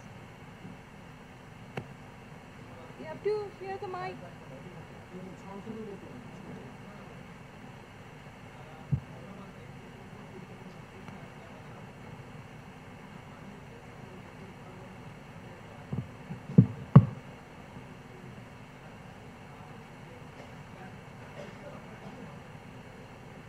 কোশ্চেনই আসলে মেডিকেল বর্জ্য ব্যবস্থাপনা রিলেটেড। প্রথম কোশ্চেন হচ্ছে যে লোকাল গভর্নমেন্ট ডিভিশনের যে পৌরসভাগুলি আছে আর কি, বিশেষ করে তাদের কিন্তু অনেক পৌরসভায় এই ল্যান্ডের ব্যবস্থাপনা, অর্থাৎ ল্যান্ড নাই, তারা কিন্তু রাস্তাঘাটে, ড্রেনে, নদীতে যে কোনো জন ফেলায়। তো এই বিষয়টি আসলে মন্ত্রণালয় থেকে অবশ্যই এটি সুদৃষ্টি দিতে হবে এবং স্পেশাল ফোর্স দিয়ে এটা ম্যানেজমেন্ট করে, এটা ল্যান্ড ব্যবস্থাপনা বা ক্রয়ের ক্ষেত্রে একটা ব্যবস্থা নিতে হবে। তবে এই যে পার্টনারশিপ কথা বলা হচ্ছে তিনটে মিনিস্ট্রি, তাহলে এটা কিন্তু প্রথম একটা সাকসেসফুল আসবে। জায়গা না থাকলে কোনো কিছু করা সম্ভব না। দ্বিতীয়টি হচ্ছে যারা এই ওয়েস্ট ম্যানেজমেন্ট করে আর কি, তাদের একটি লিগালিটি থাকে আর কি। লিগালিটি বলতে এটা লাইসেন্স দেওয়া হয়, এটা হচ্ছে প্রতিটা ডিভিশনে একটি করে লাইসেন্স অথরিটি করা হয়েছে। এই অথরিটিটা করার পর থেকে আজ পর্যন্ত এটা অ্যাক্টিভ নেই। শুধু আমরা 2011 সালে এবং 13 সালে আমরা লাইসেন্স পেয়েছি, তারপর থেকে আর লাইসেন্স আমরা পাচ্ছি না। আমরা আবেদন করেছি, কারণটি হচ্ছে যে এর ফিসটা, লাইসেন্সের যে ফিসটা দেওয়া হয়, এটার কোড নেই। এই কোড না থাকার কারণে লাইসেন্স ফি জমা হচ্ছে না এবং আমরা লাইসেন্স পাচ্ছি না। এই বিষয়টি যদি একটু গুরুত্বের সহিত স্বাস্থ্য অধিদপ্তর এবং পরিবেশ অধিদপ্তর মিলে যদি করা যায়, তাহলে হয়তো আমরা আমাদের দিক দিয়ে আমরা যে রাইটস, আমরা লিগালি যে রাইটস, সেটা আমাদের কাছে, আমরা পরিবেশের ছাড়পত্র পাচ্ছি, বাট অথরিটির কাছ থেকে কোনো লাইসেন্স পাচ্ছি না, শুধু একটি কারণের জন্য। এই বিষয়টি এর মাধ্যমে একটু সুরাহা করা দরকার এবং উপস্থাপন করা দরকার। ধন্যবাদ সরকার। আমি আসলে আমার নামটা বলতে বলেছি, আমার নাম মোহাম্মদ জিয়াউর রহমান। আমি কাজ করছি স্বপ্ননায়ক এনজিও। আমরা বগুড়া, দিনাজপুর, সিরাজগঞ্জ এবং নওগাঁতে আমরা কাজ করতেছি। ধন্যবাদ।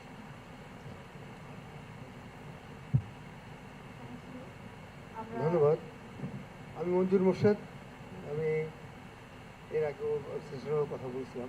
এই সেশনে খুব সুন্দর আলোচনা হয়েছে, বিশেষ করে তরিদা শেষে যেগুলো বললেন সবগুলোই ভালো, কিন্তু কোঅর্ডিনেশনের খুব অভাব। এবং যেটা করতে যাচ্ছেন আপনি আজকে যেটা বলতেছেন যে কয়টা হসপিটাল কোন জায়গায় আসছে, যেহেতু বলা হয়েছে সিরাজগঞ্জে 200 আছে, ভালো কথা, 200 প্রাইভেট আছে এবং 19টা বা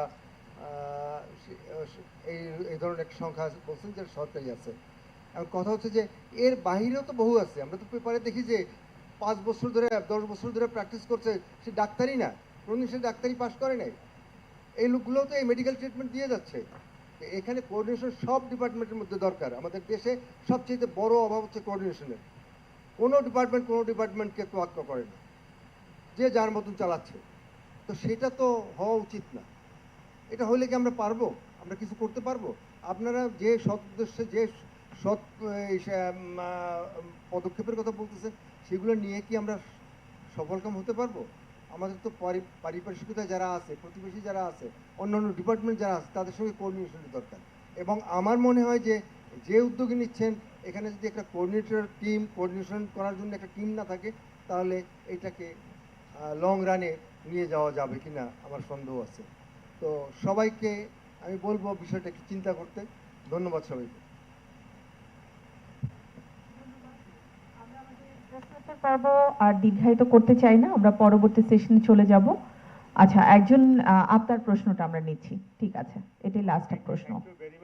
আমি প্রথমে ধন্যবাদ জানাই মিস্টার জুবায়ের বিন আরাফাতকে ওনার একটা সুন্দর প্রেজেন্টেশনের জন্য। জুবায়ের বিন আরাফাত সেই 2004 সাল থেকে আমি, মিস্টার তরিৎকান্তি বিশ্বাস এবং জুবায়ের বিন আরাফাত, আমরা তিনজনের হচ্ছে সুমন রাজা মোহন। বন্ধু আমরা তিনজন। মেডিকেল ওয়েস্ট ম্যানেজমেন্ট আমাদের রক্তে মাংসে সব জায়গায় রয়ে গেছে।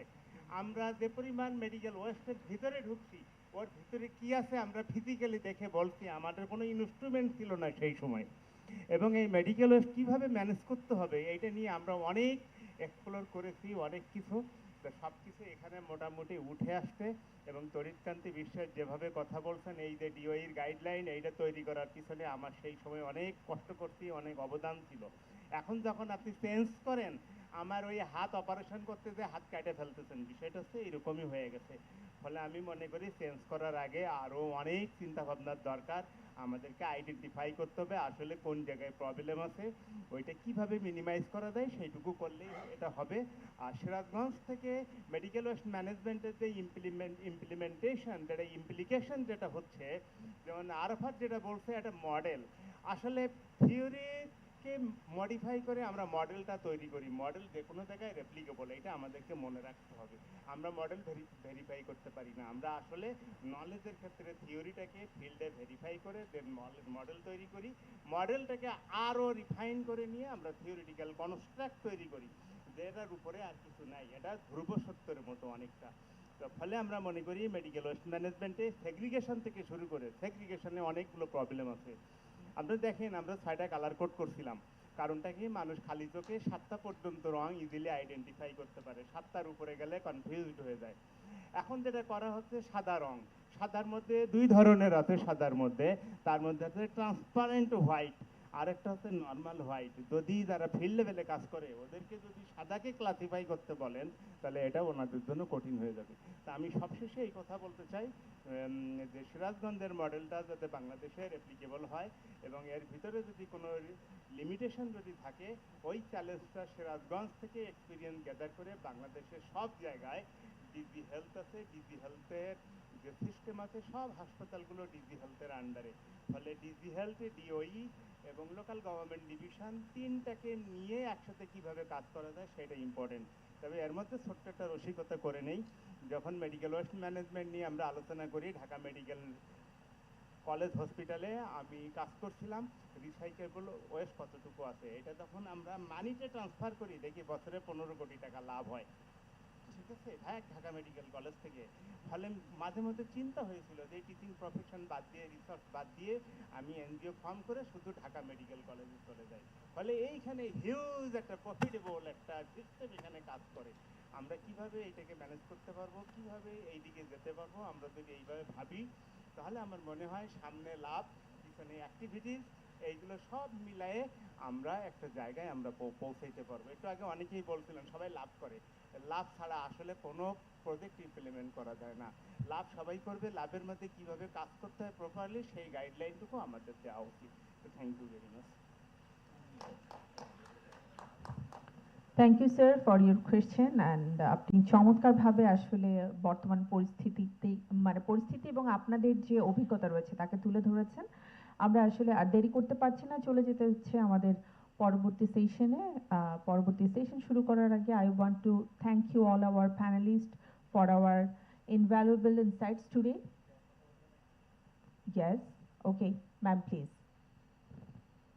ধন্যবাদ। আসলে খুব চমৎকার প্রাণবন্ত আলোচনা হয়েছে। আমি এখানে যারা আলোচনায় ছিলেন, বিশেষ করে লাস্ট আমাদের প্যানেলিস্ট, ওনার সাথে আমিও দীর্ঘদিন ধরেই কাজ করছি মেডিকেল ওয়েস্ট ম্যানেজমেন্টের সমস্যার সমাধানের জন্য। আসলে স্বাস্থ্যই সকল সুখের মূল, পরিষ্কার পরিচ্ছন্নতা ইমানের অঙ্গ, ছোটবেলা থেকে সব কিছুই শিখে আসছি, কিন্তু আসলে বাস্তবে আমরা ইমপ্লিমেন্ট করতে পারি না। আমরা শুধু আমাদের নিজেরটুকুই ভাবি, পরিবেশের কথা, চারিপার্শ্বিকের কথা কোনোটাই ভাবি না। এটাই হলো আসল বস্তু। তো তারপরেও যদি নিজেকেও যদি স্বার্থপর হতে হয়, স্বার্থপরের মতো নিজেরটাও যদি দেখতে হয়, তাহলেও পরিষ্কার পরিচ্ছন্নতা থাকতে হবে। কারণ এখন আমরা কোনো যে অবস্থানে পৌঁছেছি, কোনো জায়গা থেকে আর বের হওয়ার অবস্থায় নাই। সুতরাং আমাদের মেডিকেল ওয়েস্ট যেটা হচ্ছে এটা খুবই হ্যাজার্ডাস, এটাকে ম্যানেজ করতে হবে এবং অবশ্যই একটা আমব্রেলার নিচে আসতে হবে সবাইকে। এলজিইডি, ডিপার্টমেন্ট অফ এনভায়রনমেন্ট এবং ডিজি হেলথ, আমরা ইমপ্লিমেন্টিং এজেন্সি হিসেবে আমাদের সবাইকে আসলে একটা আমব্রেলার নিচে এসেই কাজটা করতে হবে। না হলে ভবিষ্যৎ যেটা আছে, নট অনলি মেডিকেল ওয়েস্ট, এরপরে এখন আমরা যে ধরনের নিউক্লিয়ার মেডিসিনের ট্রিটমেন্ট দিচ্ছি, আমরা এখন শুরু করেছি এবং বেশ আমরা এসবে এগিয়ে গিয়েছি। তখন এইসব ওয়েস্টগুলো আরও হ্যাজার্ডাস হয়ে যাবে আমাদের জন্য। সো আমি আশা করব যে আমরা সম্মিলিতভাবে একটি চমৎকার প্ল্যান করে এবং ইউনিডো যে সিরাজগঞ্জে যে মডেলটা করছে এইটার সাকসেস কামনা করে শেষ করছি। ধন্যবাদ। A special thanks again to Dr. Afrin Mahmood for chairing this session, as well as to all of you, your attention and participation. Let's continue to work together towards effective solutions and the benefit both our health and our environment. This concludes our session for today. Thank you. We are going forward our next session.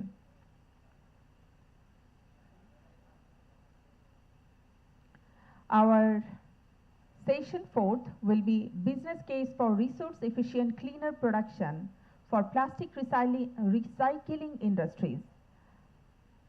I'm telling again, business case for resource efficient cleaner production for plastic recycling industries. This session chaired by Mr. Jiaul Haq, Director, Department of Environment.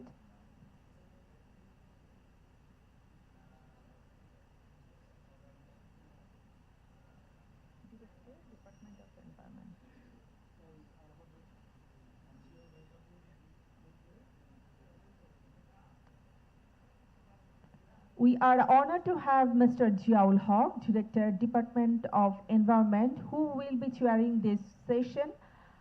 I believe we are in for an engaging and thought-provoking conversation.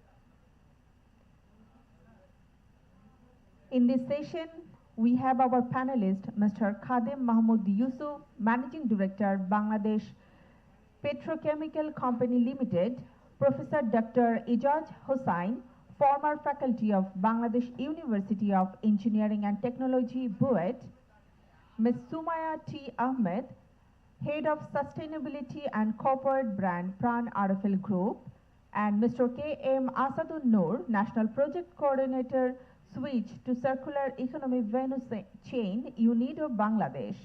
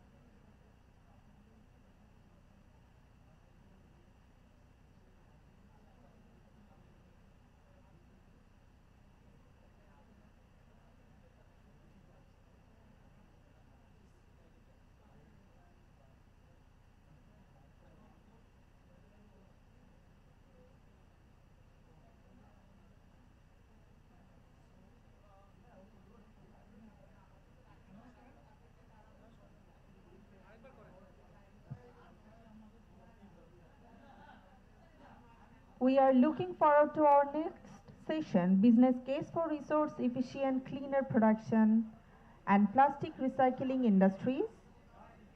Our chairperson will be Mr. Jiaul Haq, Director, Department of Environment. I'm requesting all to take your seat, please. Our panelist, Mr. Khadim Mahmood Yusuf, Managing Director, Bangladesh Petrochemical Company Limited.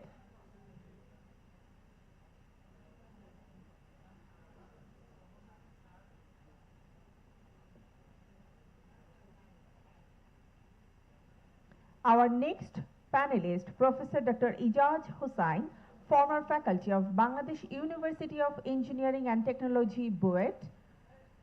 Ms. Sumayati Ahmed, Head of Sustainability and Corporate Brand, Pran RFL Group, and Mr. K.M. Asadun Noor, National Project Coordinator, Switch to Circular Economy Value Chain, UNIDO Bangladesh. And Mr. Nabil Haq, PhD, National Expert, Intensive Strategics, UNIDO Bangladesh, will presentation on incentive strategic for plastic waste management in Bangladesh.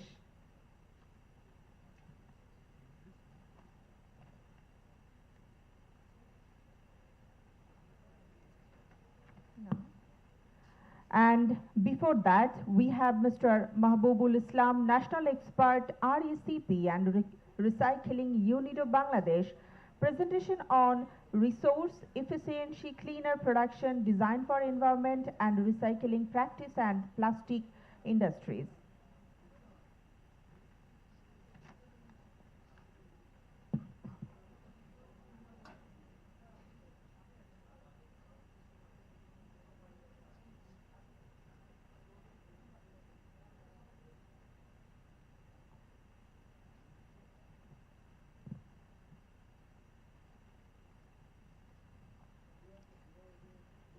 Well, we have all of our panelists. Can you please give a big round of applause for all of them and all of you guys, because it's been long time.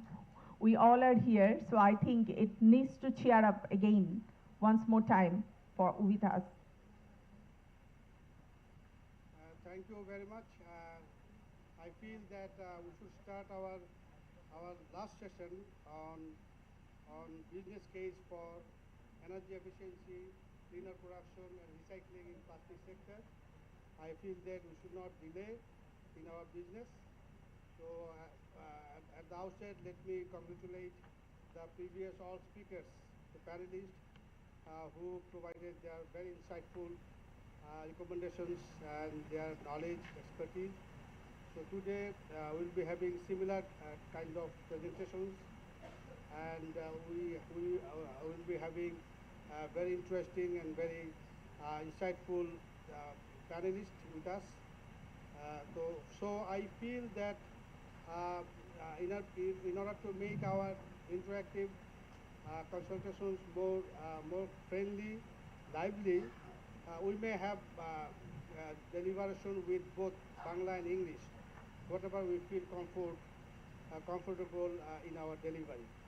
So there is a flexibility on the part of the panelists as well as the presenters.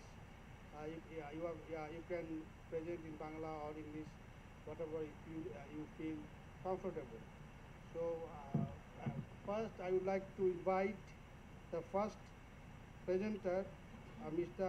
Mahbubul Islam, the national expert on resource efficiency, cleaner production and recycling from UNIDO. Thank you. We have our first speaker, Mr. Mahbubul Islam, national expert on resource efficient cleaner production, RECP and recycling at UNIDO Bangladesh. Assalamu alaikum and very good afternoon. Banglai boli. আমরা lunch করেছি, লাঞ্চটা ভালো ছিল এবং লাঞ্চের পরে যেটা হয় যে একটা আফটার লাঞ্চ সিনড্রোম হয়, একটু ঘুম আসে, একটু ক্লান্তি আসে। তো আমার মনে হয় যে সেই জন্য বাংলা বললে আমাদের কানে হিট করবে, আমরা একটু ভিতরেও নিতে পারবো। তো আমি আমাদের দুটো প্রেজেন্টেশন আছে, আমার পর আমার কলিগ আরেকটা প্রেজেন্টেশন দেবেন।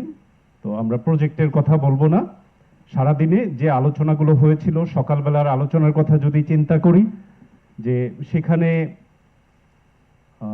বেশ কজন ডিসকাসেন্ট এবং প্যানেলিস্ট মহোদয়রা তারা আলোচনা করেছিলেন যে আমরা কেন কমপ্লায়েন্স ইস্যুতে এত লেংদি প্রসেস। আমাদের একটা রিসাইক্লিং ফ্যাক্টরি আছে, আমি একজন ছোট উদ্যোক্তা, আমার কেন এত সার্টিফিকেশনের দরকার আছে বা আমাকে কেন দেয়া হয় না, এবং আমার বিজনেসের জন্য এটা কিছুটা আমাকে বিজনেসটাতে গ্রো করতে আমাকে বাধা দেয়। তো এরপরে আবার বাকি সেশনগুলো তো এরকম কথা এসেছে, মেডিকেল ওয়েস্ট ম্যানেজমেন্টের কথাও এসেছে। ওয়েস্ট ম্যানেজ করতে গিয়ে আমরা আমাদের কমিউনিটির কিছু কথা, কিছু অবজারভেশন আসে, যেমন কেউ কেউ ওয়েস্ট ম্যানেজ করতে গিয়ে আবার এনভায়রনমেন্টকে পলিউট করে ফেলি, রিসাইকেল করতে গিয়ে আবার আমরা পরিবেশের কিছুটা ক্ষতি করে ফেলি। তো আমি একটু এই বিষয়ে ধারণা দেবো, এটাকে কিভাবে মিনিমাইজ করা যায়, আমরা কোথায় আছি। আমাদের প্রথম স্লাইডটা আমরা একটু যাই। আর আমরা এটাকে বলি হলো যে কিভাবে আমরা আমাদের রিসাইক্লিং বিজনেস হোক অথবা প্লাস্টিক প্রোডাকশন বিজনেস হোক অথবা যে কোনো বিজনেস হোক, আমরা সেই বিজনেসটাকে রিসোর্স ইফিশিয়েন্ট করতে পারি। বাংলাদেশের সবচেয়ে ভালো ইন্ডাস্ট্রি যারা, তাদেরও দেখা যায় যে কোনো একটা প্রোডাকশন প্রসেসে 12% লস আমাদের একটা রিসেন্ট স্টাডিতে এসেছে। এই লসটাকে মিনিমাইজ করা সম্ভব। এবং এই লস মানে কি, আমি 1 কেজি চাল থেকে ভাত রান্না করব, রান্না করতে গিয়ে আমার 12% বা 12% চাল অপচয় হলো, অপচয় হয়ে পরিবেশে যাচ্ছে এবং সেটা পরিবেশকে দূষণ করছে।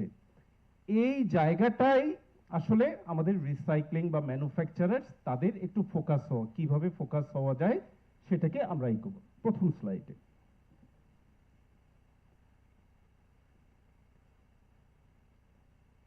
একটু কিছু গ্রাফ, আমাদের কেন ইকোনমিক অ্যাক্টিভিটি বেড়ে যাচ্ছে এবং সেখানে রিসোর্স এক্সট্রাকশনের পরিমাণটাও বাড়ছে।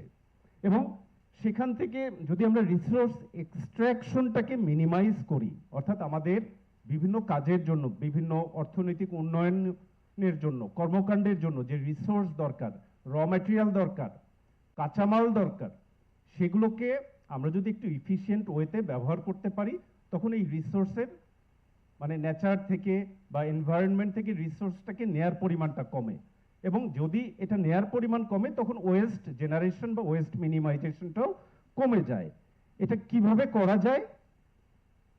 একটা হচ্ছে যে আমাদের প্রোডাকশন সিস্টেমটাকে, আমাদের প্রোডাকশন প্রসেসটাকে অথবা আমাদের সাপ্লাই চেইনটাকে খুব কমপ্লেক্স করে চিন্তা না করে আমি ইনপুট ম্যাটেরিয়ালটা, পলিউশনটা এবং প্রোডাক্ট বা আউটপুট যে ম্যাটেরিয়ালটা, এটাকে একটু দেখব এবং এমন কিছু স্ট্র্যাটেজি নেব যেন আমাদের ইনপুট ম্যাটেরিয়াল কম লাগে।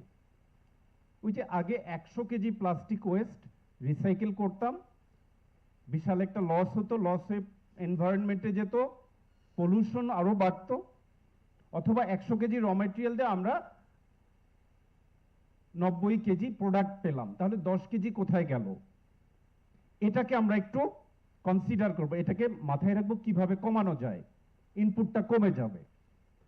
আরেকটা হচ্ছে ইনপুট যদি কমে যায় এবং পলিউশন বা প্রোডাকশনের প্রসেসটাকে যদি একটু ইমপ্রুভ করি, তখন আমাদের পলিউশনটা কমে যাবে। আলটিমেটলি আমাদের তখন প্রোডাক্ট বা সার্ভিসের কোয়ালিটি বাড়বে, আমাদের কমপ্লায়েন্স ইস্যুতে আমরা কমপ্লাই করব। এবং এগুলো হচ্ছে কিছু বেনিফিট। একটা হচ্ছে যে আমরা কিভাবে করতে পারি বা কি আউটকাম হতে পারে, আমরা যদি আমাদের প্রোডাকশন সিস্টেমে রিসোর্স এফিশিয়েন্ট কিছু টেকনোলজি, কিছু এনার্জি এফিশিয়েন্ট কিছু টেকনোলজি ইন্ট্রোডিউস করতে পারি, আমরা যদি প্রোডাকশনের র ম্যাটেরিয়ালটাকে যদি এফিশিয়েন্ট ওয়েতে ব্যবহার করতে পারি, আমরা যদি ওখানে হিউম্যান রিসোর্স তাদেরকে যদি এফিশিয়েন্ট ওয়েতে তাদের ক্যাপাসিটি বিল্ড আপ করে, ক্যাপাসিটি বিল্ডিংয়ের ইনিশিয়েটিভ নিয়ে তাদেরকে যদি কাজে লাগাই এবং তাদেরকে যদি এনগেজ করি, তখন দেখা যাবে যে আমাদের রিসোর্সটা এফিশিয়েন্ট ওয়েতে ব্যবহার হবে। এর ফলে যেটা হয়, এই যে আপনি কম্পিটিটিভনেস, কমপ্লায়েন্স, এই ইস্যুগুলোতে আগায় যাবেন, আমরা আগায় যাব। আমাদের তখন ডিওইউ আমাকে বাধা দেবে না আমার ফ্যাক্টরি করতে, আমার বিজনেস করতে। বিভিন্ন যে রেগুলেটরি অথরিটি যারা আছেন তারা আমাদেরকে অ্যাপ্রিসিয়েট করবেন। অ্যাটলিস্ট লাইসেন্স পেতে বা এনওসি পেতে আমাদের তো কোনো প্রবলেমই ফেস করতে হবে না। এর পাশাপাশি আমরা যে বেনিফিটগুলো পাবো, আমাদের প্রোডাক্টিভিটি বেড়ে যাবে, অপারেশনাল কস্টগুলো কমে যাবে এবং ইনভেস্টমেন্ট অপটিমাইজেশন হবে। আমাদের এনভায়রনমেন্টাল কমপ্লায়েন্স কস্ট কমে যাবে। আমরা যদি একটু রিসোর্স ইফিশিয়েন্ট ওয়েতে আমরা চিন্তা করি, অ্যাপ্রোচটাকে আমরা ফলো করি, তাহলে এটা সম্ভব। এবং আমাদের অ্যাকসেপ্টেন্স, আমাদের প্রোডাক্টের এবং সার্ভিসের অ্যাকসেপ্টেন্স এটা বেড়ে যাবে আমাদের।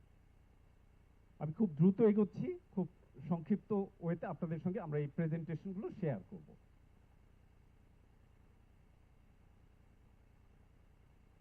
এবং এর যে ডায়াগ্রামটা আমরা দেখছি যে র ম্যাটেরিয়াল আমাদের সেটা কম লাগবে, প্রোডাক্ট বাড়বে। এনার্জি যদি সেটা আমাদের র ম্যাটেরিয়াল যদি থাকে সেটাকে ইফিশিয়েন্ট ওয়েতে ব্যবহার করা হবে। এখানে যে কেমিক্যালগুলো আছে ব্যবহার করি আমরা বিভিন্ন প্রোডাকশন সিস্টেমে অথবা রিসাইক্লিং সিস্টেমে, আমাদের সেটা ইফিশিয়েন্ট ইউজ হবে এবং ওয়েস্ট কেমিক্যালের পরিমাণটা কমে যাবে। এবং আমরা সবচেয়ে বেশি ব্যবহার করি আমরা রিসাইক্লিংয়ের ক্ষেত্রে বা প্রোডাকশনের ক্ষেত্রে ওয়াটার। আমরা এর দ্বিতীয় সেশনে আমরা শুনেছিলাম যে আমাদের ওয়াটার পলিউশন এবং মাইক্রোপ্লাস্টিক পলিউশন এটা অনেক বেশি আমাদের নেইবারিং কান্ট্রি বা গ্লোবাল স্ট্যান্ডার্ডের চেয়ে অনেক বেশি আমাদের এখানে মাইক্রোপ্লাস্টিকের কন্টেন্টটা আমাদের ওয়াটার বডিতে। আমরা যদি আমাদের এই প্লাস্টিক ওয়েস্ট ভ্যালু চেইনে পানির ব্যবহারটাকে ইফিশিয়েন্ট ওয়েতে ব্যবহার করি, কিভাবে করে এগুলো অনেক প্রসেস আছে, আমরা ধীরে ধীরে পরে কোনো এক সময় আসবো। আমি শুধু একটু আপনাদেরকে ব্রেইন স্টর্মিং করার জন্য এটা বলছি। তাহলে আমাদের এই ওয়াটার পলিউশন কমবে, এনভায়রনমেন্টাল যে আমাদের যে হ্যাজার্ডগুলো আছে সেগুলোও কমে যাবে, এনার্জি সেটা কমে যাবে, ব্যবহার কনজাম্পশনটা কমে যাবে এবং ফাইনালি আমরা আমাদের বিজনেসটা রিসাইক্লিং বিজনেস বা প্লাস্টিক বিজনেস এটাকে আরো সাস্টেইনেবল হবে। তো আমি এখানেই শেষ করব। আমি আমার পরবর্তী আমার কলিগ আসবেন। Thank you. Thank you, Mr. Mahbul Islam, National Expert, RCP and Recycling, UNIDO Bangladesh.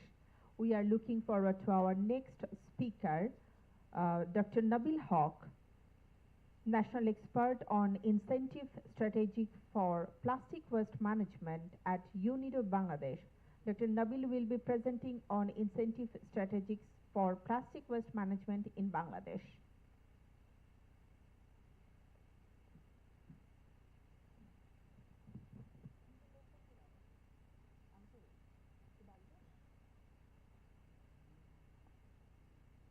Sorry, I'm just waiting for the presentation to arrive.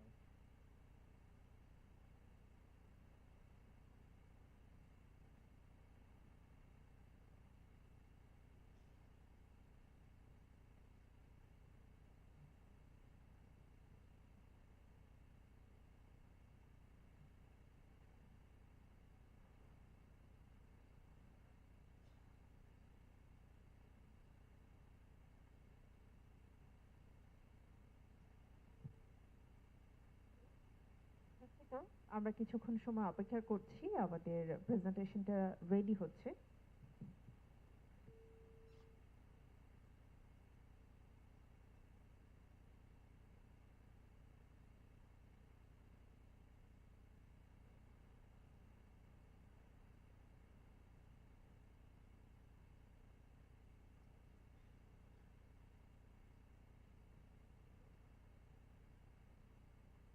Okay, we're back. Good afternoon, everyone. আমি মাহবুব ভাইয়ের সাথে একটু ডিসএগ্রি করব যে মানে প্রজেক্টে আসলে কি হচ্ছে সেটা একটু হাইলাইট করতে চাই, বিকজ আই থিঙ্ক আরাফাত ভাইয়ের প্রেজেন্টেশনে কিছু মিস গিয়েছে। So I'll actually start. My name is Dr. Nabil Haq. I am a former consultant for UNIDO, working specifically on incentive strategies, বাংলায় যেটা আমরা বলি প্রণোদনা. And I understand that I have a brilliant panel behind me, so I will actually pass some questions to them and keep my presentation as short as possible. So যেই জিনিসটা আরাফাত ভাই হয়তো touch করে যে এই প্রজেক্টটা আসলে আরো কিছু করছে, সেটা হচ্ছে সকালের দিকে মাকসুদ সিনহা উনি পলিসির ব্যাপারে অনেক কিছু বলেছে, but we are also exploring other alternatives, particularly how can you incentivize behavior. We are also thinking about what can be a possible roadmap. I know EPR is one of them, EPR নিয়ে অনেক কথা বলেছেন, and we can build upon that. And the one thing that and I also didn't get mentioned, that it's also piloting a mobile app, which যেটা নিয়ে আমি বেশি কিছু বলবো না, but in my report it was identified as a possible route for formalization, because it's supposed to work as a listing of all the local level recyclers and who is actually doing the collection. So it's a great connector, and perhaps it can serve as one route for formalization. Okay, so because we have a talk about a panel about talking about business and resource efficiency, I apologize beforehand that our presentation ta ekটু dry in the sense that it is very much focused on text and tables. So I'm going to try to actually move fast. Incentives যেভাবে আমরা বাইরের দেশে বুঝি, it might not be wholly applicable or practiced in Bangladesh, but there are some. And I'm only going to focus on the promising instruments that can work in Bangladesh, which has a practice of incentives. Particularly, আপনারা হয়তো শুনেছেন যে Bidyanondo Foundation, they run a plastic exchange store. It got featured in my report prominently because that is also a sort of incentive. In the sense that it is, you're depositing back your plastic, but you're not getting a refund, you're getting a reward, in the sense of reduced prices for grocery items. But there are other, examples where books were given for returned plastics, where plant saplings were given for returned plastics. These are also reward mechanisms, so that can work. The problem is these are too ad hoc and they are not consistent, because you also need funding for this. And they may also distort the market, because Bidyananda je rate aski plastic gula dicche, that is not the prevailing market. So that is a problem, and there is no actually systematic studies done on effectiveness of this reward mechanism. The field is actually too fragmented. I think this got already talked about. Maksud Sinha mentioned this, that there is soiled plastic, and then there's plastic collected from the household. So the quality of the recyclates vary, and that actually has implications downstream for the businesses. We discussed a bit on the how to actually institutionalize a sort of partnership where financial incentives can then be disbursed. So I think just connecting with our earlier conversation, I think Director Razina Begum, she also mentioned that part, that you need to financially incentivize informal recycler, but for that you need to actually have that structure. And in the report that this project commissioned, we talked about 3 models that can work. One is an NGO supported micro enterprise, we can have cooperatives, or we can have independent waste banks. So আমি বেশি ডিটেইলে যাব না. It is, again, I said, it's a very dry report, very dense report. So among all the instruments that can work, we think 2 are very promising. One is a deposit refund scheme. As I already mentioned, there is a form of that, but in a form of a reward scheme. Like you deposit, আমরা plastic KG করে এনে বিদ্যানন্দ ফাউন্ডেশনকে দিচ্ছি এবং তারা reduced price grocery দিচ্ছে. That is one reward mechanism, but we can sort of, if we can institutionalize this, it is possible to introduce deposit refund scheme with a clearing house mechanism. So you don't actually need to go take your plastic to the place where you bought it from. So স্বপ্ন থেকে কিনলে যে স্বপ্নতেই back করতে হবে তা না. You can go to Mina Bazaar and get the same reward back, because there is a clearinghouse mechanism that works here. And this is actually very conducive to the EPR that was actually proposed and that was developed as part of this project. So the EPR framework that this project pioneered is calling for registration fee, is exploring project funds. So this clearinghouse mechanism can be part of that, how to utilize those funds. So this is one of the candidates that is promising. The other candidate that is promising is plastic credits. Now, you might, for those of you who are hearing this for the first time, it works the same as carbon credits. আমরা যদি 1 ton carbon না নির্গমন করি তাহলে এটা আমরা monetize করে sell করতে পারি in the form of carbon credits. প্লাস্টিকের ক্ষেত্রেও এটা সিমিলার ভাবেই কাজ করে. If a recycler can show credibly that they have recycled 1 ton of plastic, they can actually monetize this social good and sell it to the companies who are major producers of plastics. Now, why would a plastic producer or a beverage company go for it? Well, you have to legislate it. You have to create that demand, but they can also do it on a voluntary basis. Brazil, this is actually a working model, so we can also tap into it. These instruments are actually conducive with the existing EPR mechanism. Now, I know I'm going to move into incentive for business stakeholders, because then it will be a segue to the panel that I have next to me. So, going back to Maksud Sinha's presentation, this is all about strengthening recycling and manufacturing markets. Ebong shekhane the government already has some incentives given, So if you're investing in the 6%, okay, all right, I got corrected right away. All right, so 6% tax for export of recycled flakes. It is also candidate for sustainable financing. You also get an exemption if you invest in the sustainably in the plastic park in Munshiganj. Beyond that, I think for a credible demand for the recycling market, the best thing that can happen is it is already in the multi-stakeholder plan, which is incorporation of targets to have a certain percentage of new plastic products, a certain percentage of recycled plastic products into new products.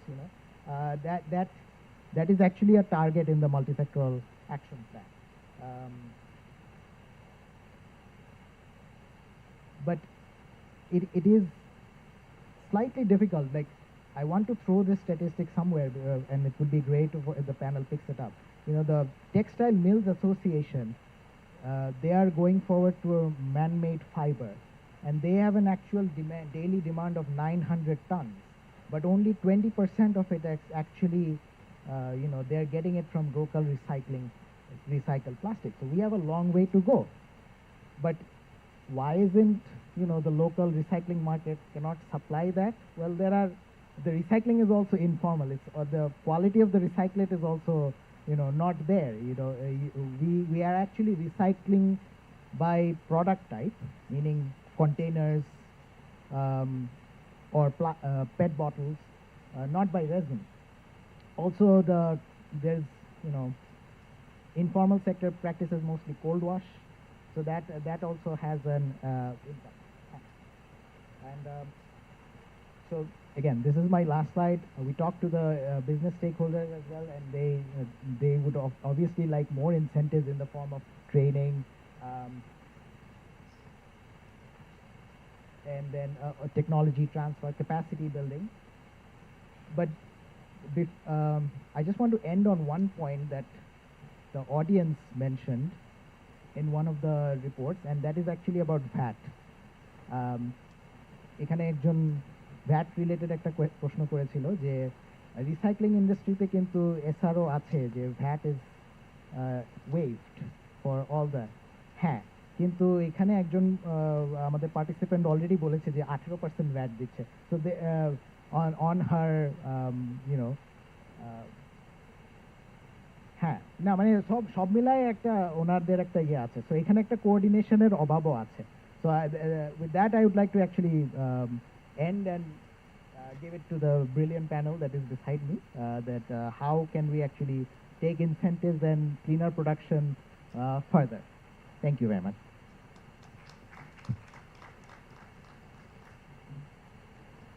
Thank you, Dr. Hawk, for your insightful presentation on incentive strategies. It's fascinating to see how much strategies could pave the way for more sustainable plastic waste management practices. Now we will proceed to next part of our session, which will be panel discussion. Thank you, Master of Ceremony. In fact, we have got very brilliant two presentations.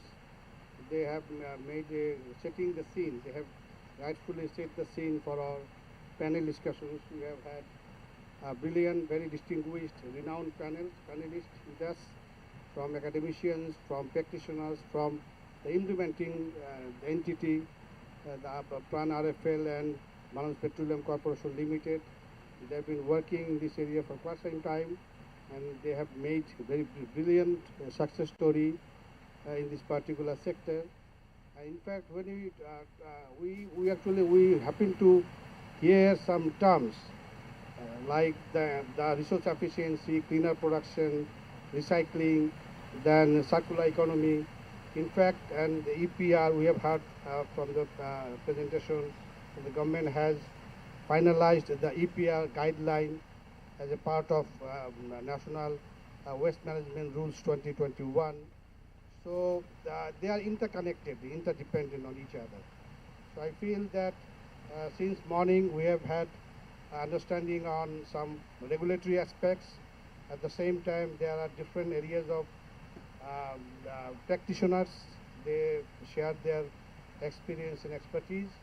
Now I would like to invite very brilliant four panelists in this podium, and we are fortunate enough to hear from them on particular these issues. And at the same time, we have heard from the presentation how we can incentivize the recycling activity, the good practitioners, the implementing entity who have been working brilliantly to achieve the target.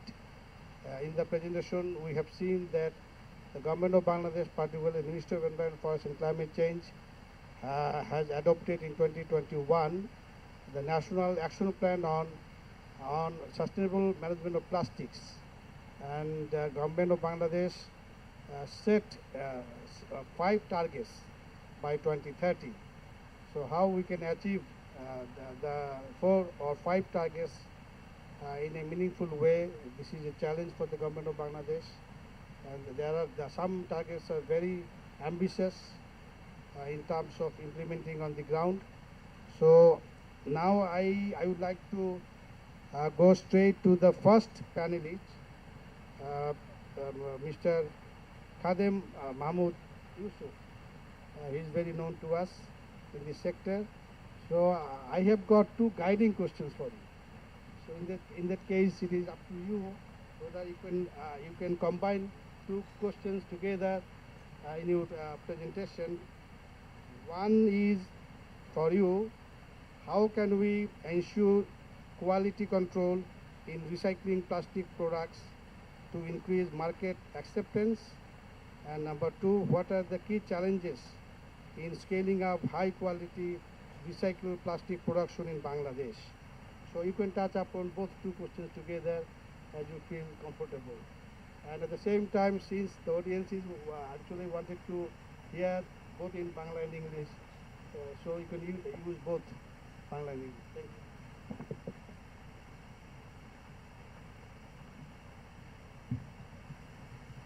Good evening. I would like to thank the organizer for inviting me to be in the panel. Obviously, I'm talking followed by the 2 brilliant presentations by these 2 gentlemen, which touch a lot of the issues in the recycled plastic market and the problems that we are having. So now the question is, how can we ensure the quality control in the recycled plastic? Actually, the quality control starts with the collection. Our collection is informal in Bangladesh. It's not very formal. It's not very visible unless you are working in this area. Actually, there's no statistics on that.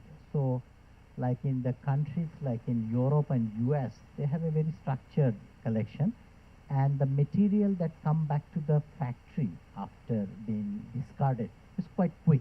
But in Bangladesh, it takes many, many layers and some long time to come to the factory. So it gets really contaminated.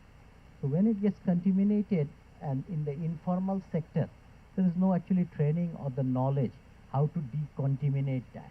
So a lot of people don't know about it, that how to decontaminate about that.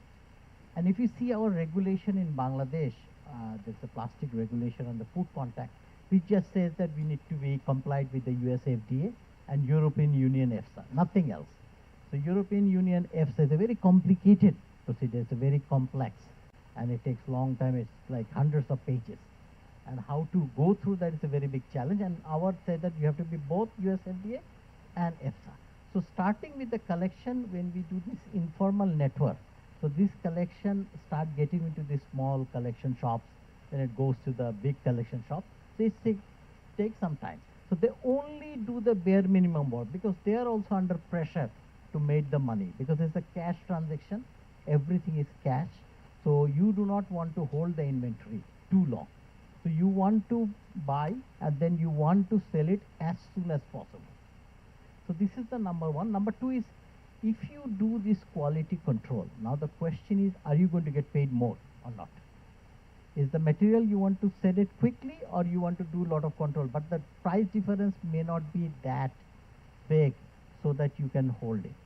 So secondly, our regulation, as I said, like when you go and you buy some plastic, how do you verify that this is decontaminated or this is safe?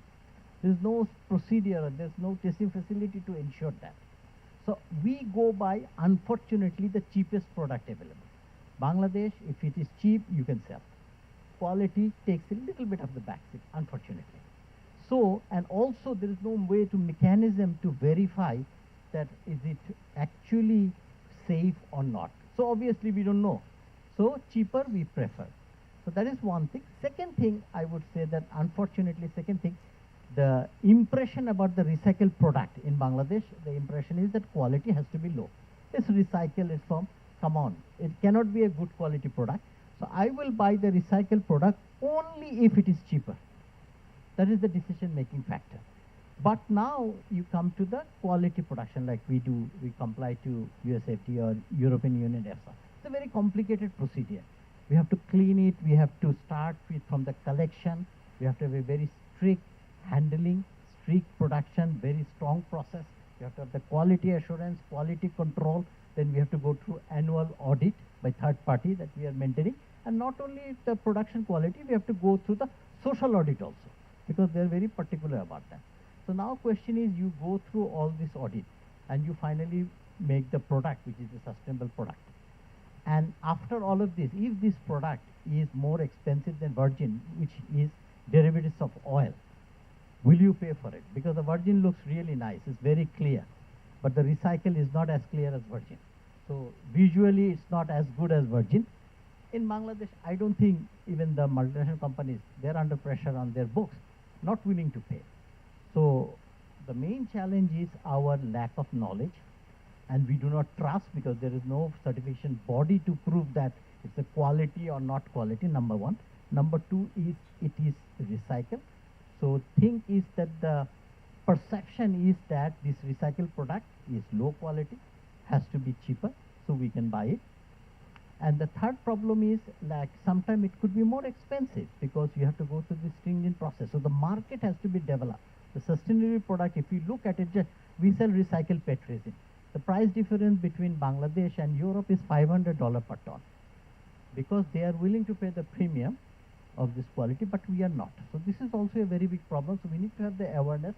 We need to develop a market that can be a market and a customer base that are willing to pay that premium for the product quality of a sustainable material. So this is one thing I want to say, that they start from that, and then we followed by all this process. And another thing is the technical expertise. I think we are lacking of technical expertise to comply with this sort of quality. Just one thing I want to little bit explain, like suppose brand name like Coca-Cola or Pepsi, whatever spec they gave it to us, we see that when we get the discarded bottle, they absolutely by the spec, the strength. But Coca-Cola and Pepsi, all the multinationals, they are not the market. We get lot of unbrand, non-brand market comes, which we have no spec. And when we tested it, the strength is some strangely very low. So we don't know what materials, and bottles are not evenly strength. Some side is higher strength, some side is low strength. So when we process, we actually mix all of this. Like we process daily maybe 1.2 million bottles. So how many Pepsi, Coke, and how many not is very difficult. So when you combine this good quality and really like the quality that we don't know, that is becoming a problem. So this is a very specific, Bangladesh specific problem. Another thing I want to mention, like we have found many bottles made out of PVC. PVC is a pipe material, a highly toxic material. But PVC bottles exist in Bangladesh. It doesn't exist officially, but we get those bottles. So quality control becomes even more challenging in Bangladesh, that these bottles are coming into the stream. Because somebody figured it out, maybe PVC bottle is cheaper to produce. Why go through the PET and expensive? So my point is, we need to create this market who are willing to pay this premium. We need to have the certification body, testing lab in Bangladesh, which can certify that this is a quality product and this is not. And overall, at the end, I think the awareness is very important, that we need to develop this, that look, we need to support this circular economy, we need to support this recycling. Otherwise, Bangladesh is a very small country. If we continuously consuming this plastic product and it doesn't get recycled, either will end up in the soil or it will get up in the river. There is no other option. So the thing is our maneuvering room, we are not like US or China, the huge amount of land. It's a very small amount of land. And plastic consumption is increasing every day. It will increase. There's no way to stop it. But we need to responsibly dispose and we need to handle that. That's very important. And last is like, we have this, suppose the law or the rules from the BFSA, but how to enforce that? That is also a very big issue. There's no enforcement. Okay, law, we comply. If we do not comply, the enforcement is not there. And lastly, the people talked about the EPR. I think EPR is a must. I don't know what is the delay. I mean, EPR draft was finalized in June 30th last year. And today is February, still, it's still sitting at the draft stage. So EPR is must. We need to have EPR, and I think that Department of Environment, Maksud Bhai, Mamun Bhai, they did a wonderful job, that we need to actually bring and build a database fast. We do not have the database because the brand is less than 50%. Non-brand is more than 50% in Bangladesh. So if it is a non-brand more than 50% and we don't have a database, how to implement this EPR or penalize? So this is something that we need to have a database, who is producing. So when we get the bottle, we get so many brand names that I never heard of. So this is a very big chunk of the market, and how to regulate that is a critical issue. So we need to actually bring them into the database and slowly implement the EPR. That is a must. So finally, I want to answer the question, I think the VAT or AIT. This is another huge problem in Bangladesh. Bangladesh, in the NBR, there is nothing called waste material. Everything is industrial raw material. So there is a 4% AIT on everything. Every transaction has to be 4% AIT. Mean if a waste picker picks it up, sells to a shop, there will be 4%. Shop sells it to another middleman, 4%. Another 4%. Because this reason, nobody wants to be formal. They don't want to register, because the moment you register, you are subject to that. So my question, that how many times you are paying a AIT or VAT on a same product? It doesn't make any sense. It's a circular thing. It cannot be like every stage you pay the VAT.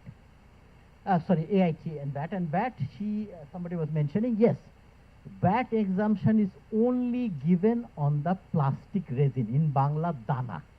And they defined a specific HS code 3902. It's a very specific Bangladesh specific HS code where the VAT was exempt on only on the plastic dana. But if you produce anything, whatever the raw materials to produce plastic dana is not VAT exempt. And whatever you produce with the plastic dana is also not VAT exempt. So what are you going to do in the middle sitting there? How are you going to adjust the VAT? So this is the problem. And anything other than dana, if you made any recycled product, it is 15% VAT, which is very strange. It should be across everyone. And AIT is 4%. This is a huge thing. Unfortunately, I face every year, get into this trouble, that every stage has to be shown, and how they are going to collect 4% AIT from the waste speakers is completely unknown to me. So my point is, like, not only I think every government organization and us, private sector, should have to work together to ensure and resolve the problem so that we can get quality recycled product. And we should create a market for that, and we should appreciate the quality recycled product, and we need to increase the recycling.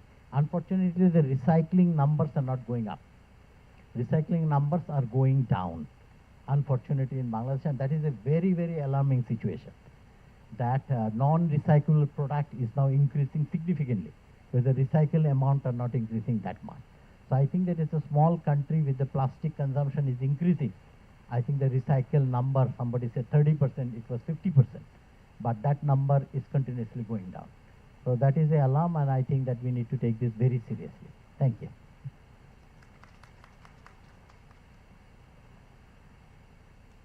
Thank you, brilliant.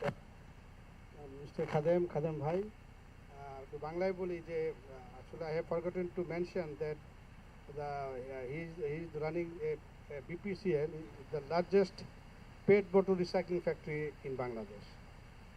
So I feel that your insight, your experience is very critical for the government of Bangladesh as well.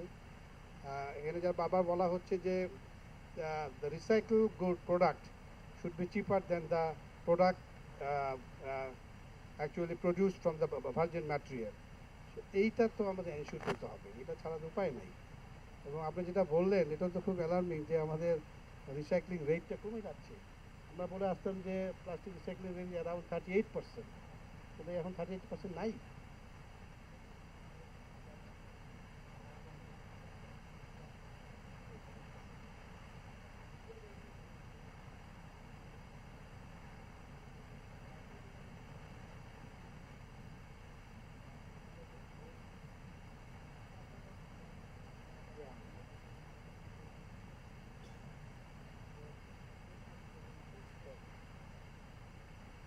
আমি invite করব, request করব আমাদের প্যানেলিস্টদের যে আমাদের অন্য প্যানেলিস্টরা যে কথা বলছেন সেটাকেও আপনারা রেসপন্ড করতে পারেন, সাপ্লিমেন্ট করতে পারেন। তো নাও I would humbly invite Dr. Professor Ijaz Hussain, the former professor of DoE, and similar I have two guiding questions for you. By this time you know about your guiding questions, please carry on. Professor Dr. Ijaz. We have been working for quite some time, since 1994. Thank you, sir. Thank you very much. Yes, I haven't been working from 1994 with plastics waste, with plastic. Actually, I started working with plastics from 2005 or 6. And that's when the first real survey of how much recycling is going on in Bangladesh was done. It was done through Waste Concern and the Plastics Association with funding from Catalyst. So there we found that the recycling in Bangladesh is 50% then, okay? And the latest data which Adam mentioned shows in urban areas it is 37%. So in terms of percentage has gone down, but of course you can understand the volume has really, really gone up. So the amount of plastic which is being recycled is much, much, much more. But in terms of percentage, it's gone down.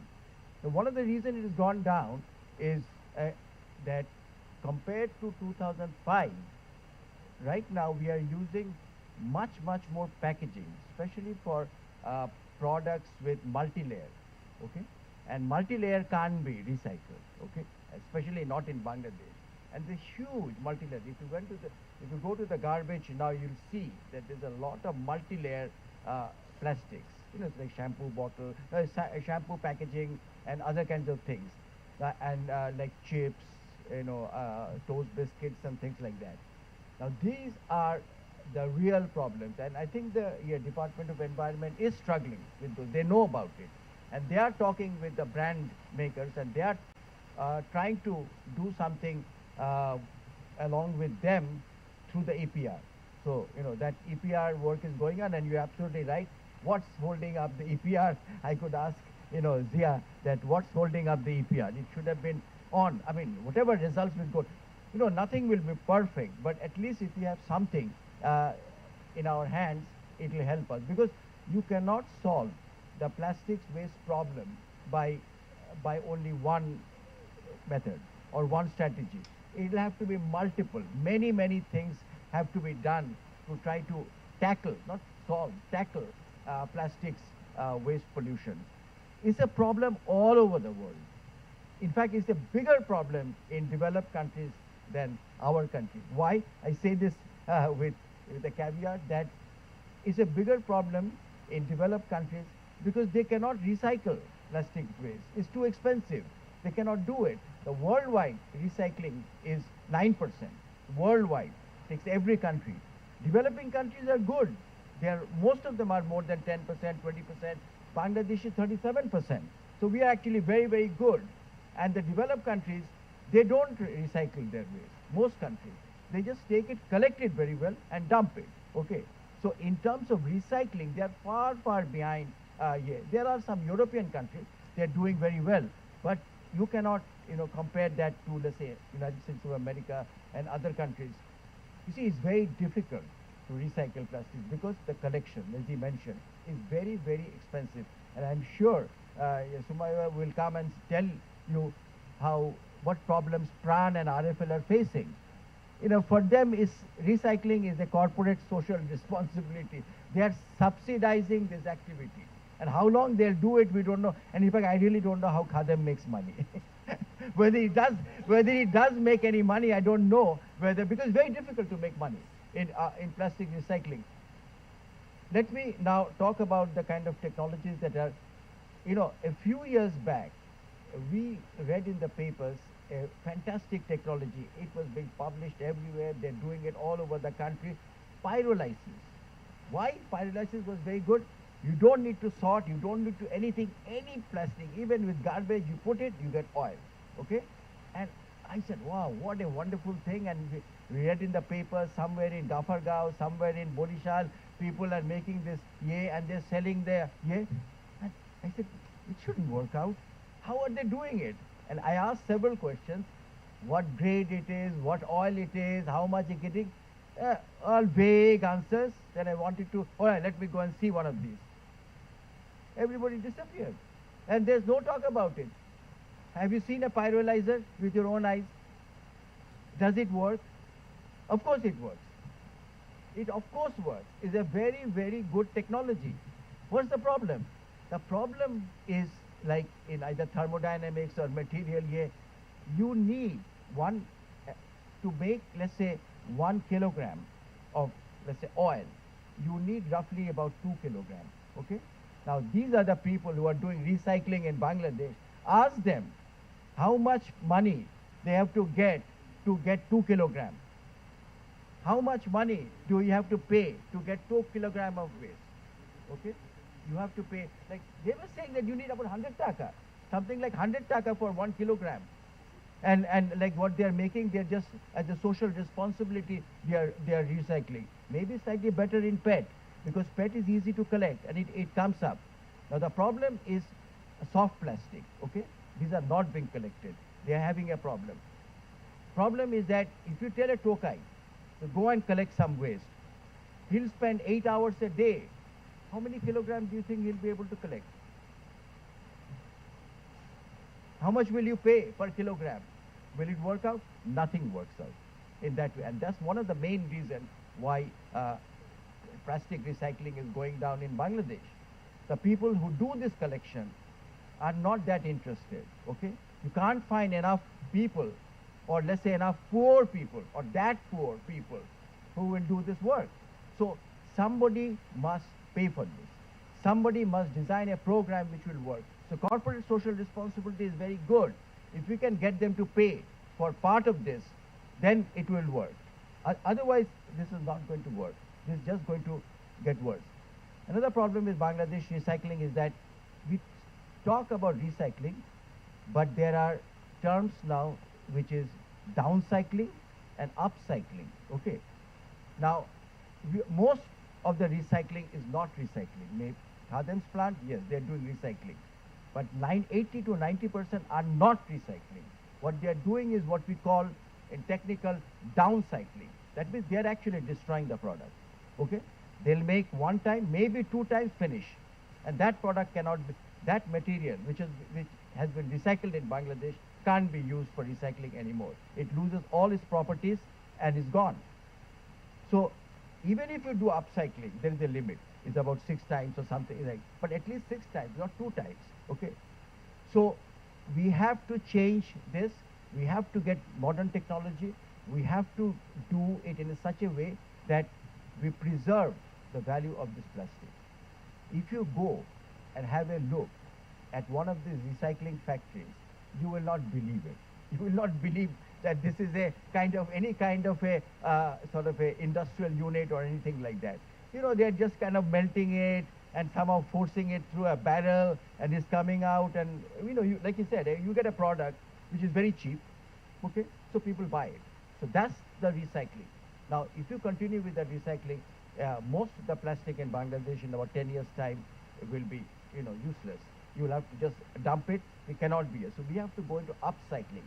Now, upcycling is difficult. I've been asked to talk about it, like chemical recycling and things like that, but those are even more expensive. So who is going to do all this? Who is going to fund all this?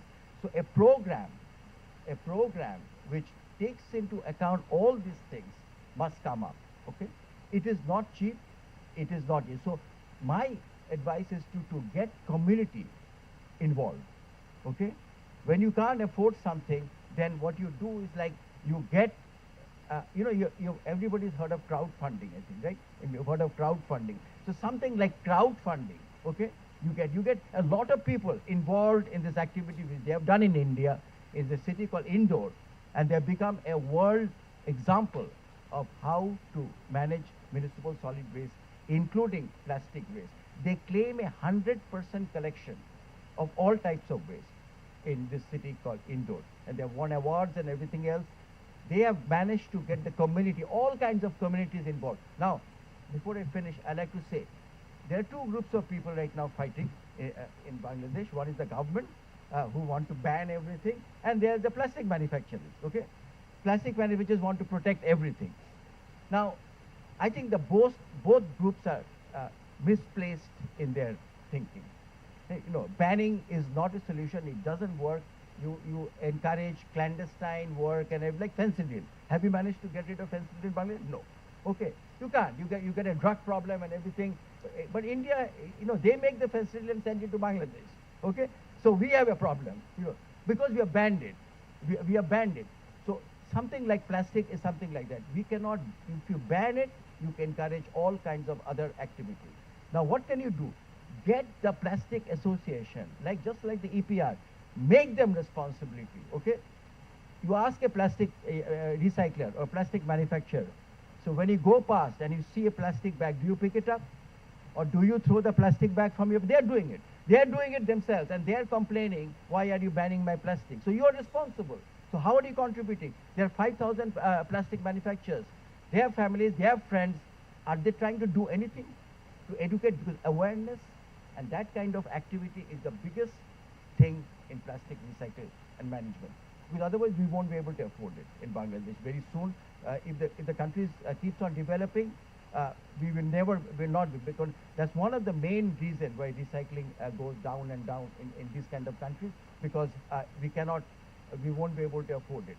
But if the country becomes, we go down, then we will get a lot of people. But we don't want that. We don't want the country to have a lot of poor people who will be doing this work. So even with pyrolysis, if you want to do pyrolysis, if you want to get that oil, even if it's complete with diesel, which is 105 taka per liter, you have to produce it at not more than 90. Let's say if it's diesel, if you call it diesel, you won't be able to call it diesel because there are a lot of restrictions about quality and all, but you can call it off-road diesel. You cannot be able to put it in a car, but you can put it maybe in a irrigation machine or something like that. You can do that, it's off-road. But even in off-road, you can only sell it if it's 90 taka. So to get a product at 90 taka, how much do we have to spend? Right now, it's too expensive. So we have to work this out, how we can get this collection going. So separation at source is the best. If you prevent people from throwing littering, which is a main reason for marine is littering, okay? But if it's collected, then it's the best. So somehow you have to work with these kind of programs which will allow this collection to take place. Another last point is that MRF, we need a material recycling facility. We don't have a single proper MRF in this country. It's unthinkable. India has done it about 10, 15 years back, and what they have done is that they have used their own technology. MRF in Japan will probably cost 10 times more than what they are doing in India, but they're doing it. Have you seen a school bus in Bangladesh? Those vans. Have you seen a school bus in the United States of America? Those big yellow things. But they're both going to school and coming back.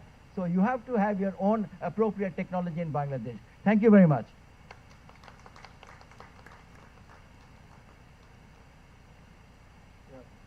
Thank you, sir, for your very insightful recommendations and proposals.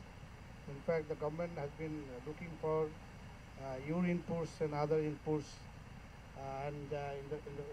actually our honorable advisor has been very keen to promote this the concept that you have alluded to us in this forum. So now I would like to invite one of the largest plastic manufacturers in Bangladesh, Pran RFL, and they've been doing fantastic job in terms of recycling and related issues. Ms. Sumaya, please.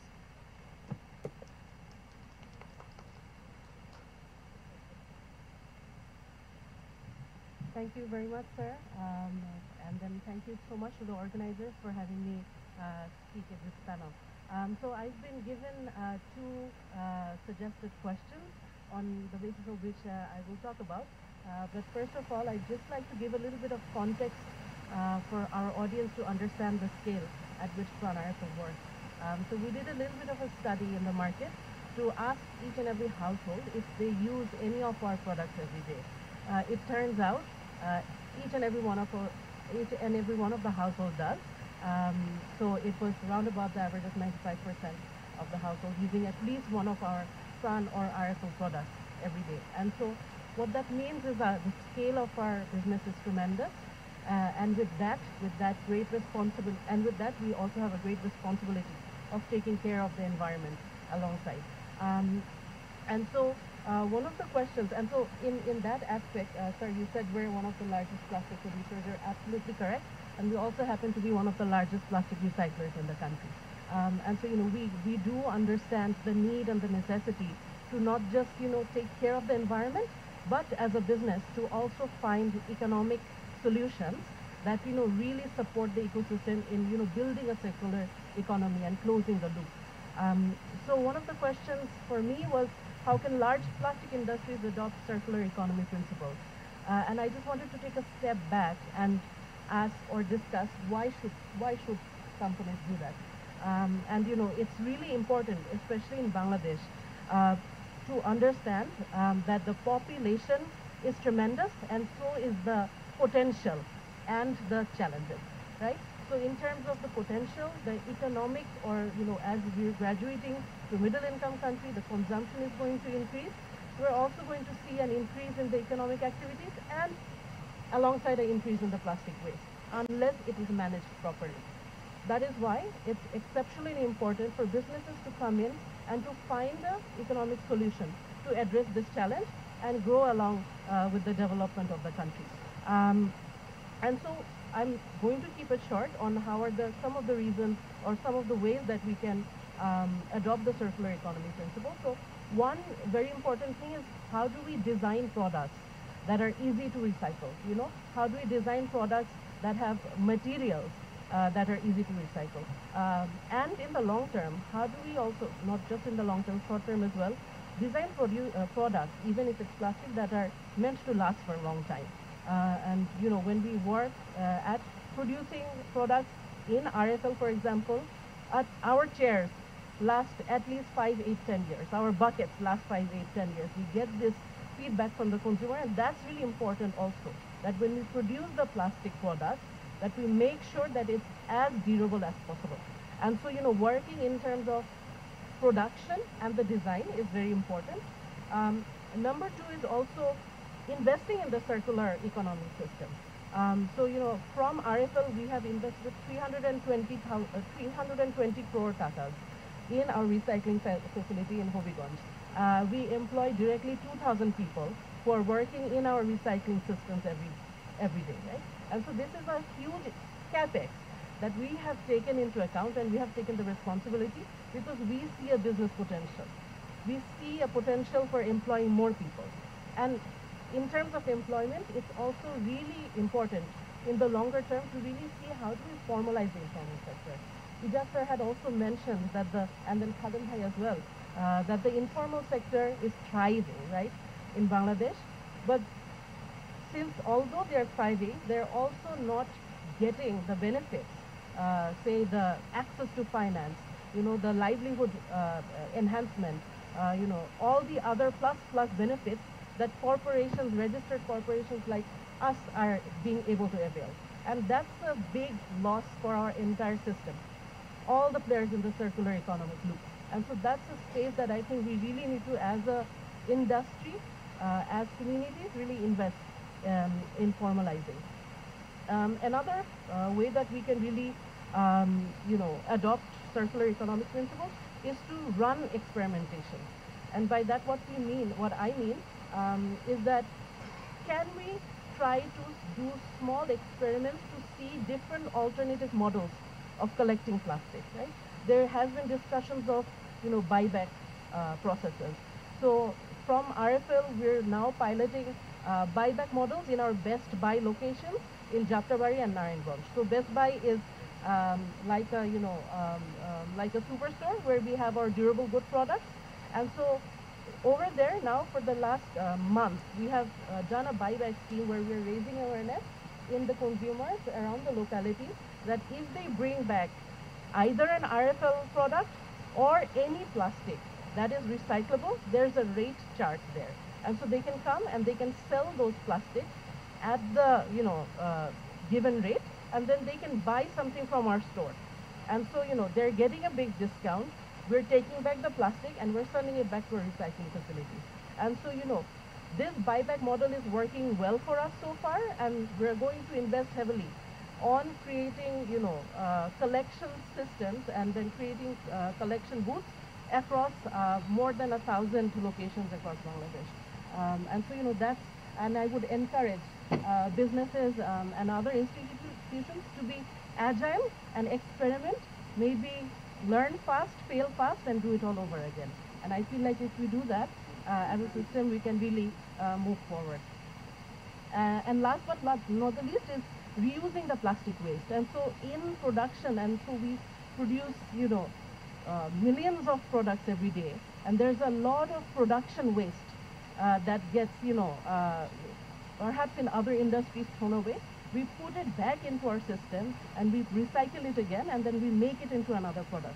And so it's really important for larger businesses to be mindful of their waste and make sure that none of the waste goes out into the environment or gets mismanaged. You can always bring it back to the business and close the loop there.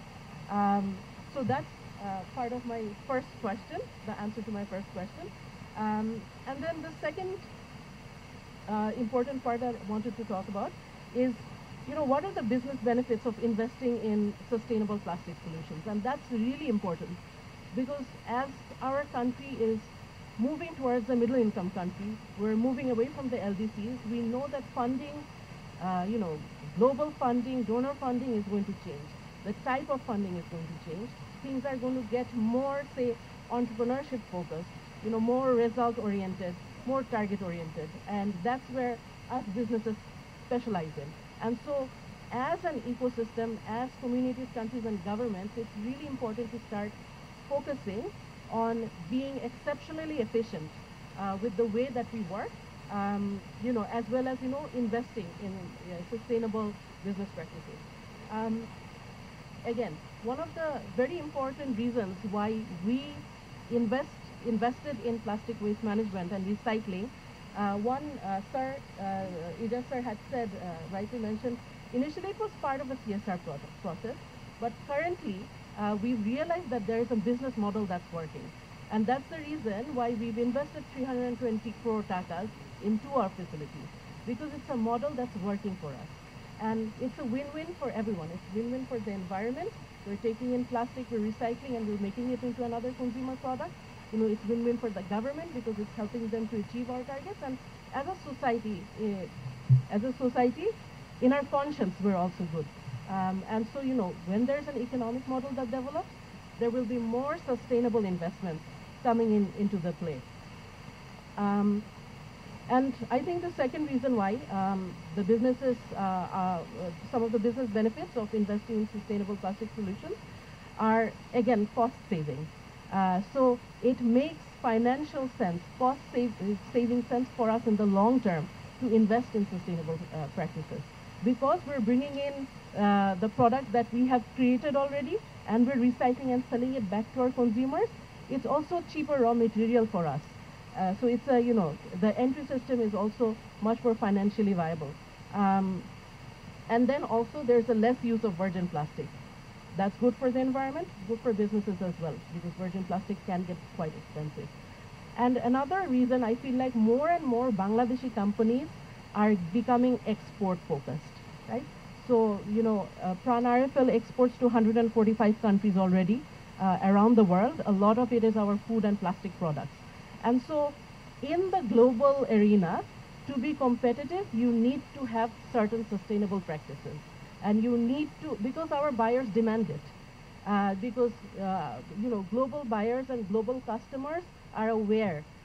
They want more sustainable practices. They want good for the environment and people and the climate. And so as a Bangladeshi company or as Bangladeshi businesses, it's really important for us to understand where our global consumers are demanding or global customers are demanding, and we need to get ahead of Vietnam, of China, of Laos, and all of the other competitors and give that competitive edge. And so it's also good for the business to adopt sustainable practices, because it's going to bring in more global business. And that's what the vision for us in Bangladesh is, to be resilient and self-sufficient. And last but not the least, I think it's really important for government and institutions to really support us.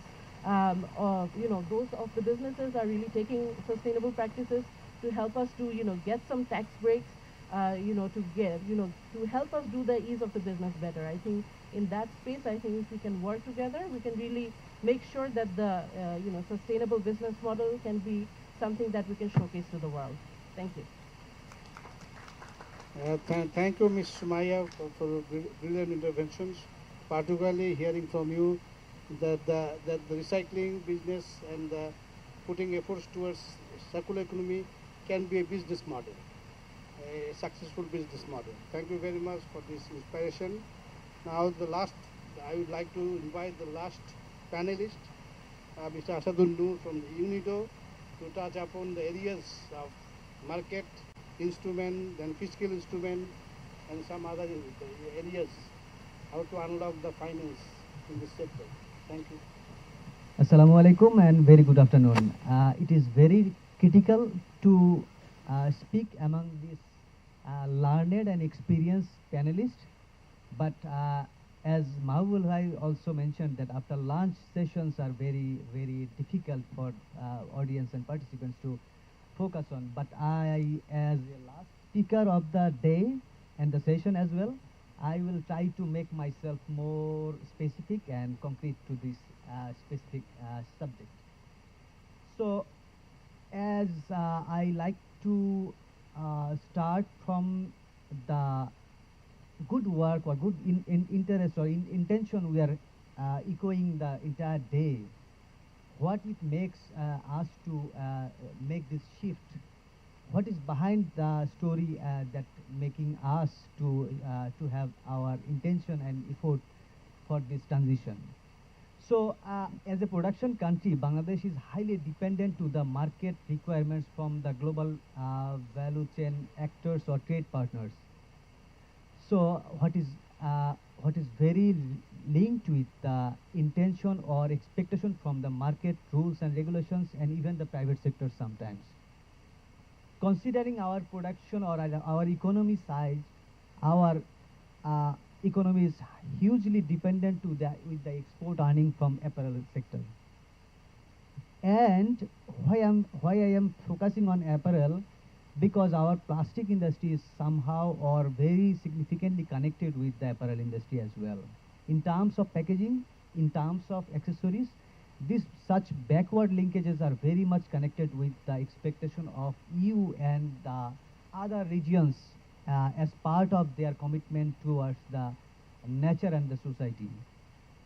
So Europe, as being the largest region of Bangladesh as a import partner or export partner from our side, most of our RMG or apparel goods are being exported to European Union. It's around 60%. And Europe as a region has a very ambitious target by 2050. They wants to be carbon neutral over the globe. So it seems ambitious, but they are also very focused on this transition.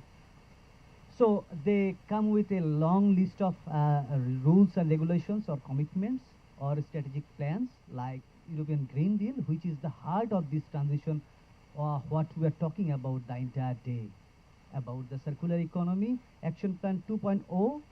They have several rules and regulations like CSRD, CSDDD, and many more to come. Even yesterday I just learned about the waste regulation. Waste shipping regulation is also coming somehow in the entire loop of transformational learning. So what are the key elements of European Green Deal or such rules and regulations? First of one, as Ms. Shumaya also mentioned, that the designing of a product which is needed to be very careful, as well as often we are very much intentional or unintentional that we are very much focused on recycling is meaning as circular economy, which is exactly not. So it is all about how you can manage from design to the processing level of your resources in the most least amount of use, long design for long life, and at the end of end of life, how it could be part of again design and the manufacturing again. And the most important secondly part is that the transparency over the value chains, because as a global village actor, Bangladesh is not a single country, because we are part of the global value chains. So as a supply chain actor, our supply chain needed to be very much transparent, which also includes the traceability we often talking about or hearing about. So these are the aspiration and motivation for us to be more competitive and to sustain our market in the export market, as well as to continue this economic growth of this industry as well as the country. So these are the beyond or the basis of the entire discussion or the brainstorming of the entire day. And what could be the possible business model we can follow as a pilot or as a learning? Let me introduce myself briefly. Those who are not very connected about my background. Actually, I am not any expert. Actually, I am a industrial development worker. From my around decades of experience from the ground, I am now very fortunate to supporting the coordination of a global initiative of UNIDO, which is funded by European Union and Government of Finland. We call it Switch to Circular Economy. And we are, within the scope of switch to circular economy, we are focusing on the textile value chain in Bangladesh. We are partnering with 2 leading European brands, and one brand is specifically focusing on our today's discussion. So within that scope, we are supporting one leading multinational brand. I think I can name them also. So it's H&M, and we are supporting their value chain, our supply chain actors, how they could be more ethical and traceable in the waste collection value chain. Just for your information, the world apparel industry is about 440 billion. And most importantly is that about 60% of this entire economy is depend on the man-made fibers. Considering our economy and our industry, we are highly dependent to the cotton fibers, unfortunately. About 70% of our textile or RMG manufacturing is dependent to the cotton manufacturing. So we are lagging behind a huge potentiality of global market of man-made fibers, which are very much connected with the paid value chain of our. So here, what we developed or how we are contributing to this entire supply chain.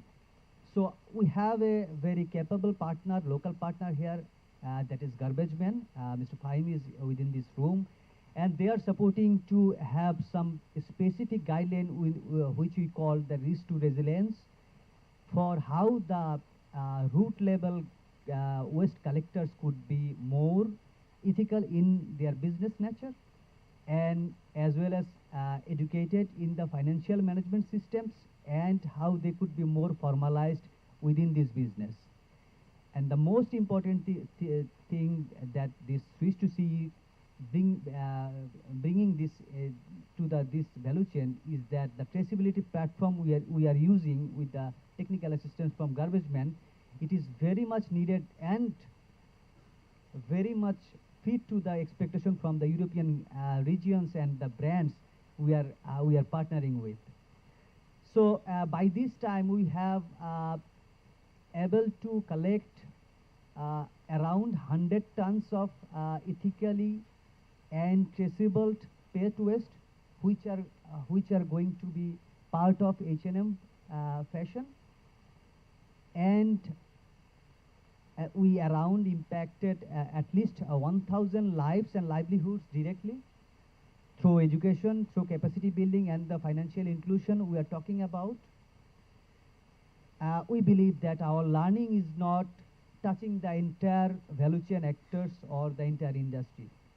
And because just before this session, we are talking about that, Jerome also mentioned that there are many things happening in this ground with the support from the policymakers, specifically the government, the private sector actors, as Ms. Sumaya just mentioned, and Khadim Yusufa by elaborated their journey towards this transformation was tremendous for this entire economy.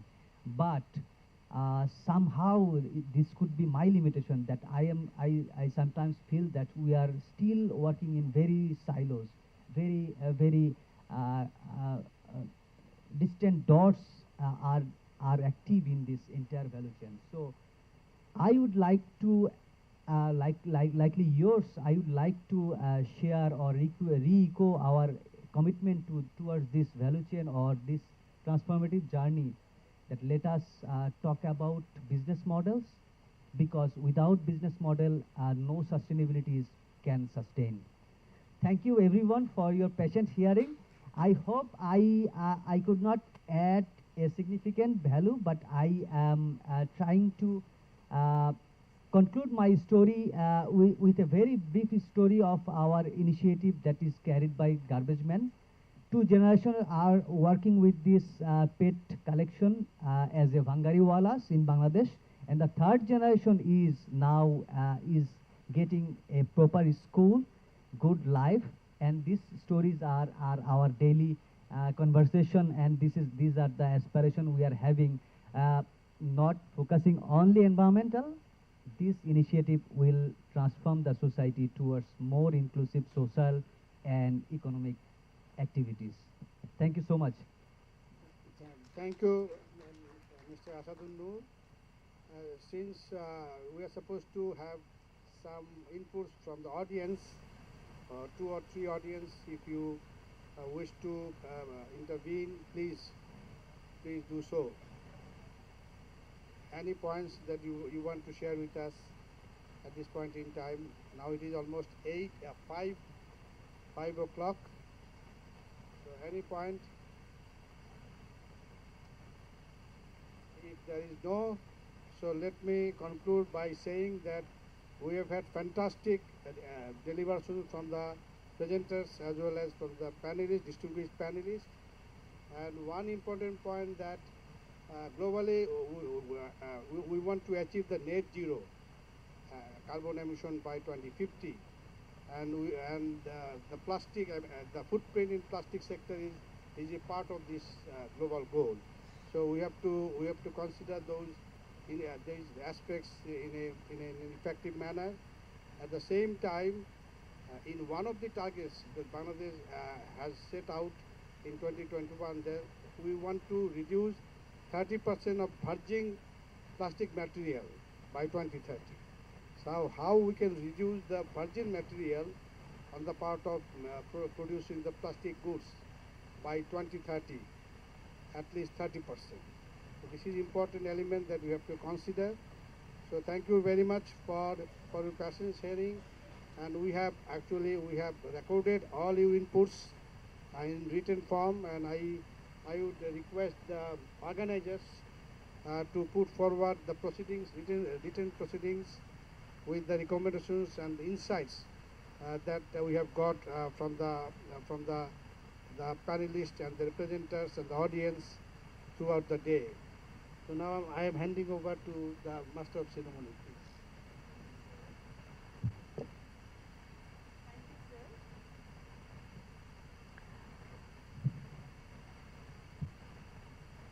Thank you. Thank you to our panelists for the stimulating discussion. Now I would like to open the floor for question. Anyone here? Okay, no one. So thanks to all our panelists, please.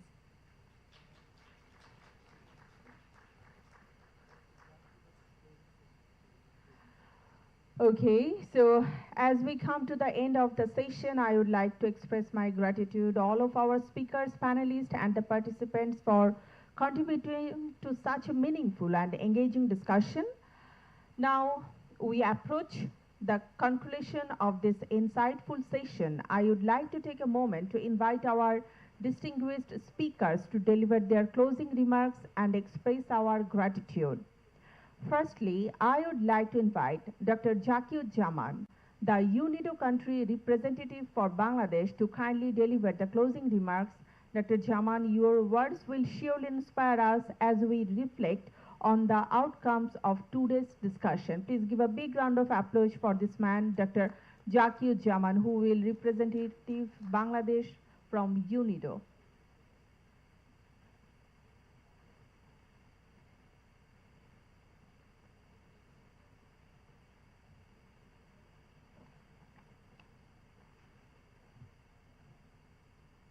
Honorable guests, esteemed participants, ladies and gentlemen, as we draw this insightful conference to a close, I want to express my heartfelt gratitude to the Ministry of Environment, Forest and Climate Change, Department of Environment, the Government of Norway, particularly Norwegian Embassy in Bangladesh, and all our partners and stakeholders for their unwavering dedication to this important initiative.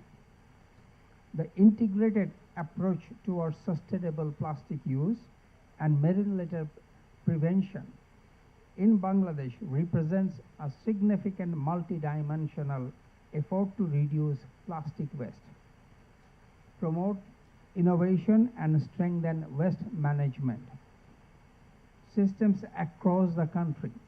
Today's discussions have highlighted critical priorities that are essential for making lasting progress.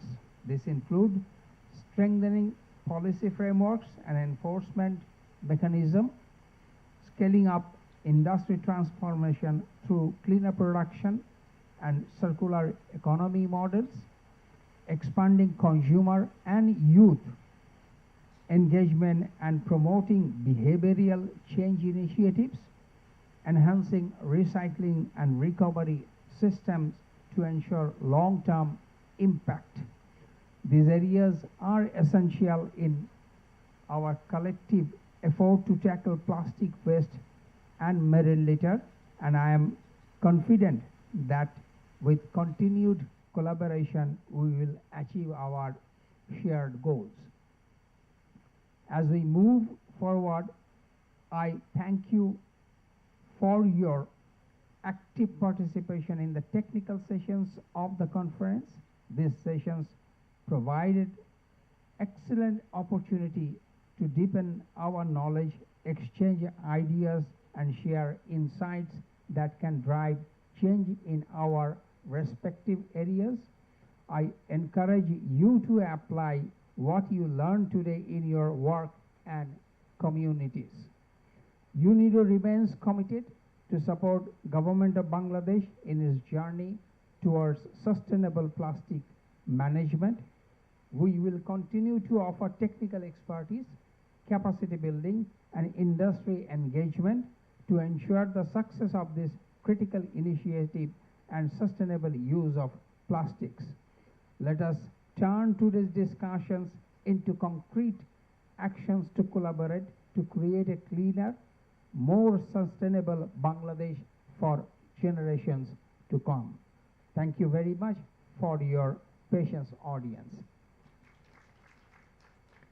Thank you so much, Dr. Jaman, for your thoughtful closing remarks. It is my pleasure to invite the project manager, Dr. Rana Pratap Singh, to deliver his closing remarks. Dr. Singh, we look forward to hearing your reflections and insights on the successful completion of this event. Please give a big round of applause for Rana Pratap Singh. Thank you. Thank you for the opportunity. You have to come close. Okay. Thank you for this opportunity to concluding remarks from my side on behalf of UNIDO and also our counterpart ministry from the government side and Department DoE. We are very much pleased to see the good number of invitees present in this hall, and from the beginning we heard from the respectable guests, from our donor and also the UNIDO headquarters representative who is my senior, and we all are very much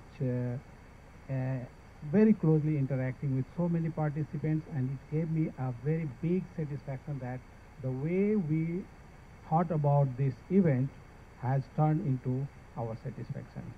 Let me conclude something very important what was in my mind, because this project is all about plastic. So I'm not going to deviate out of this plastic as my focal area.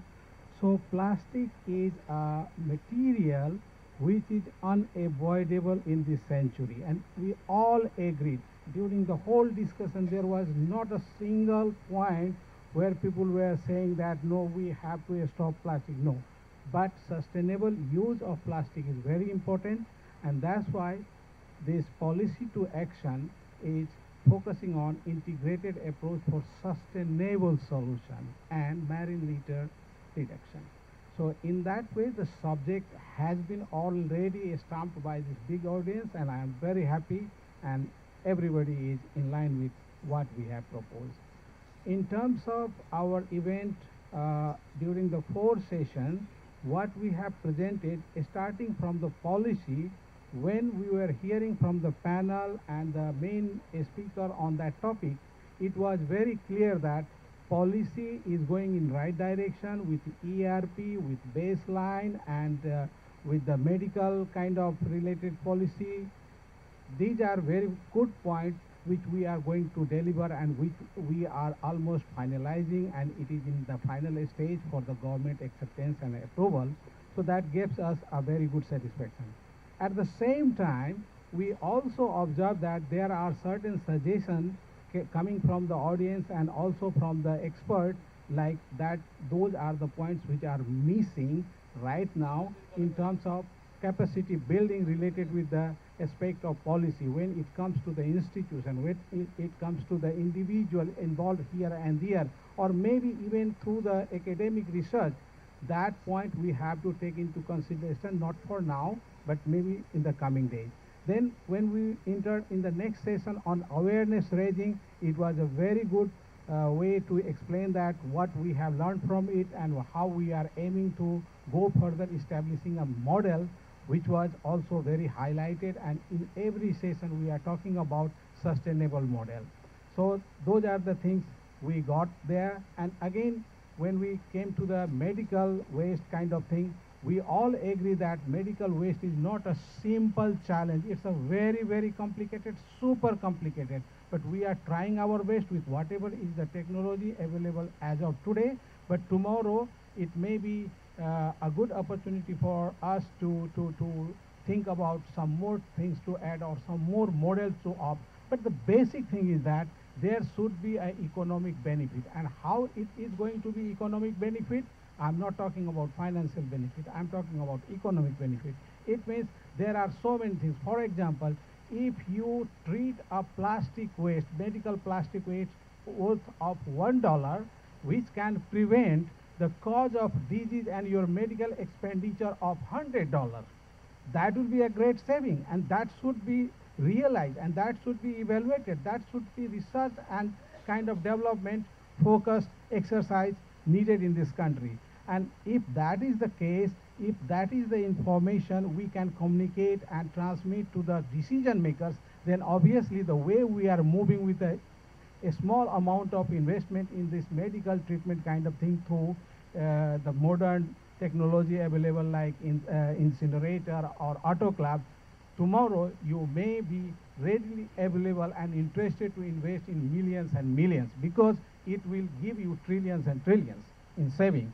So that part was also very good. Then when we entered into the last part of this RECP and this kind of DFE, that was also very interesting. And I am very happy to hear that Pran and other representatives, they all were saying what they are doing. That is good, but we have to search for more and more like corporate social responsibility, how they can commit their a little bit a fraction of resources to address this pollution. But the pollution as a whole, one point was very interesting and convincing, that we have to combat the pollution at the source itself, right?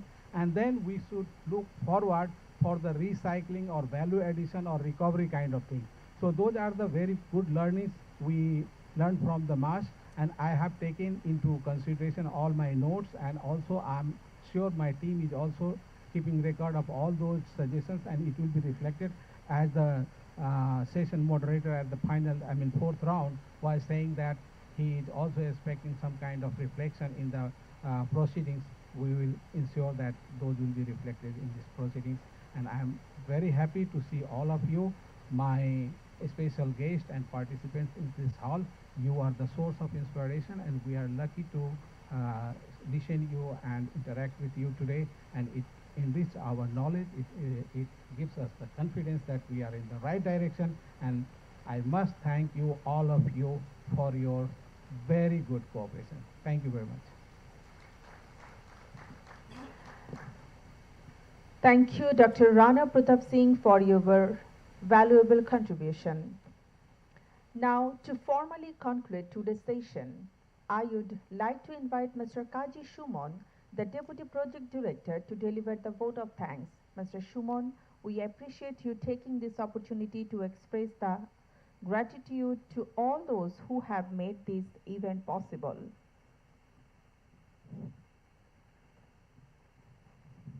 Assalamu alaikum and very good morning. This is not high time for delivery speech. The conference from policy to action, integrated approaches for combating plastics pollution and marine litter in Bangladesh under integrated approach towards sustainable plastics use and marine litter prevention in Bangladesh project. This project has been implementing by Department of Environment under Ministry of Environment, Forest and Climate Change with the financial support of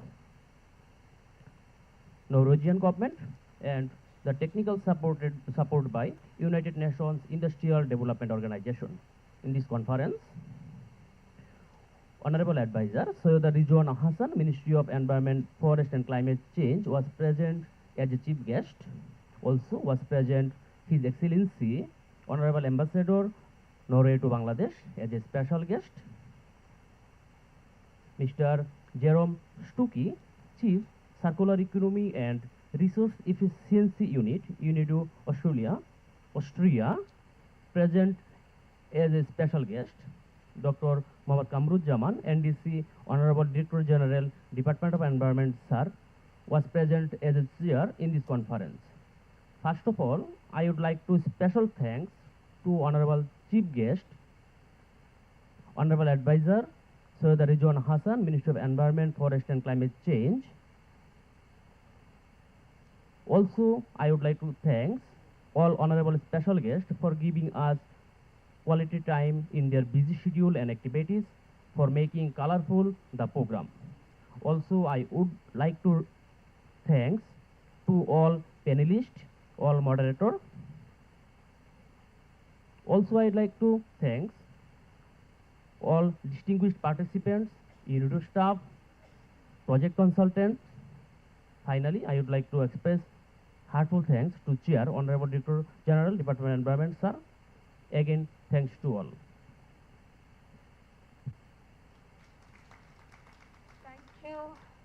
Thank you very much, Mr. Shuman, for your kind words and for expressing our collective gratitude.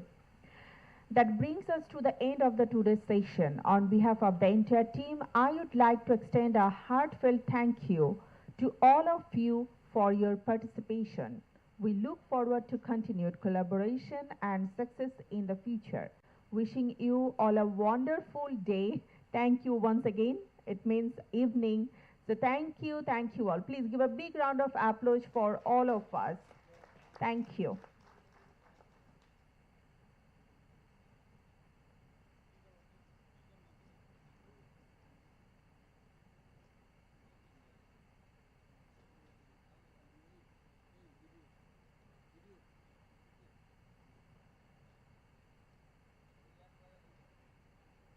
So finally আমাদের আজকের এই day long সেশনের সমাপ্তি ঘোষণা হলো। অসংখ্য ধন্যবাদ জানাচ্ছি